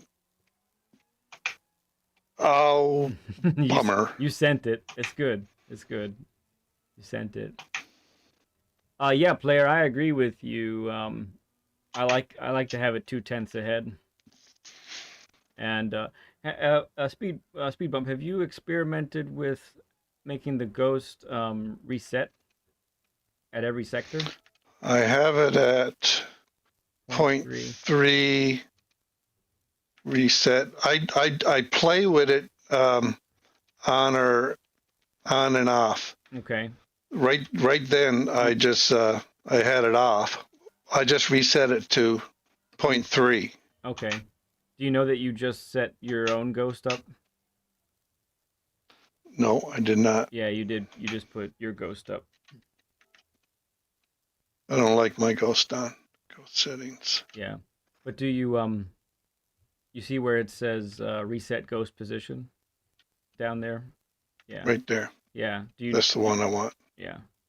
So you do that Go ahead. sometimes or Yes. okay. Yes. Yeah, I think it's a better way to go because each sector it'll reset it and it'll be right in front of you again. And you can kind of see how it See what he's doing. you can be yeah, it's a little closer A little to better. you, so you can mimic it a little bit better. Good All right. thoughts there, player. Appreciate you, bud.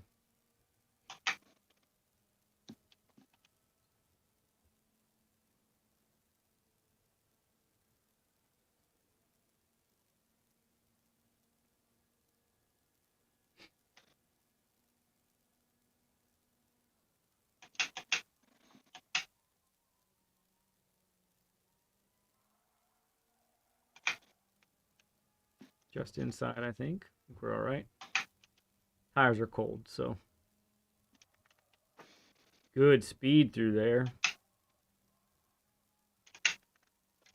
Whew, that was rapid.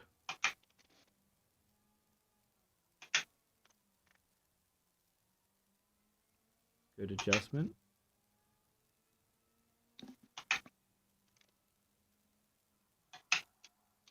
Too wide. Yep, missed it by a little bit. It's all right. Again, tires are chilly. They're not in your favor at the moment. OP, good to see you, man. How you doing, friend?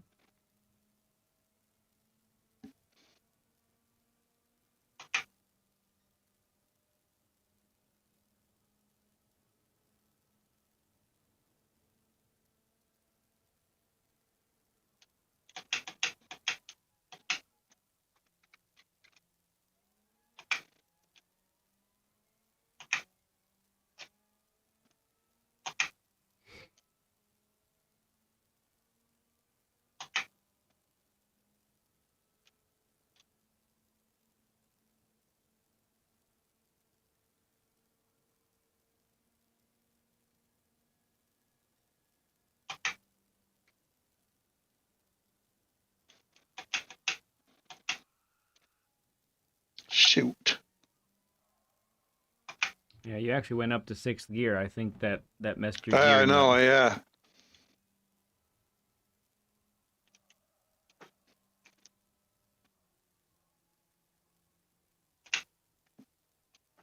Oh, Polly Mazda with the $4.99. Thank you for the donation, bud. Great job by Evo and Speed so far. Thank you, Led, for hosting these coaching sessions for us.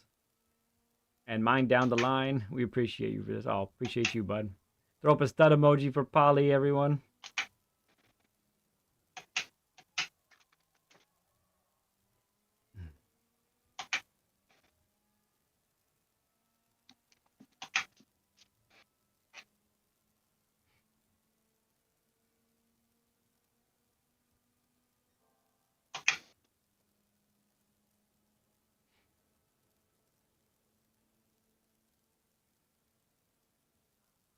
Blank's got the studs out. Very nice. Blank's also back on his primary account. That's good.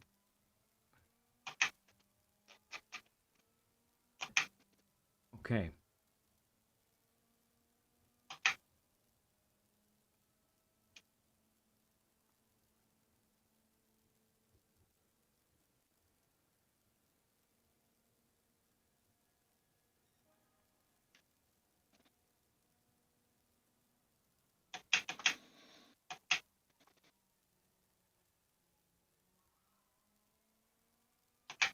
All right, came in a little hot that time. Didn't quite get as slow as we needed to be. Good lift there. Good navigating through there.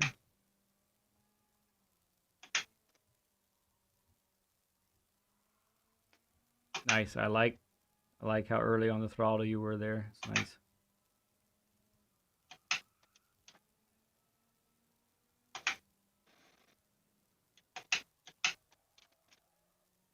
good.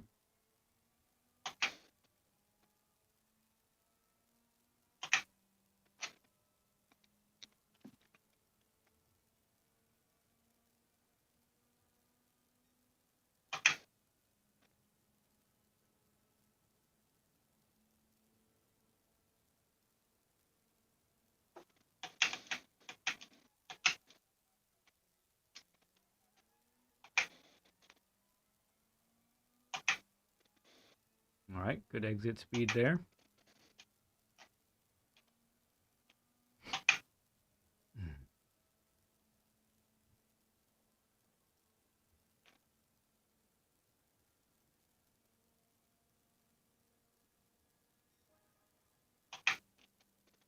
We're at 6th again. All right, good adjustment. Yep, very nice.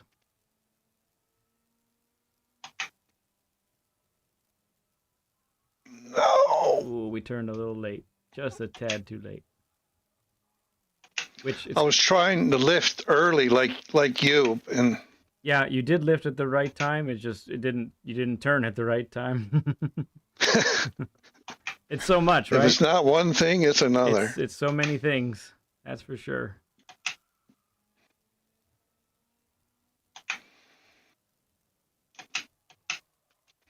One thing I'm going to take away from this lesson is a lot of things, a lot of your suggestions for me to work on, things that I had no idea that I was doing wrong, Right. and I could take all that knowledge back and work on it. Yep, exactly.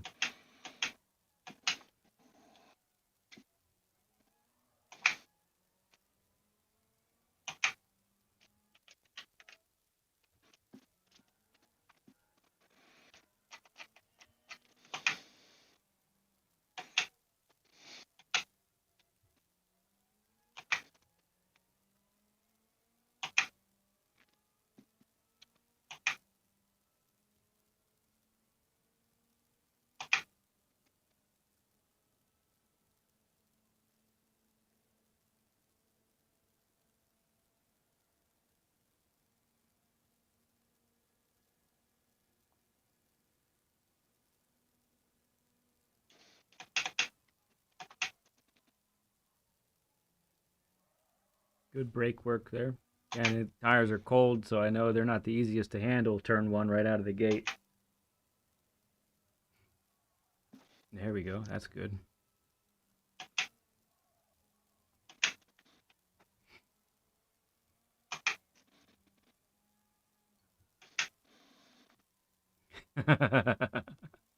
OP is asking, would you ever do a game crossover for a Learning with Lead session? Well, the trouble is, OP, I mean, I probably would, but this is like out of the popular sim racing games that are out there right now, this is the only one I own. So if we were trying to do ACC or LMU or iRacing, like I don't have those games. That's genuinely the case. Did this freeze up again? Looks like it's very much stuck. Maybe.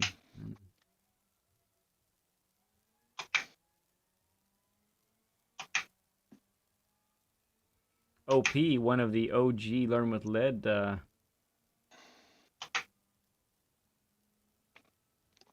I could show you on GT7 while you're on iRacing. Yeah, maybe we could talk about that. Yeah, we could talk about how that could look. It sounds like maybe you've given this some thought already too, so maybe you have some ideas. Yeah, hit me up in the Discord, and we can talk about it. Excellent entrance there. You're gonna come out with a lot of speed. Yep.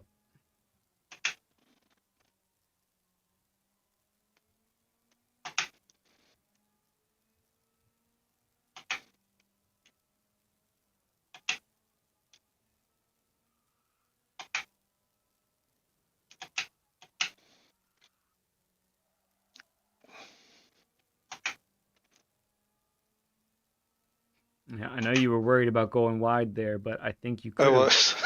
I think you could have opened up the steering some. And look, you shifted too early. You were gaining, now you're losing. Just so you see how important that revving Yep. that out is.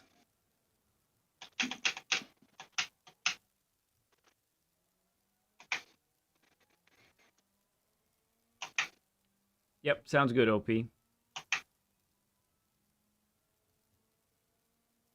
Thank you, Blank. I think OP's already in our Discord, but I could be wrong about that. OP is was a Learn with Lead guest from a long time ago. He's probably one of the first 10 inside the first 10 or 12 guests we had, something like that.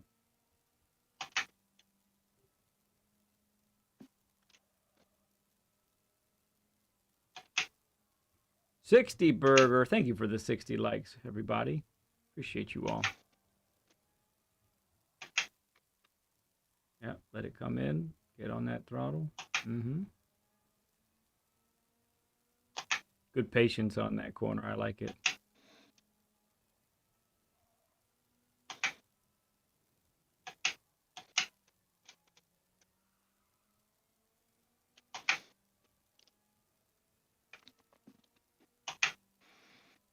Forgot to switch my brake balance back. Yeah, I've done that too when I'm alternating back and forth. I've made that mistake.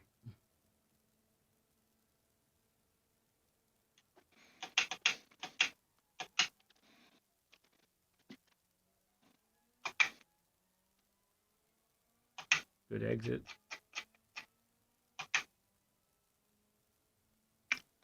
Maybe you hit the limiter. Not sure. You're losing time now when you were initially gaining.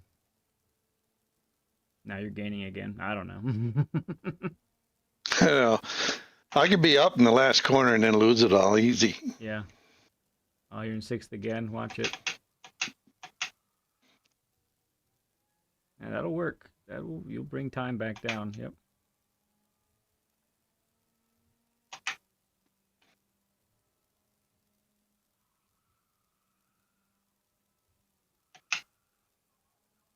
Good. Yep.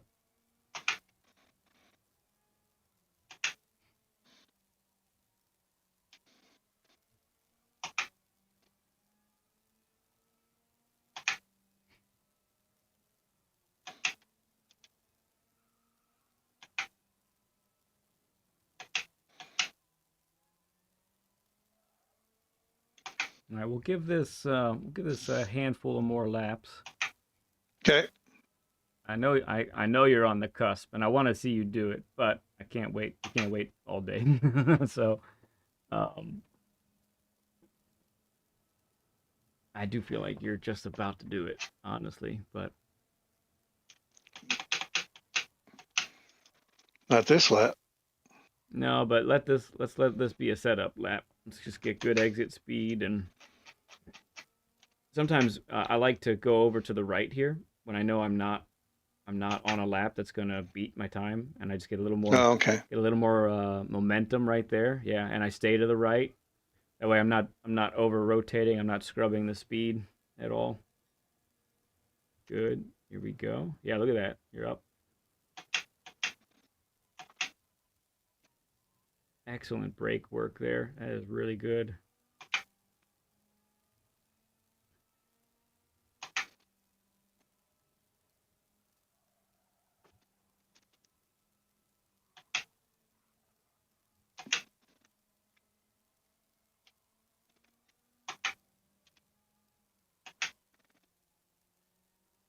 Mm-hmm.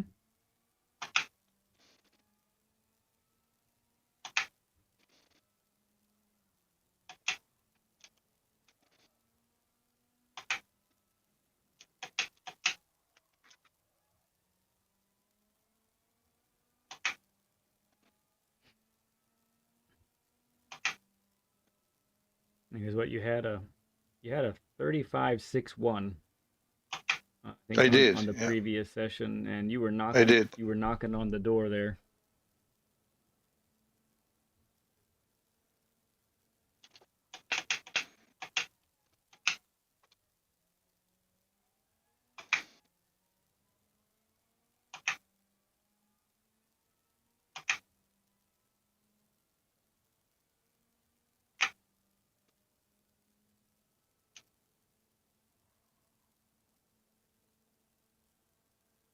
That's a great question, Mazda. So I do hold lobbies every now and then as time allows. Normally it'll be after a Learn with Lead session. And typically they are usually I'll do recently I've enjoyed doing like a qualifying then maybe 8 laps, something like that. So I do a little qualifying session with everyone, then that sets the grid, and then we go into the race kind of deal. The next one I want to do whenever we get a chance to do it for lobbies is just to do a like do a bunch of short tracks. So like short version of the Burgring, short version of Catalunya, even some of the made up tracks, you know, a short track of Sardinia, all those kind of things. I enjoy doing them. It's just we don't get to do them too often. Same reason why everything else is just not a lot of time to do all of it. Nice exit there. Rev it out. Rev it out. Uh-huh.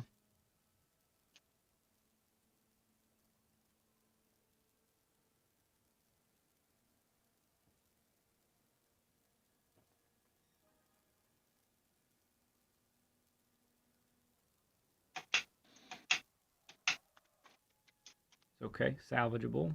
Yep, you're on the throttle early. I like it, so you'll carry good speed through here.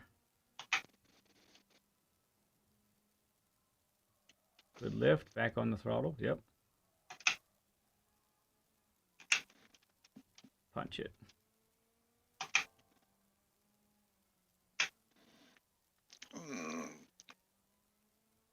Son of a gun.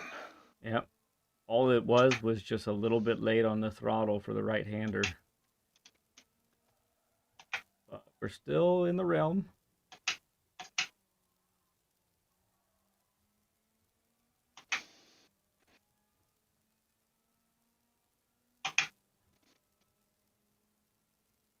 Brake balance. Gear change. Yep, there you go.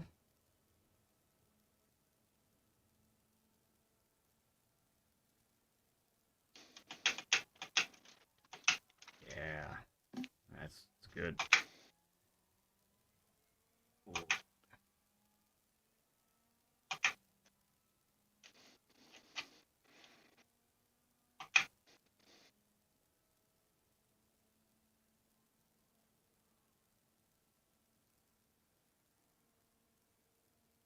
Hey there, Dibtob.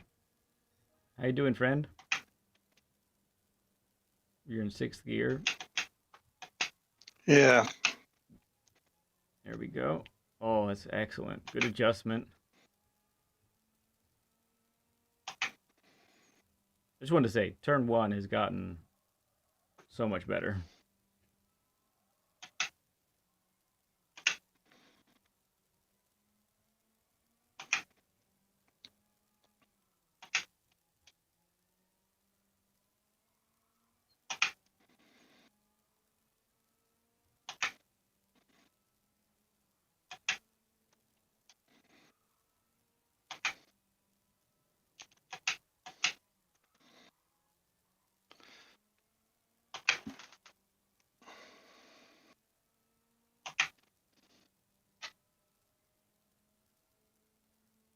Man, a 549. I'm close. So close. Let's go one more lap here and see what We'll happens. go one more lap.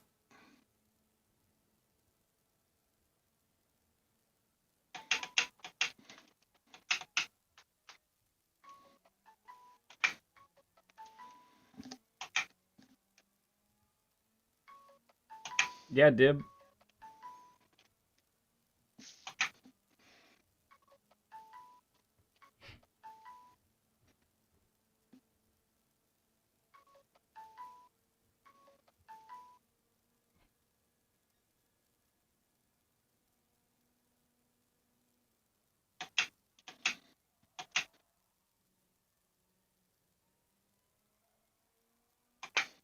Good. You're right there.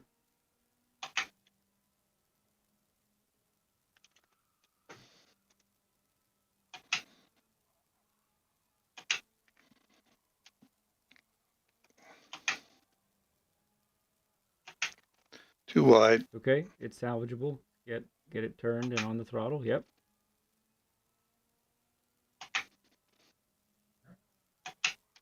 Punch it.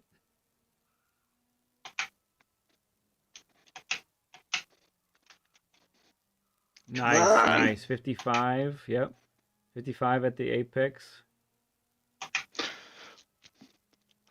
Good Lord, I was headed to the front. I saw. I was all the time. I just saw that. And that's actually what some people are running. They're running it to the front the whole time. All right, let's do it. Just got to be an admirable one. Doesn't have to be perfect.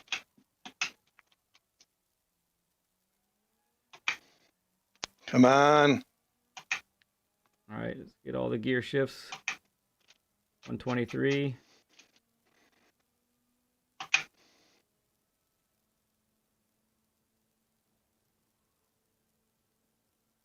You've got it.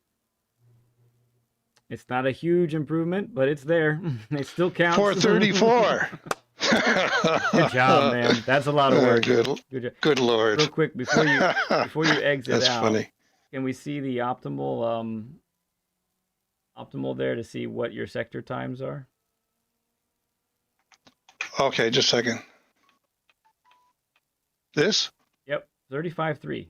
So put all your sector times together, you get a 35.366.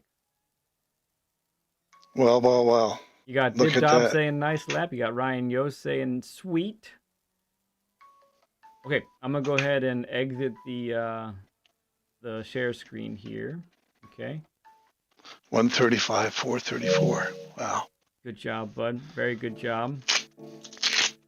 Okay, I'm going to start a share screen with you. So the next thing we're going to do, friends, where we're going to end this one, is we're going to look at one of the I think we're just going to do the one. We're going to do one of the replays that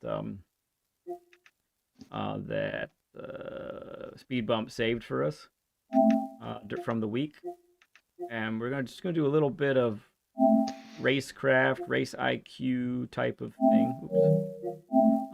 And try to get a little bit of that. So here comes the invite for that share screen. I'm going to view in full screen, right? That's correct. Yep. Okay, I'm watching. All right, excellent. So what I need to do is go to Showcase, Content Search, Replays, LED 3. There it is.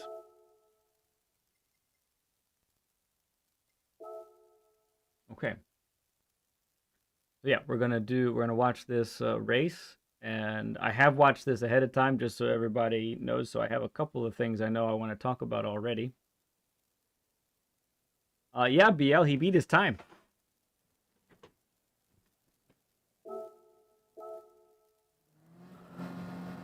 Get all the details up. So my guess is too, SpeedBump, as we watch this, now it's after we've gone over all of this stuff about this track. My guess is you're going to see some things about your own driving now that'll be like, huh, that's not very quick. Oh, my braking there, huh? Interesting. So, yeah. So that's something that you can look for as well. But we'll just we'll let this go here. Now, it's not a very long race, so we'll let it play out. But here. I just want to say, by the way, that caution sign doesn't stop the punters, by the way. Is that right? No. I can't say I'm totally surprised.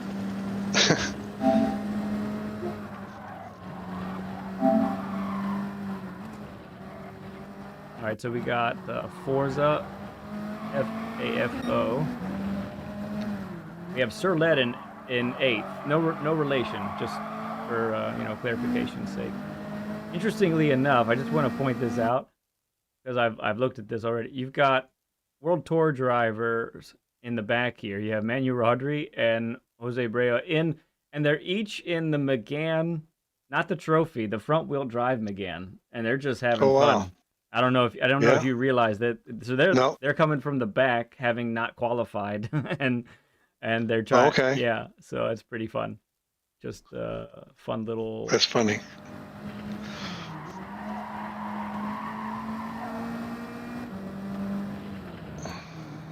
So I believe Forza is Forza Canada. We've seen him before. We know who he is.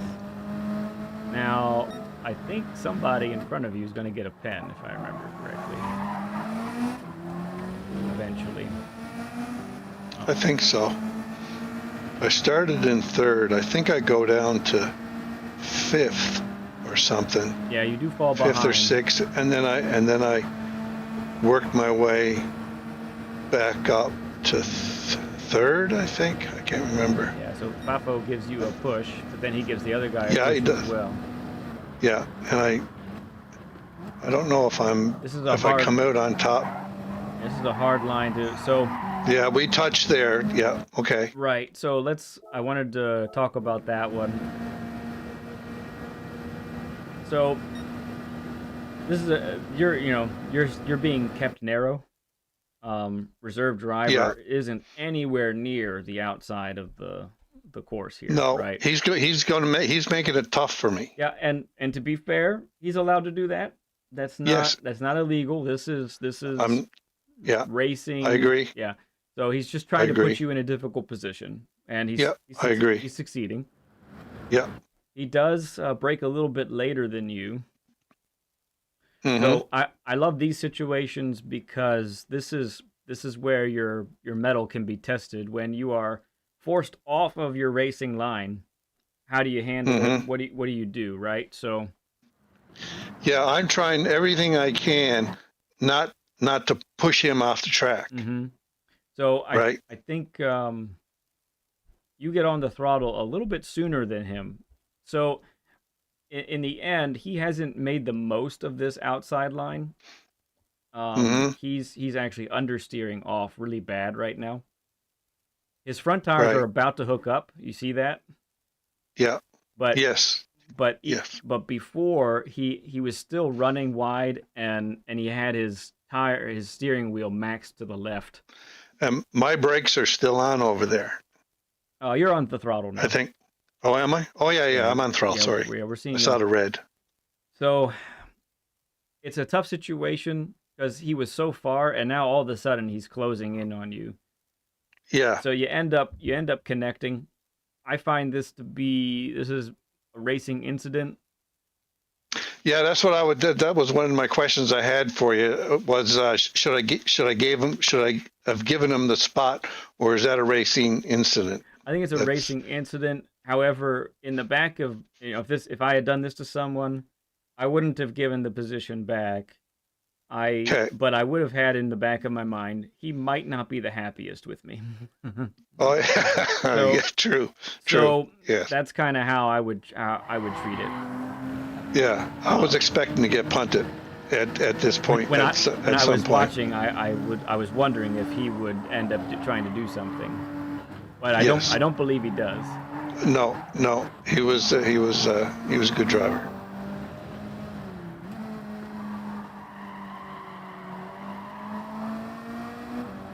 Okay, let's move ahead a little bit here. Okay, so yeah, I lose 5. That's right. I lost. I got a pen there. Pick up a pen, yeah. And so I want to watch. I want you to watch, and let's see if you can identify why you pick up this pen. I know it's because you go wide, but why do you go wide? Okay, so let's let it play out.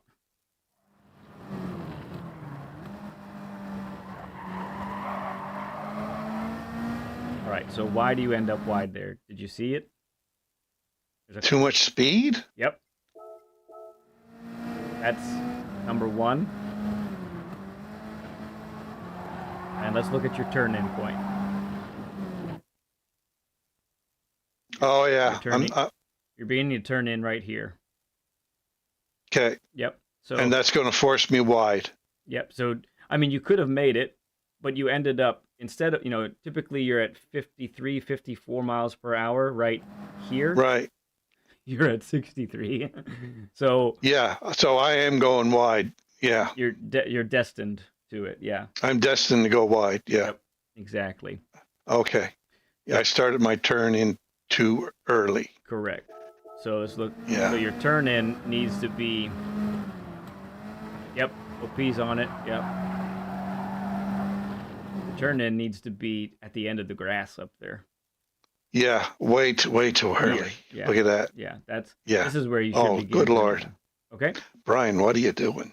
Now, to be fair, this is the stuff that happens in the heat of the moment, right? I mean, you got people behind you. At this point, I'm still scared about being punted. Right, I'm sure. Yeah.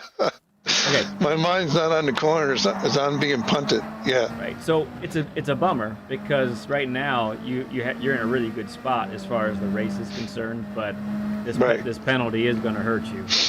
Yes, it is. So let's move ahead. I think you maintained this spot all the way until penalty zone. Yeah. Here we go. You're about then to... a couple guys get me. Right. So reserve comes At least up. I'm courteous and move over. Yes, you do. It's good sportsmanship there. I like it.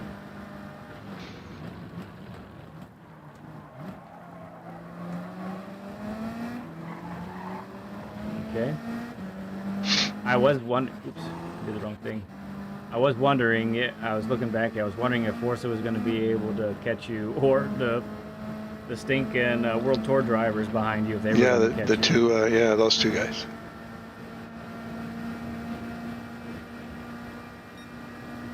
Okay. That's right. I remember the next. So we only have 2 laps left.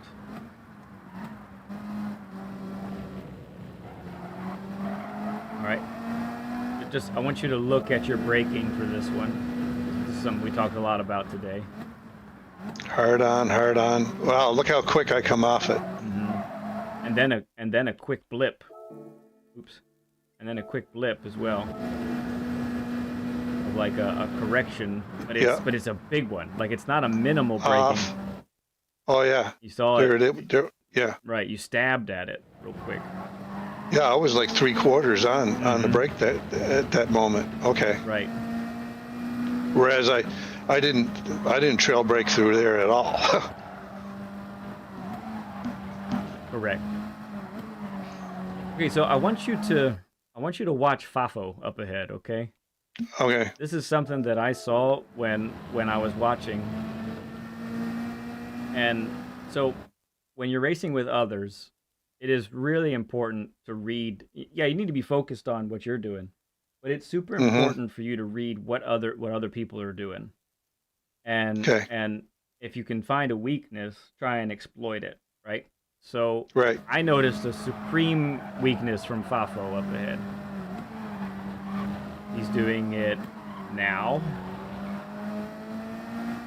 He's gonna do it here again, probably.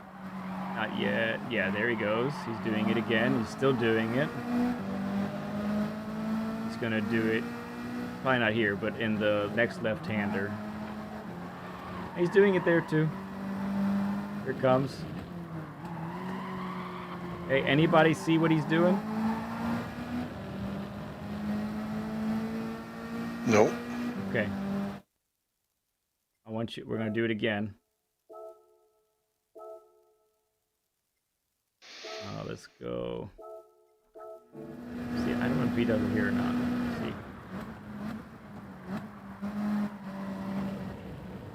Oh, he kind of gets in the grass, so I can't even see if he's doing it. All right, so here's what I want you to do, SpeedBump. I want you to watch his front tires. Okay. Which you do get glimpses of.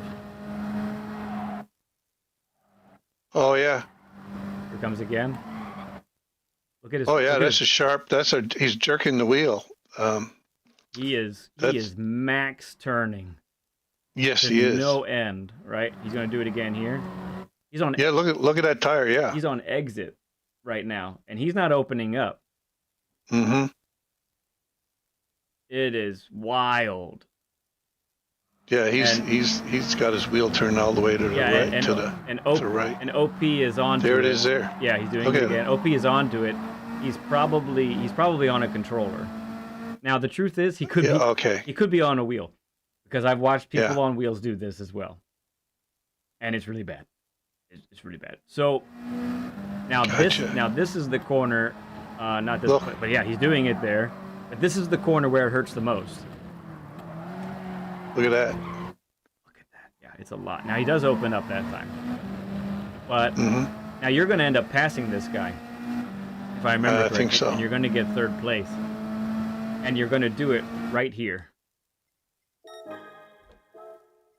Let's go. Let's watch it. I didn't touch him there. No. So here he goes again. Let's watch it again. Yep. Look at that tire. Yeah. Just way over rotated. There. It does look quite a bit like a controller. I think so. Yeah. Look at the tire. Yeah. He's got that joystick pressed all the way to the right. Yes, they will overheat, OP. They will. All right, so here's where I think I get him here. You do, and it's because he's over rotating so much that he scrubs a ton of speed. And oh, hello. and so what I'm saying now you take advantage, and you maybe not. Perhaps you didn't see that while you were racing. But that's something that I would be looking for, and if I notice, I would say, oh, I'm going to get this guy on a corner exit, no problem. Okay. Yeah. Because he's going to fry his exit speed, and it's going to happen right here. Here it comes. There. Now I get him. Yep. I get him right here somewhere. Yeah. Yeah, exactly. Huh. I had no idea that was happening, and I stay there. I think this guy gives me a bump. Yeah. Of course, he bumps me over front. He's being really nice. He's being really nice here. Force is a good dude. Yeah. He doesn't force it there, despite his name. One more lap, and the World Tour drivers probably would have had you guys. Yeah. They're right there. So all in all, a really great race, honestly.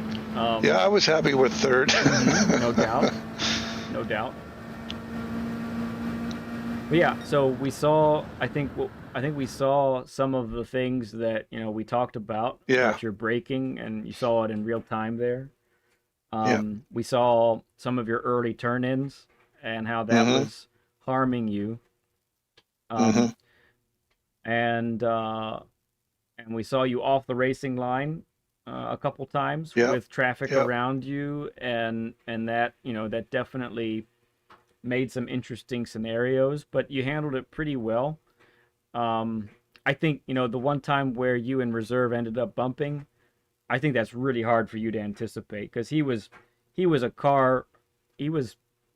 about 2 car widths away from you, and all of a sudden now he's coming back. So if it had been timed a little bit differently, you would have ended up pulling in front of him with no contact easily, I think. So no harm there in reality.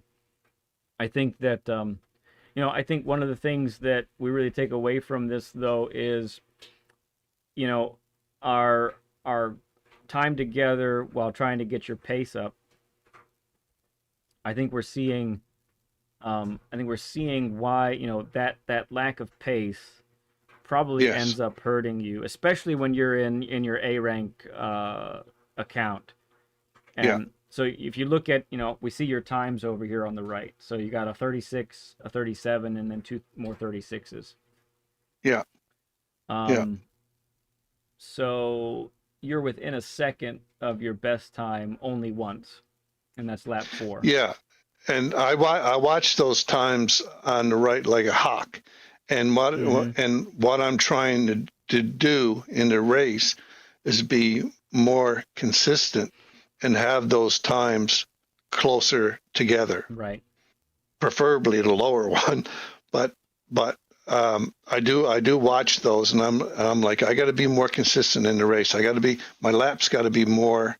I got to be closer on my times, and if I'm able to do that, that 37.8 and that 36.9 will come down, and hopefully the 36.4 as well. If I can be a little more consistent in my daily race laps.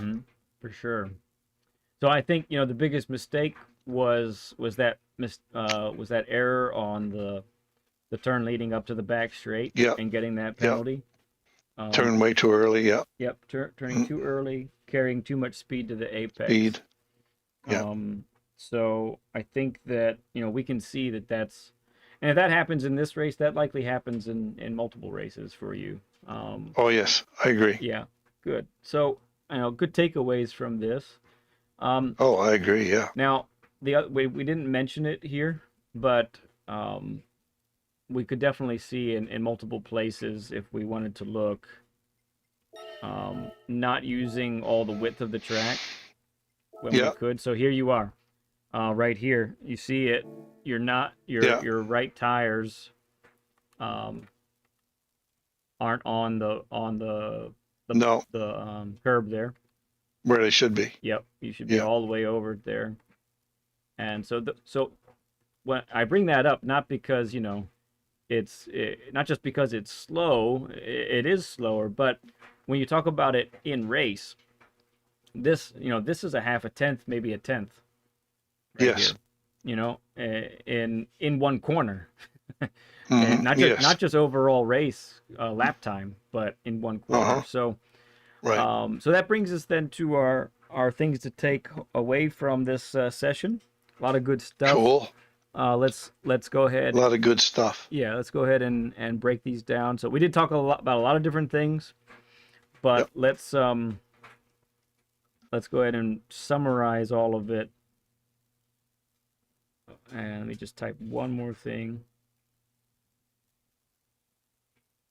Okay, so I've got 4 here for you. Okay. Yep. Simple things, but and all. So I think let's start with your overall approach, right? So we mentioned earlier that your approach tends to lean towards the conservative side of things. So you're not approaching the limits of what the car can accomplish. You're staying well below those. Okay. And we could see that in turn after turn in this where that was happening. Let me get out of this screen here. Share screen.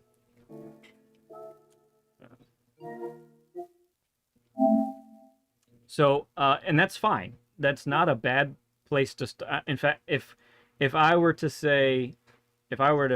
have my pick of would I rather have someone start off aggressive and move towards conservative versus someone starts conservative and moves towards being aggressive, I would pick the second one. I think it's from what I've seen, it's harder to undo the aggressive side of things. Rather than conservative. So what I think you can do when you're practicing any given race, any given daily that you're doing, go ahead and start with that approach that you have. Learn the racing line, learn the car, learn the track. You seem, as far as the racing line goes, you seem to be spot on. And honestly, the Deep Forest has a racing line that's pretty weird, especially in the middle sector. So that's a compliment to you. But once you figure out what's comfortable, right? Now it's time to explore how much the car can really handle. So I'd like to see you get some pens, when you're practicing. Right. I'd like to see, if you're not so much in a 4-wheel drive Group 4 car, but I'd like to see you spin when you're in a Group 3 car, for example. Mhm. Crash, make mistakes. Yeah. Air, once you start to push the limits, get to that side of things, okay? Mhm. All right, so that's number one. That's about your general approach. Something to something to work towards with that. Yep. All right, second thing, definitely the trail braking side of things. So Yes. that reared its ugly head pretty early, where Yep. it's very very staccato braking pressure, and that just really unsettles the car a whole lot. So keep working on smoothing out your trail braking, and you really started to do it better towards the end of the practice there, Mhm. and it was paying dividends. And eventually, it did work out to you beating your time there. So that's great. Yeah. Yep. Okay. Next one is so make sure that you aren't turning too early. Right. There are definitely points at which your turn-in point is earlier than it needs to be, and like we saw in the race there, and I totally get it. Sometimes when we're trying to catch someone, it can be really easy to shorten our turn-in point because it feels fast. If I can get to the apex faster, I'll catch him. Yeah, Yeah. you will. Yeah. But then after the apex, he's going to pull away because he's Yes. taking it better than you, right? Yep. So I agree. so that's important to remember, and obviously it's important to remember as well when you're practicing by yourself. Mhm. Okay. And then the last one, and we saw this in a couple places, is make sure you've got, for your camera view, you understand now exactly where your tires are. So use that as your reference. Yeah. And make sure you're using the whole track, the whole width of the track. Yes. I would say if you did that alone, you would have set yourself up for a better race pace than what you Okay. ended up with in the race that we watched. Mhm. So yeah, those are my 4 takeaways for you, my brother. All great pointers, all great takeaways. I got some work to do, and I'm looking forward to trying all those things that you said. Yeah. In the coming time trials, things that I had no idea that I was doing wrong, and I just needed someone like yourself to point those out to me, right, and give me those tips to work on, and anybody else listening as well. Great pointers. Right. It's going to help me tremendously. Yeah, I think so. You've got a lot of things going for you already. You honestly have a really good foundation, and so it's really just building off of where you've gotten yourself so far. I think you're gonna see your overall times come down when it comes to quality, and I really do think you're gonna see your race pace gets better as long as you keep implementing these things that we talked about. Yes. It'll make a huge difference. I think so too. Okay, my man. Well, first up is the fact that you are now a Learn with Lead guest. So I've just updated that in our Discord. So now you have access to the Learn with Lead bumper stickers that you can download, and Perfect. And so that's there for you. Great. Let's see. It might be that BL has. I'm not sure if she has the trophy ready yet. If not, that's okay. It'll probably come up in the next. Oh, nope, there it is. There it is. Here it is. Here we go. Let's take a look.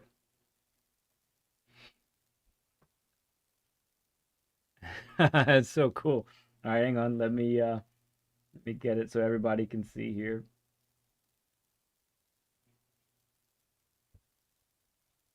Boom, there she is. Checkered flag, Canadian flag. The car going over a speed bump. There it is. That's funny. That's great. Thank you, BL. That's great. Thanks very much. Thank you. She says roads can be narrow and drivers can be fast in Eastern Canada, so speed bump signs are plentiful.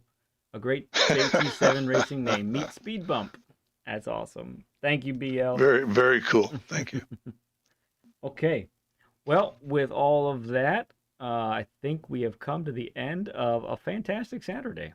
Good stuff. Oh, I couldn't be happier, and I'm glad, happy, tickle pink that I was able to get in this session with you, and some great pointers, things for me to work on, Mm-hmm. and I can't thank you enough. Oh, no for problem, sure. man. This is what we dig it. We love it over here. Perfect. This is fun Perfect. stuff for us. So good stuff, man. Okay. Well, at I this loved every point- minute of it. Yeah, Okay. good stuff. All right, we're gonna say goodbye at this point. All right. But I'm sure we will see you in the chat or on track real soon, my friend. For sure. Thank you so very, very much. You're welcome. Take care. All right, All my right. friend. Bye-bye. Bye-bye. Okay.